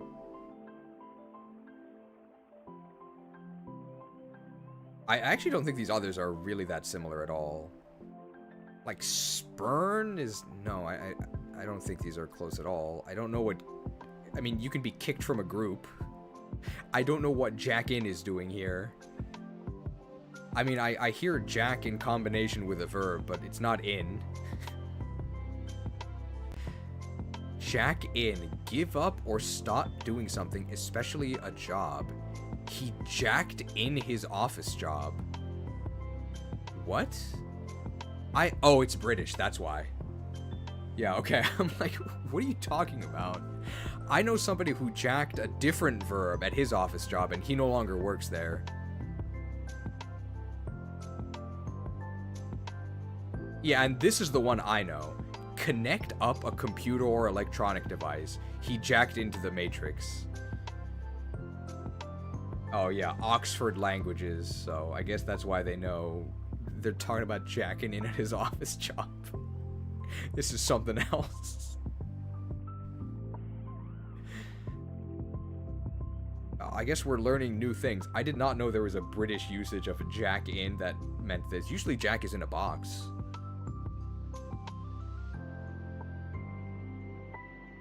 I actually don't know what abnegate means. I do know what abdicate means. I have only ever heard this, as in like abdicate the throne. Yeah, for a monarch to renounce one's throne. Fail to fulfill or undertake a responsibility or duty. Okay. I do not know what abnegate means. Renounce or reject. He attempts to abnegate personal responsibility. If somebody uses the word abnegate in like a casual conversation, I probably don't want them doing whatever it is I ask them to do.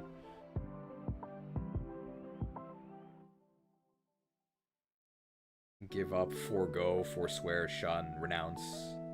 Give a wide berth to disavow. I do know these other ones. Oh, repudiate. I actually used this in a recent video. This is in the EV Premium. Yeah, repudiated. Deny the truth or validity of. The minister repudiated allegations of human rights abuses. There it is.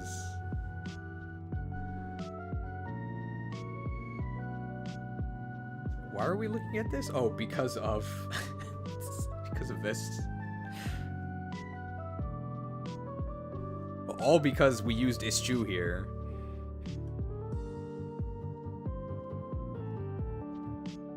I mean, this is some pretty intense vocab for a kid's website. As a French, I often know the obscure English words, but not the common ones. Shared is the same way. He knows like some crazy words, but also like is missing some common ones.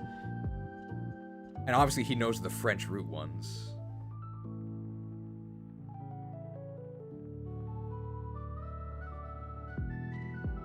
Bro, subcutaneous. Alright, what's subcutaneous? Well, you guys should subscribe. You guys know what that means, right? But I can't imagine that you're watching this and not subscribed. Subcutaneous meaning. I think it just means below the skin. Yeah, situated or applied under the skin. Subcutaneous fat. Yeah. And that's it. There are no alternatives. It has to be that for subcutaneous. Love this pronunciation guide. Hey, how do you read this? Yeah, you know. This. Good thing I already know how to read it.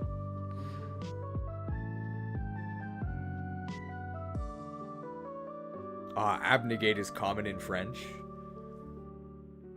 And I think visceral fat is like ones that are near your organs. So you can actually be skinny and have a lot of visceral fat.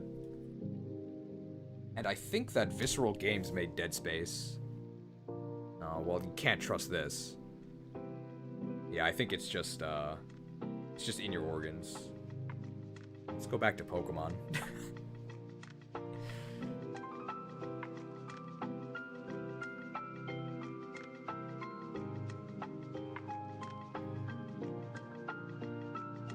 Very weird decision to have the Y look like Pikachu. I guess that's kind of like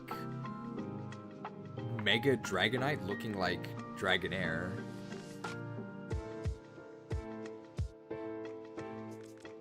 Visceral means related to Guts, the guy from Berserk. Oh yeah, that's true.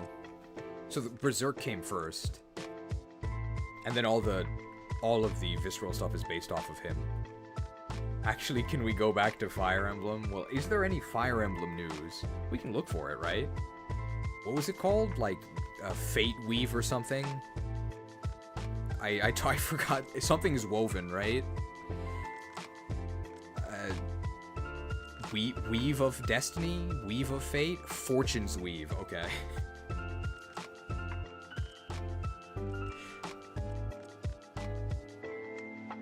Fire Emblem Fortune's Weave. There's got to be a new website, right? No, it doesn't look like there's an official website.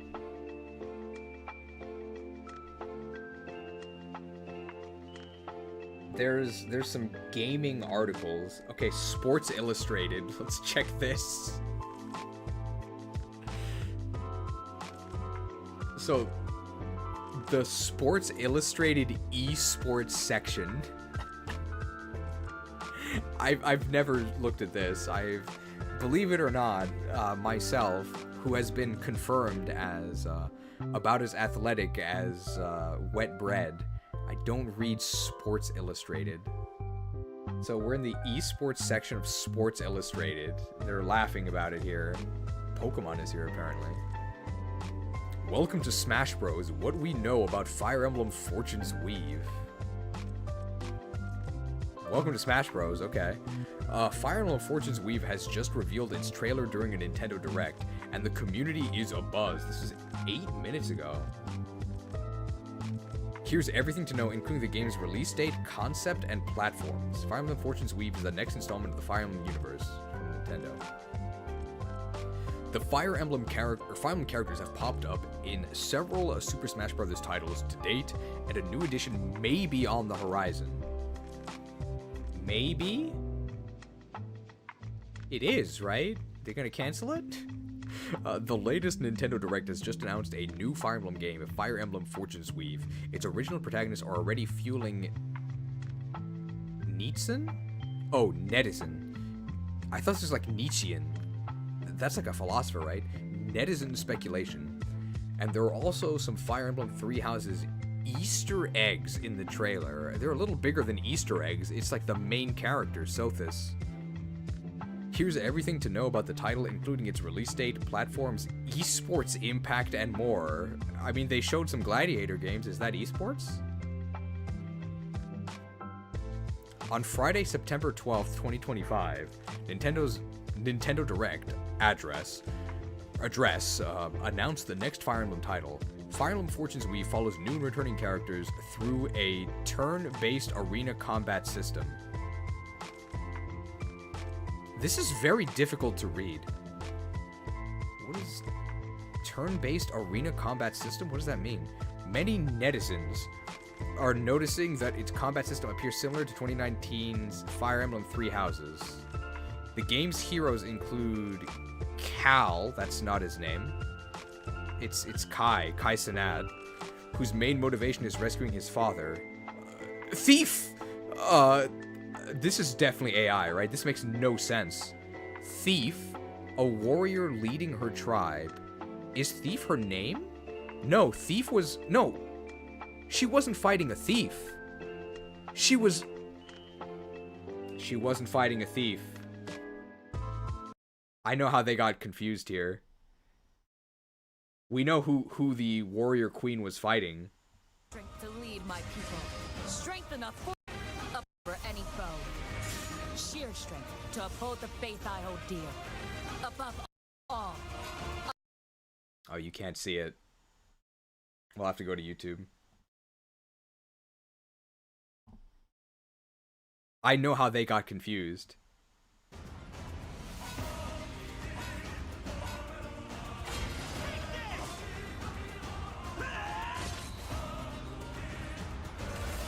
What I seek is a great strength. An unyielding strength for any foe. Sheer strength to uphold the faith I hold dear. Above all, I need... It's because they're fighting an enemy from the enemy faction. They're thieves, right? That's the enemy faction we're fighting, but of course the class is rogue. And I know my rogues, okay? But no. Her name is displayed beforehand, right? So her name is Theodora.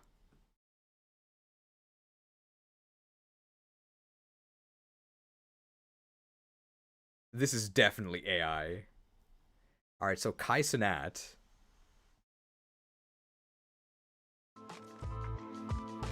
Whose main motivation is rescuing his father. Thief, who is a warrior apparently, not a rogue. Leading her tribe. And Dietrich, that is his name. A mysterious swordsman who looks rather similar to Alucard from Castlevania. Yes, that is true. The edge was insane. Welcome to Edgelords Only. Heroes.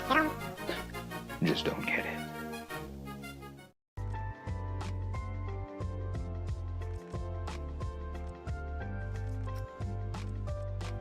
The Fire Emblem Fortune's Weave Nintendo Direct trailer showcases its anime-style graphics and flashy animations. The game also appears to have at least some open-world portion, as it shows the protagonist running around a bustling market. I don't think that means that it's open world. I don't think it means that you can go left or right. It just means overworld, not open world, right? But we'll play it anyway.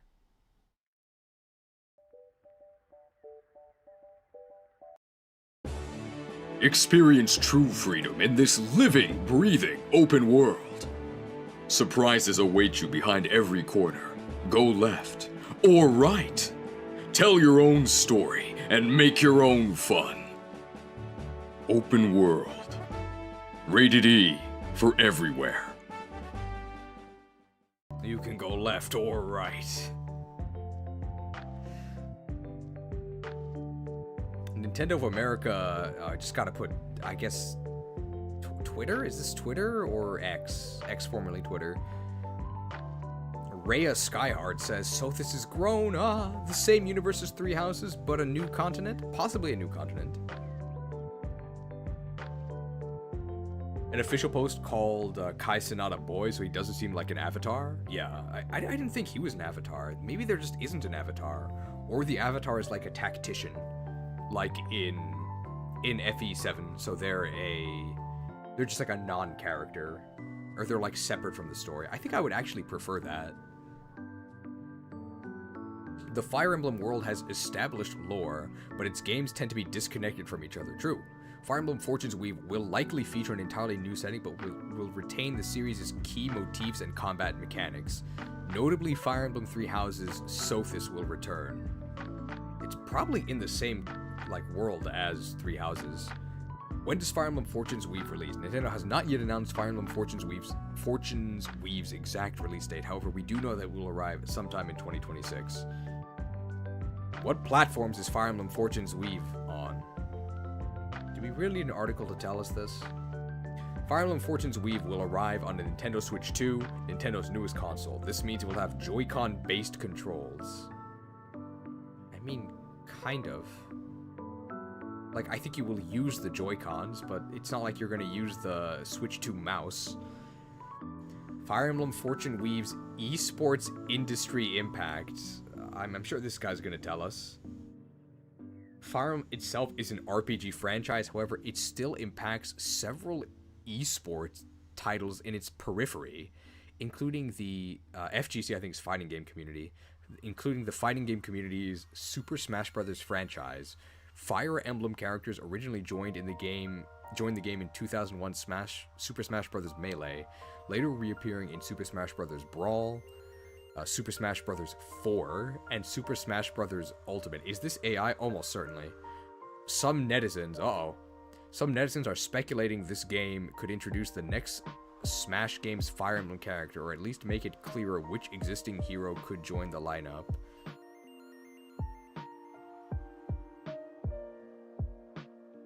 Welcome to Smash, little bro. Happy to have you. I don't think AJ here.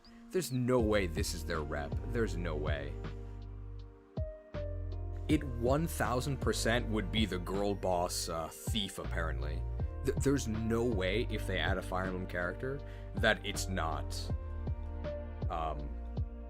Cleopatra. What was her name?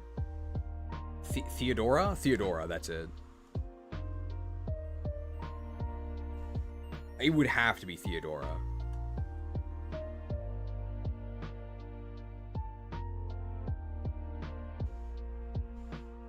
Because he features prominently in the trailer and has a distinct place in the game's branding, some fans think a blue-haired hero will be the next Smash Bros. Arrival.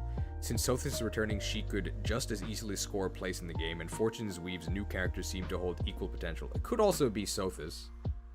Should be like a caster. Super Smash Bros. Has a thriving esports circuit with events like EVO and Supernova, featuring the world's most talented competitors within the community. Players often become known for their main characters. Corrin, Lucina, Ike, Marth, Robin, and Roy all feature in existing Smash Bros. Games and have seen pro-level play.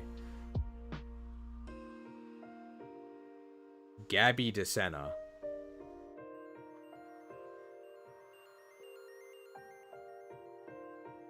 That's its human name, but I know what you are. You can't deceive me, you clanker.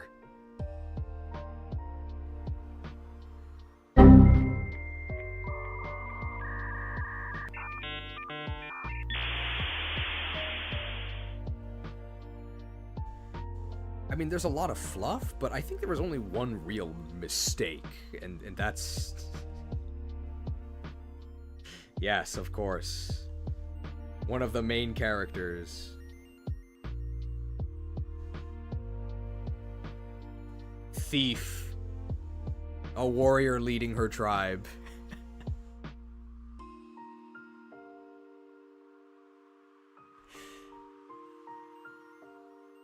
Hey, maybe the AI is sick of the rogues as well.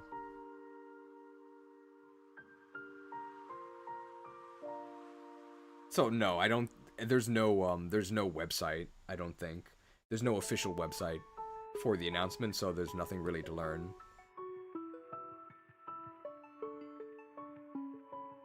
Game Rant, Nintendo Wire, oh IGN. Oh, maybe they meant Chief.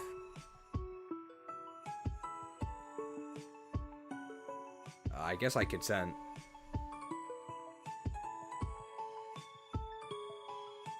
No, there's not really anything here. 2 hours ago. So I guess they had insider info? There's like nothing here. It's like 2 lines. Wesley Yin Pool.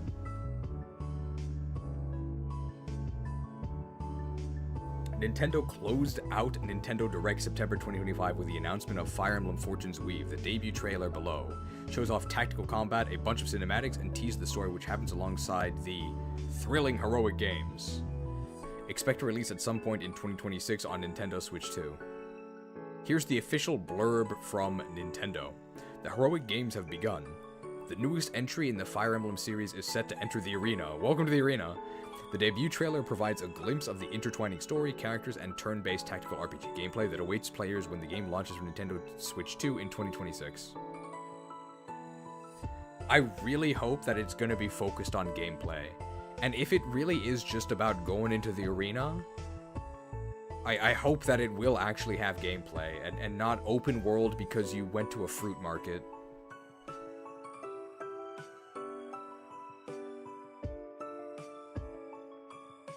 Alright.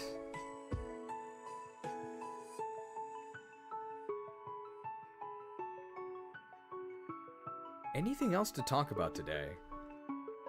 I think we've sort of covered everything.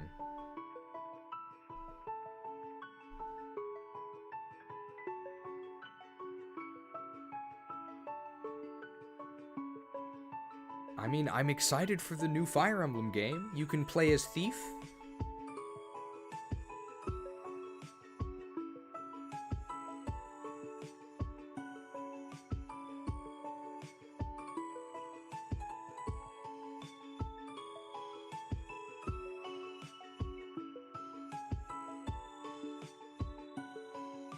Gun could be ancient tech like Monster Hunter.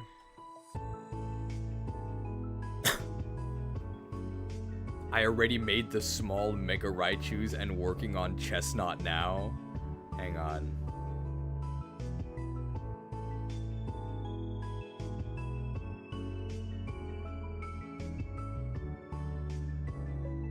That was fast.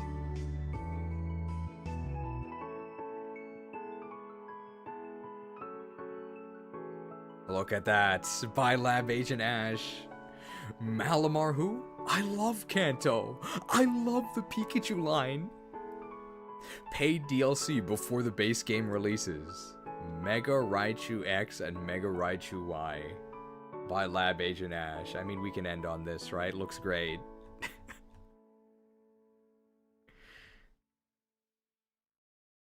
Oh my god, is that Pikachu? Oh, is that Eevee?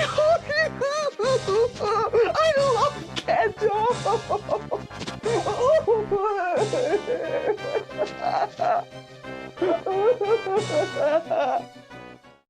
I love Pikachu. We love Kanto. Very well done. Nice colors. Alright, we can go ahead and end the poll, right? So, the exit poll, with 385 votes, so 60% were actually Team Slugma, including me. It did actually flip, almost entirely, I would assume, on the basis of there being a new Fire Emblem game. I will bring honor to my father and my kingdom. And 39%, I'm guessing they're not Fire Emblem fans because they're sick of the rogues. I can sympathize with them on some level because I am also definitely sick of the rogues. I'm sick of getting ganked on this deserted island.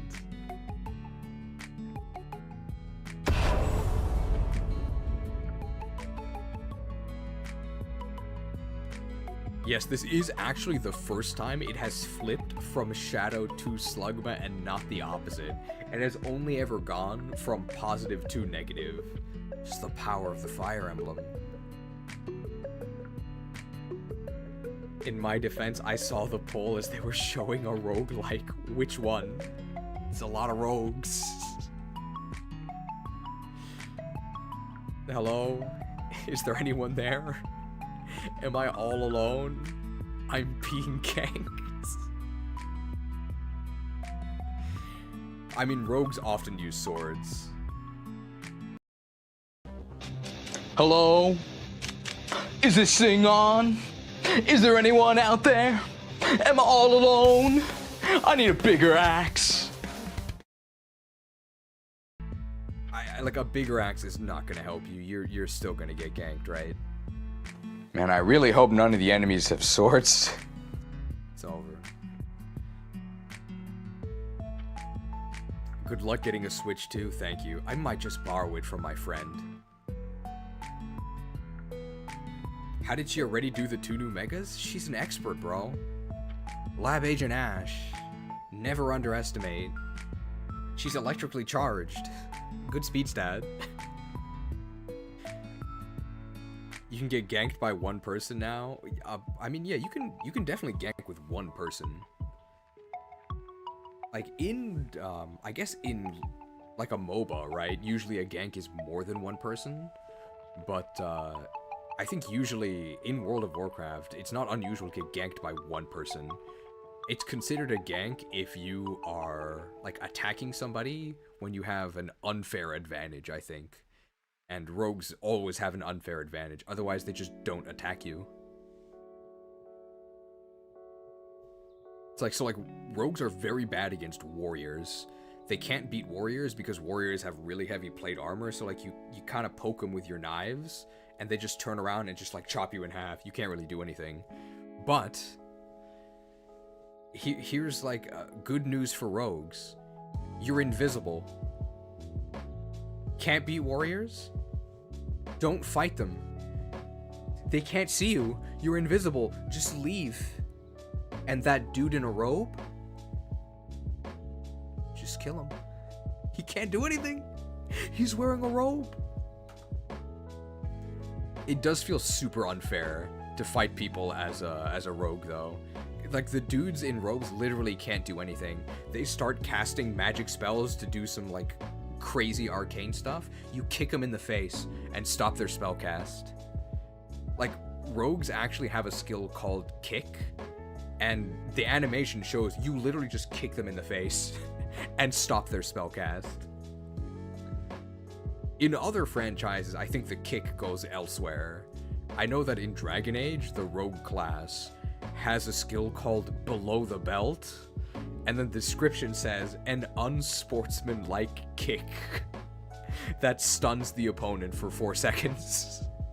So that one, well, I guess it also stops spell casts, but you don't kick them in the face.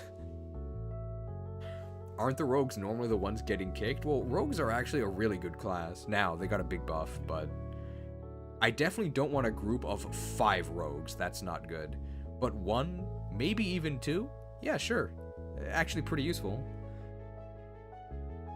And according to the guy who sent me that really nasty message,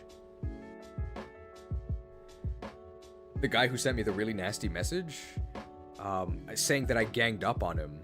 I mean, it was just me, so maybe he was so frustrated he was seeing double, but yeah, you definitely can gank someone just by yourself.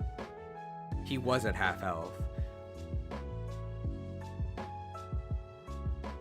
I think if we had 4 rogues, we would have been okay, but I think in the end we had 6, so no room for a healer. We're not getting through the dungeon.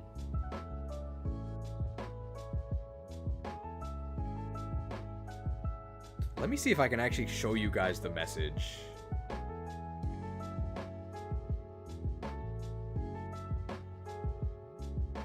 I think I can. So, like, I wasn't making this up.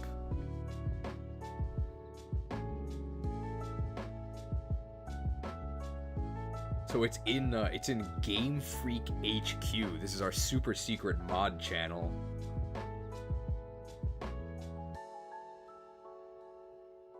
Ooh, look at that. Here it is. You can see I'm invisible.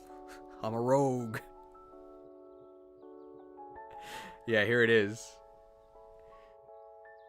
I'm invisible. You can't see me. Look, Rutger.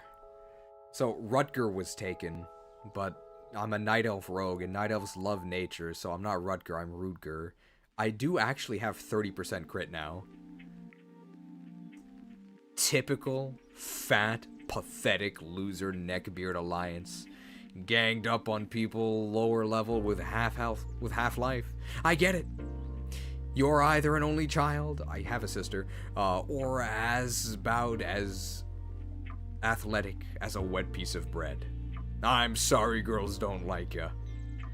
Winterfell Firewater.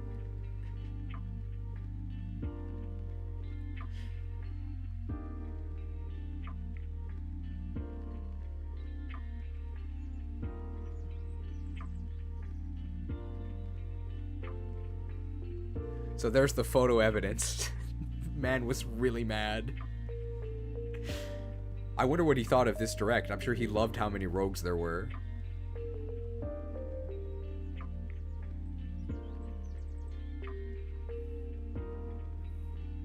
Girls do love Kanto, though.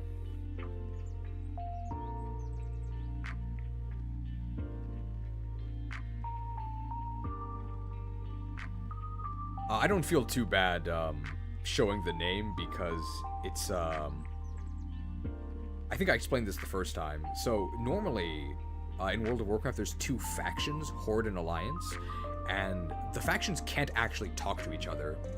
They have different languages, and if you type a message to the enemy faction, it basically just gets turned like through a cipher into like something else. So you've probably seen this, right?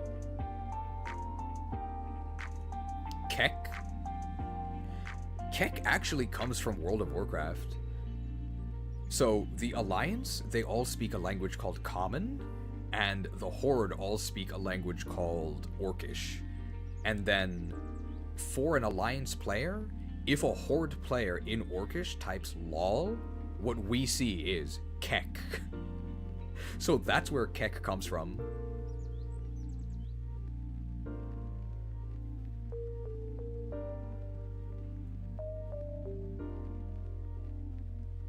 Yeah, Kecleon is just a coincidence.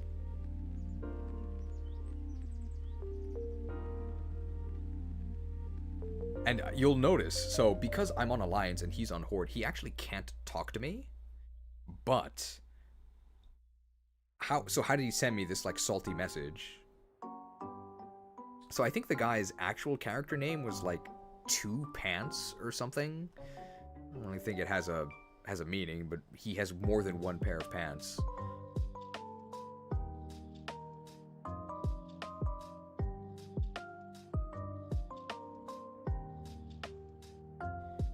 And you'll see the message is from Two Pants Spy.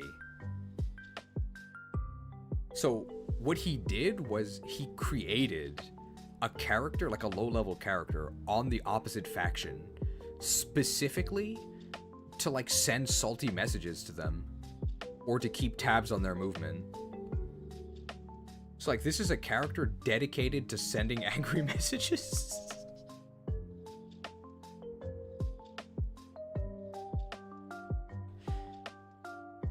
You got me. Oh yeah, also, the guy I ganked was a rogue as well.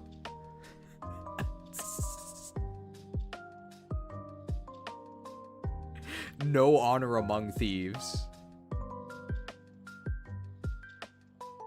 But rogues aren't always invisible, so you just wait for them to attack something else, then you can see them, and then you kill them. Very fun. It's like endless rogues. This is the most rogue direct of all time. He's salty he didn't do it first. He also wasn't level 60, which is the level cap. Like, I'm actually level 60 in, like, very good gear. So the fact that he was at half health was completely irrelevant. I could have killed him instantly at full health, and there's nothing he could have done. Very fair and balanced game. You're a rogue, he's a rogue, that's a rogue. Any other rogues I should know about? You can see the Blackwing Lair helm. It's actually a Nixia, but it is tier 2. So close. You're right, though. Blackwing Lair level. Oh, Lab Agent Ash is typing. That means this has got to be a, that means this has got to be the new small. Like darkness within darkness, rogue within rogue. Well, okay, we know that for the next direct reaction, we need to have a rogue emote, right? There's so many rogues. I think we'll let Lab Agent Ash post this news small, and that'll probably be it for now, because it is past 1:30 here.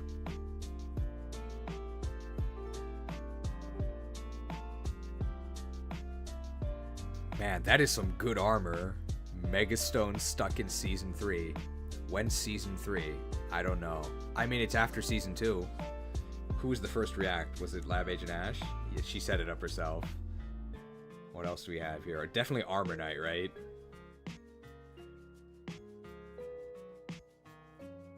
And he's got Slow Start. I think is Fartra.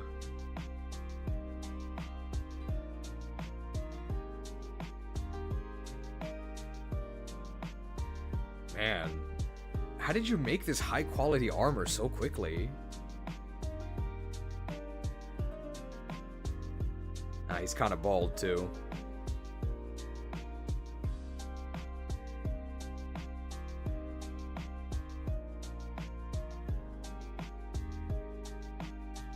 Break yourselves upon my body! Intern after second sealing into General. He does use axes as well. Man, I really want to use this guy. I hate that he's in Season 3 of, like, PvP. I would love to use this guy in my normal playthrough. This is my favorite Mega so far, and I can't use him. I took the transparent renders from the Japanese site, so it was worth investigating Japan. Thank you.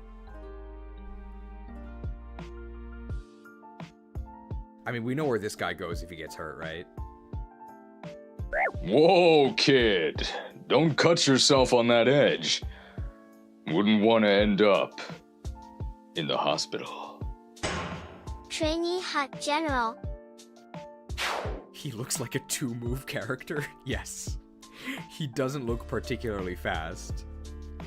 Your guess is Season 3 will be in mid-December? That's pretty optimistic. So each season is 1 month? I could see that. I really hate that it's exclusive to online multiplayer and we have to wait for it. I want to use this guy in my playthrough. Man, that's a real shame.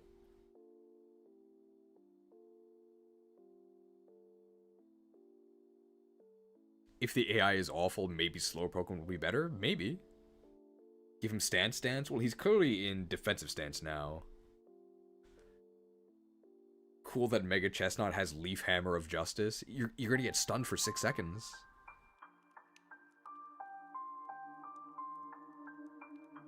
I want to use Houndour in my gameplay through of Gen 2, but Game Freak said no. I mean, does this guy have a strange dour attitude? I think I have a strange dour attitude. Did we check the Japanese direct? No, I think there was just some Mega Man stuff.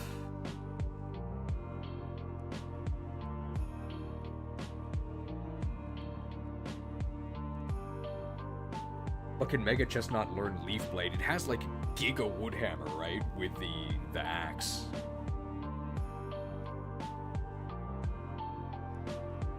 Alright, well, it is really late here, so thank you everybody for joining.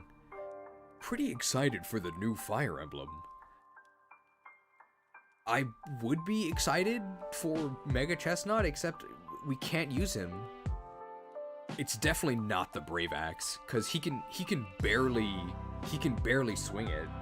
So he actually doesn't even, he's actually weighed down by the axe. There's no way he has a Brave Axe. I hope you enjoyed getting ganked by endless roguelikes.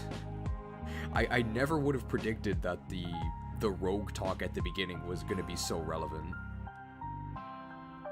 Are slow Pokemon now worse when it's real-time battle mechanics? Not sure. I think what we know is that I think speed affects your cooldown time. So I think faster Pokemon have faster cooldowns on their attacks. But I mean, we can't really know without playing the game, but what I'm thinking it's gonna be is you just use all of your cooldowns and then you swap Pokemon, I think. And in that sense, slower Pokemon might actually be better, because maybe they have like stronger moves, and then your faster cooldowns don't matter. if you don't stay in. But I'm not sure. I'm just, like, speculating. I mean, it's not like we're gonna get to use this thing anyway. Where's Mega Charizard Z with firefighting typing? He's here, I think. X. Y. And don't forget Z. Definitely a fighting type.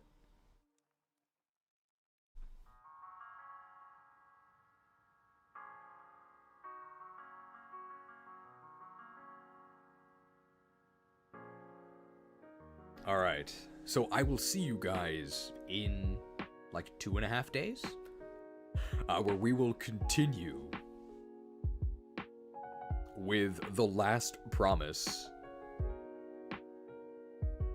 If you're not on the list, don't worry, there's still time. Welcome to the Killing Edge. How edgy are... Oh, Mr. Patreon!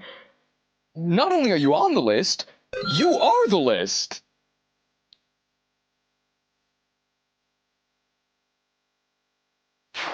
Go on in. Just be careful not to have too much fun. Thank you to the mighty Patreons for making the VIP list, funding the Killing Edge. And if you evolved into a Patreon like recently, within the last like 2 days, I haven't updated the list yet, but you will be on the list by the time the club reopens in the next stream. So it should be updated soon. It takes a little while for me to get the emails, and then I have to like re-update and export it, but the list will be updated next time. Thank you for joining. So next will be The Last Promise. We're going to continue it. It is pretty fun. Not necessarily the gameplay, but the whole experience is.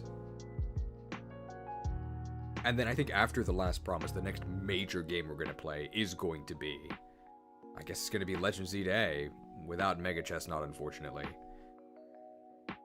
If we don't have an axe, I think the traditional executioner's weapon is an axe, right? Like you put them on the block and then you chop their head off? Oh, it's been a few months? Are you sure you're not on it? I'll have to check.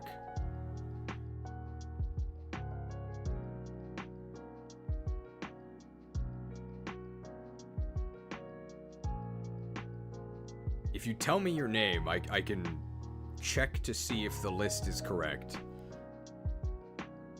Because if it's been a few months, you definitely should be there.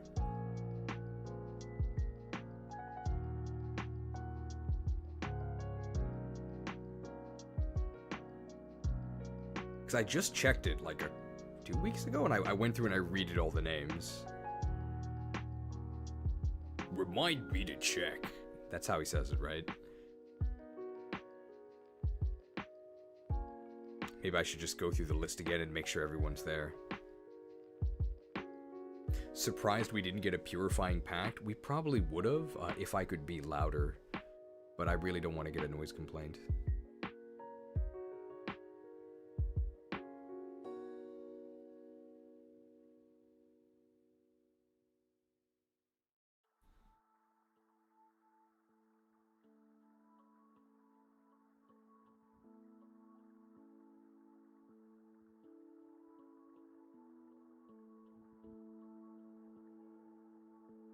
I'm searching through the graphics. There really are too many graphics. Okay, I found it. You joined in March and you're not on the list. I've got to check again. Are you allowed to dox yourself? But I don't know how my name shows on Patreon. Ah, okay. I'll just check everyone. I'll just redo the list. And I'll make sure everyone's there, because there are some there's some names I need to update. Because like Patreon tells you when somebody joins, but it doesn't tell you when somebody leaves, which is a little annoying. All right, well normally you execute people with an axe, right? You put them on the block and then you chop their head off. But unfortunately, we do not have axe proficiency until at least Season 3.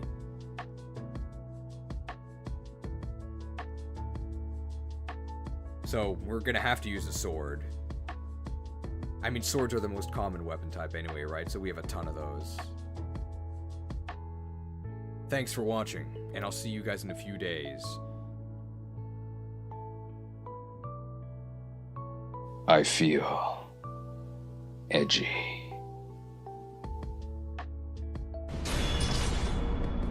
Vamos!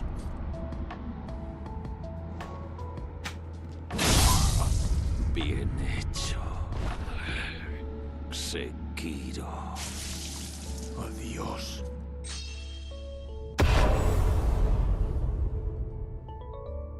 Adios.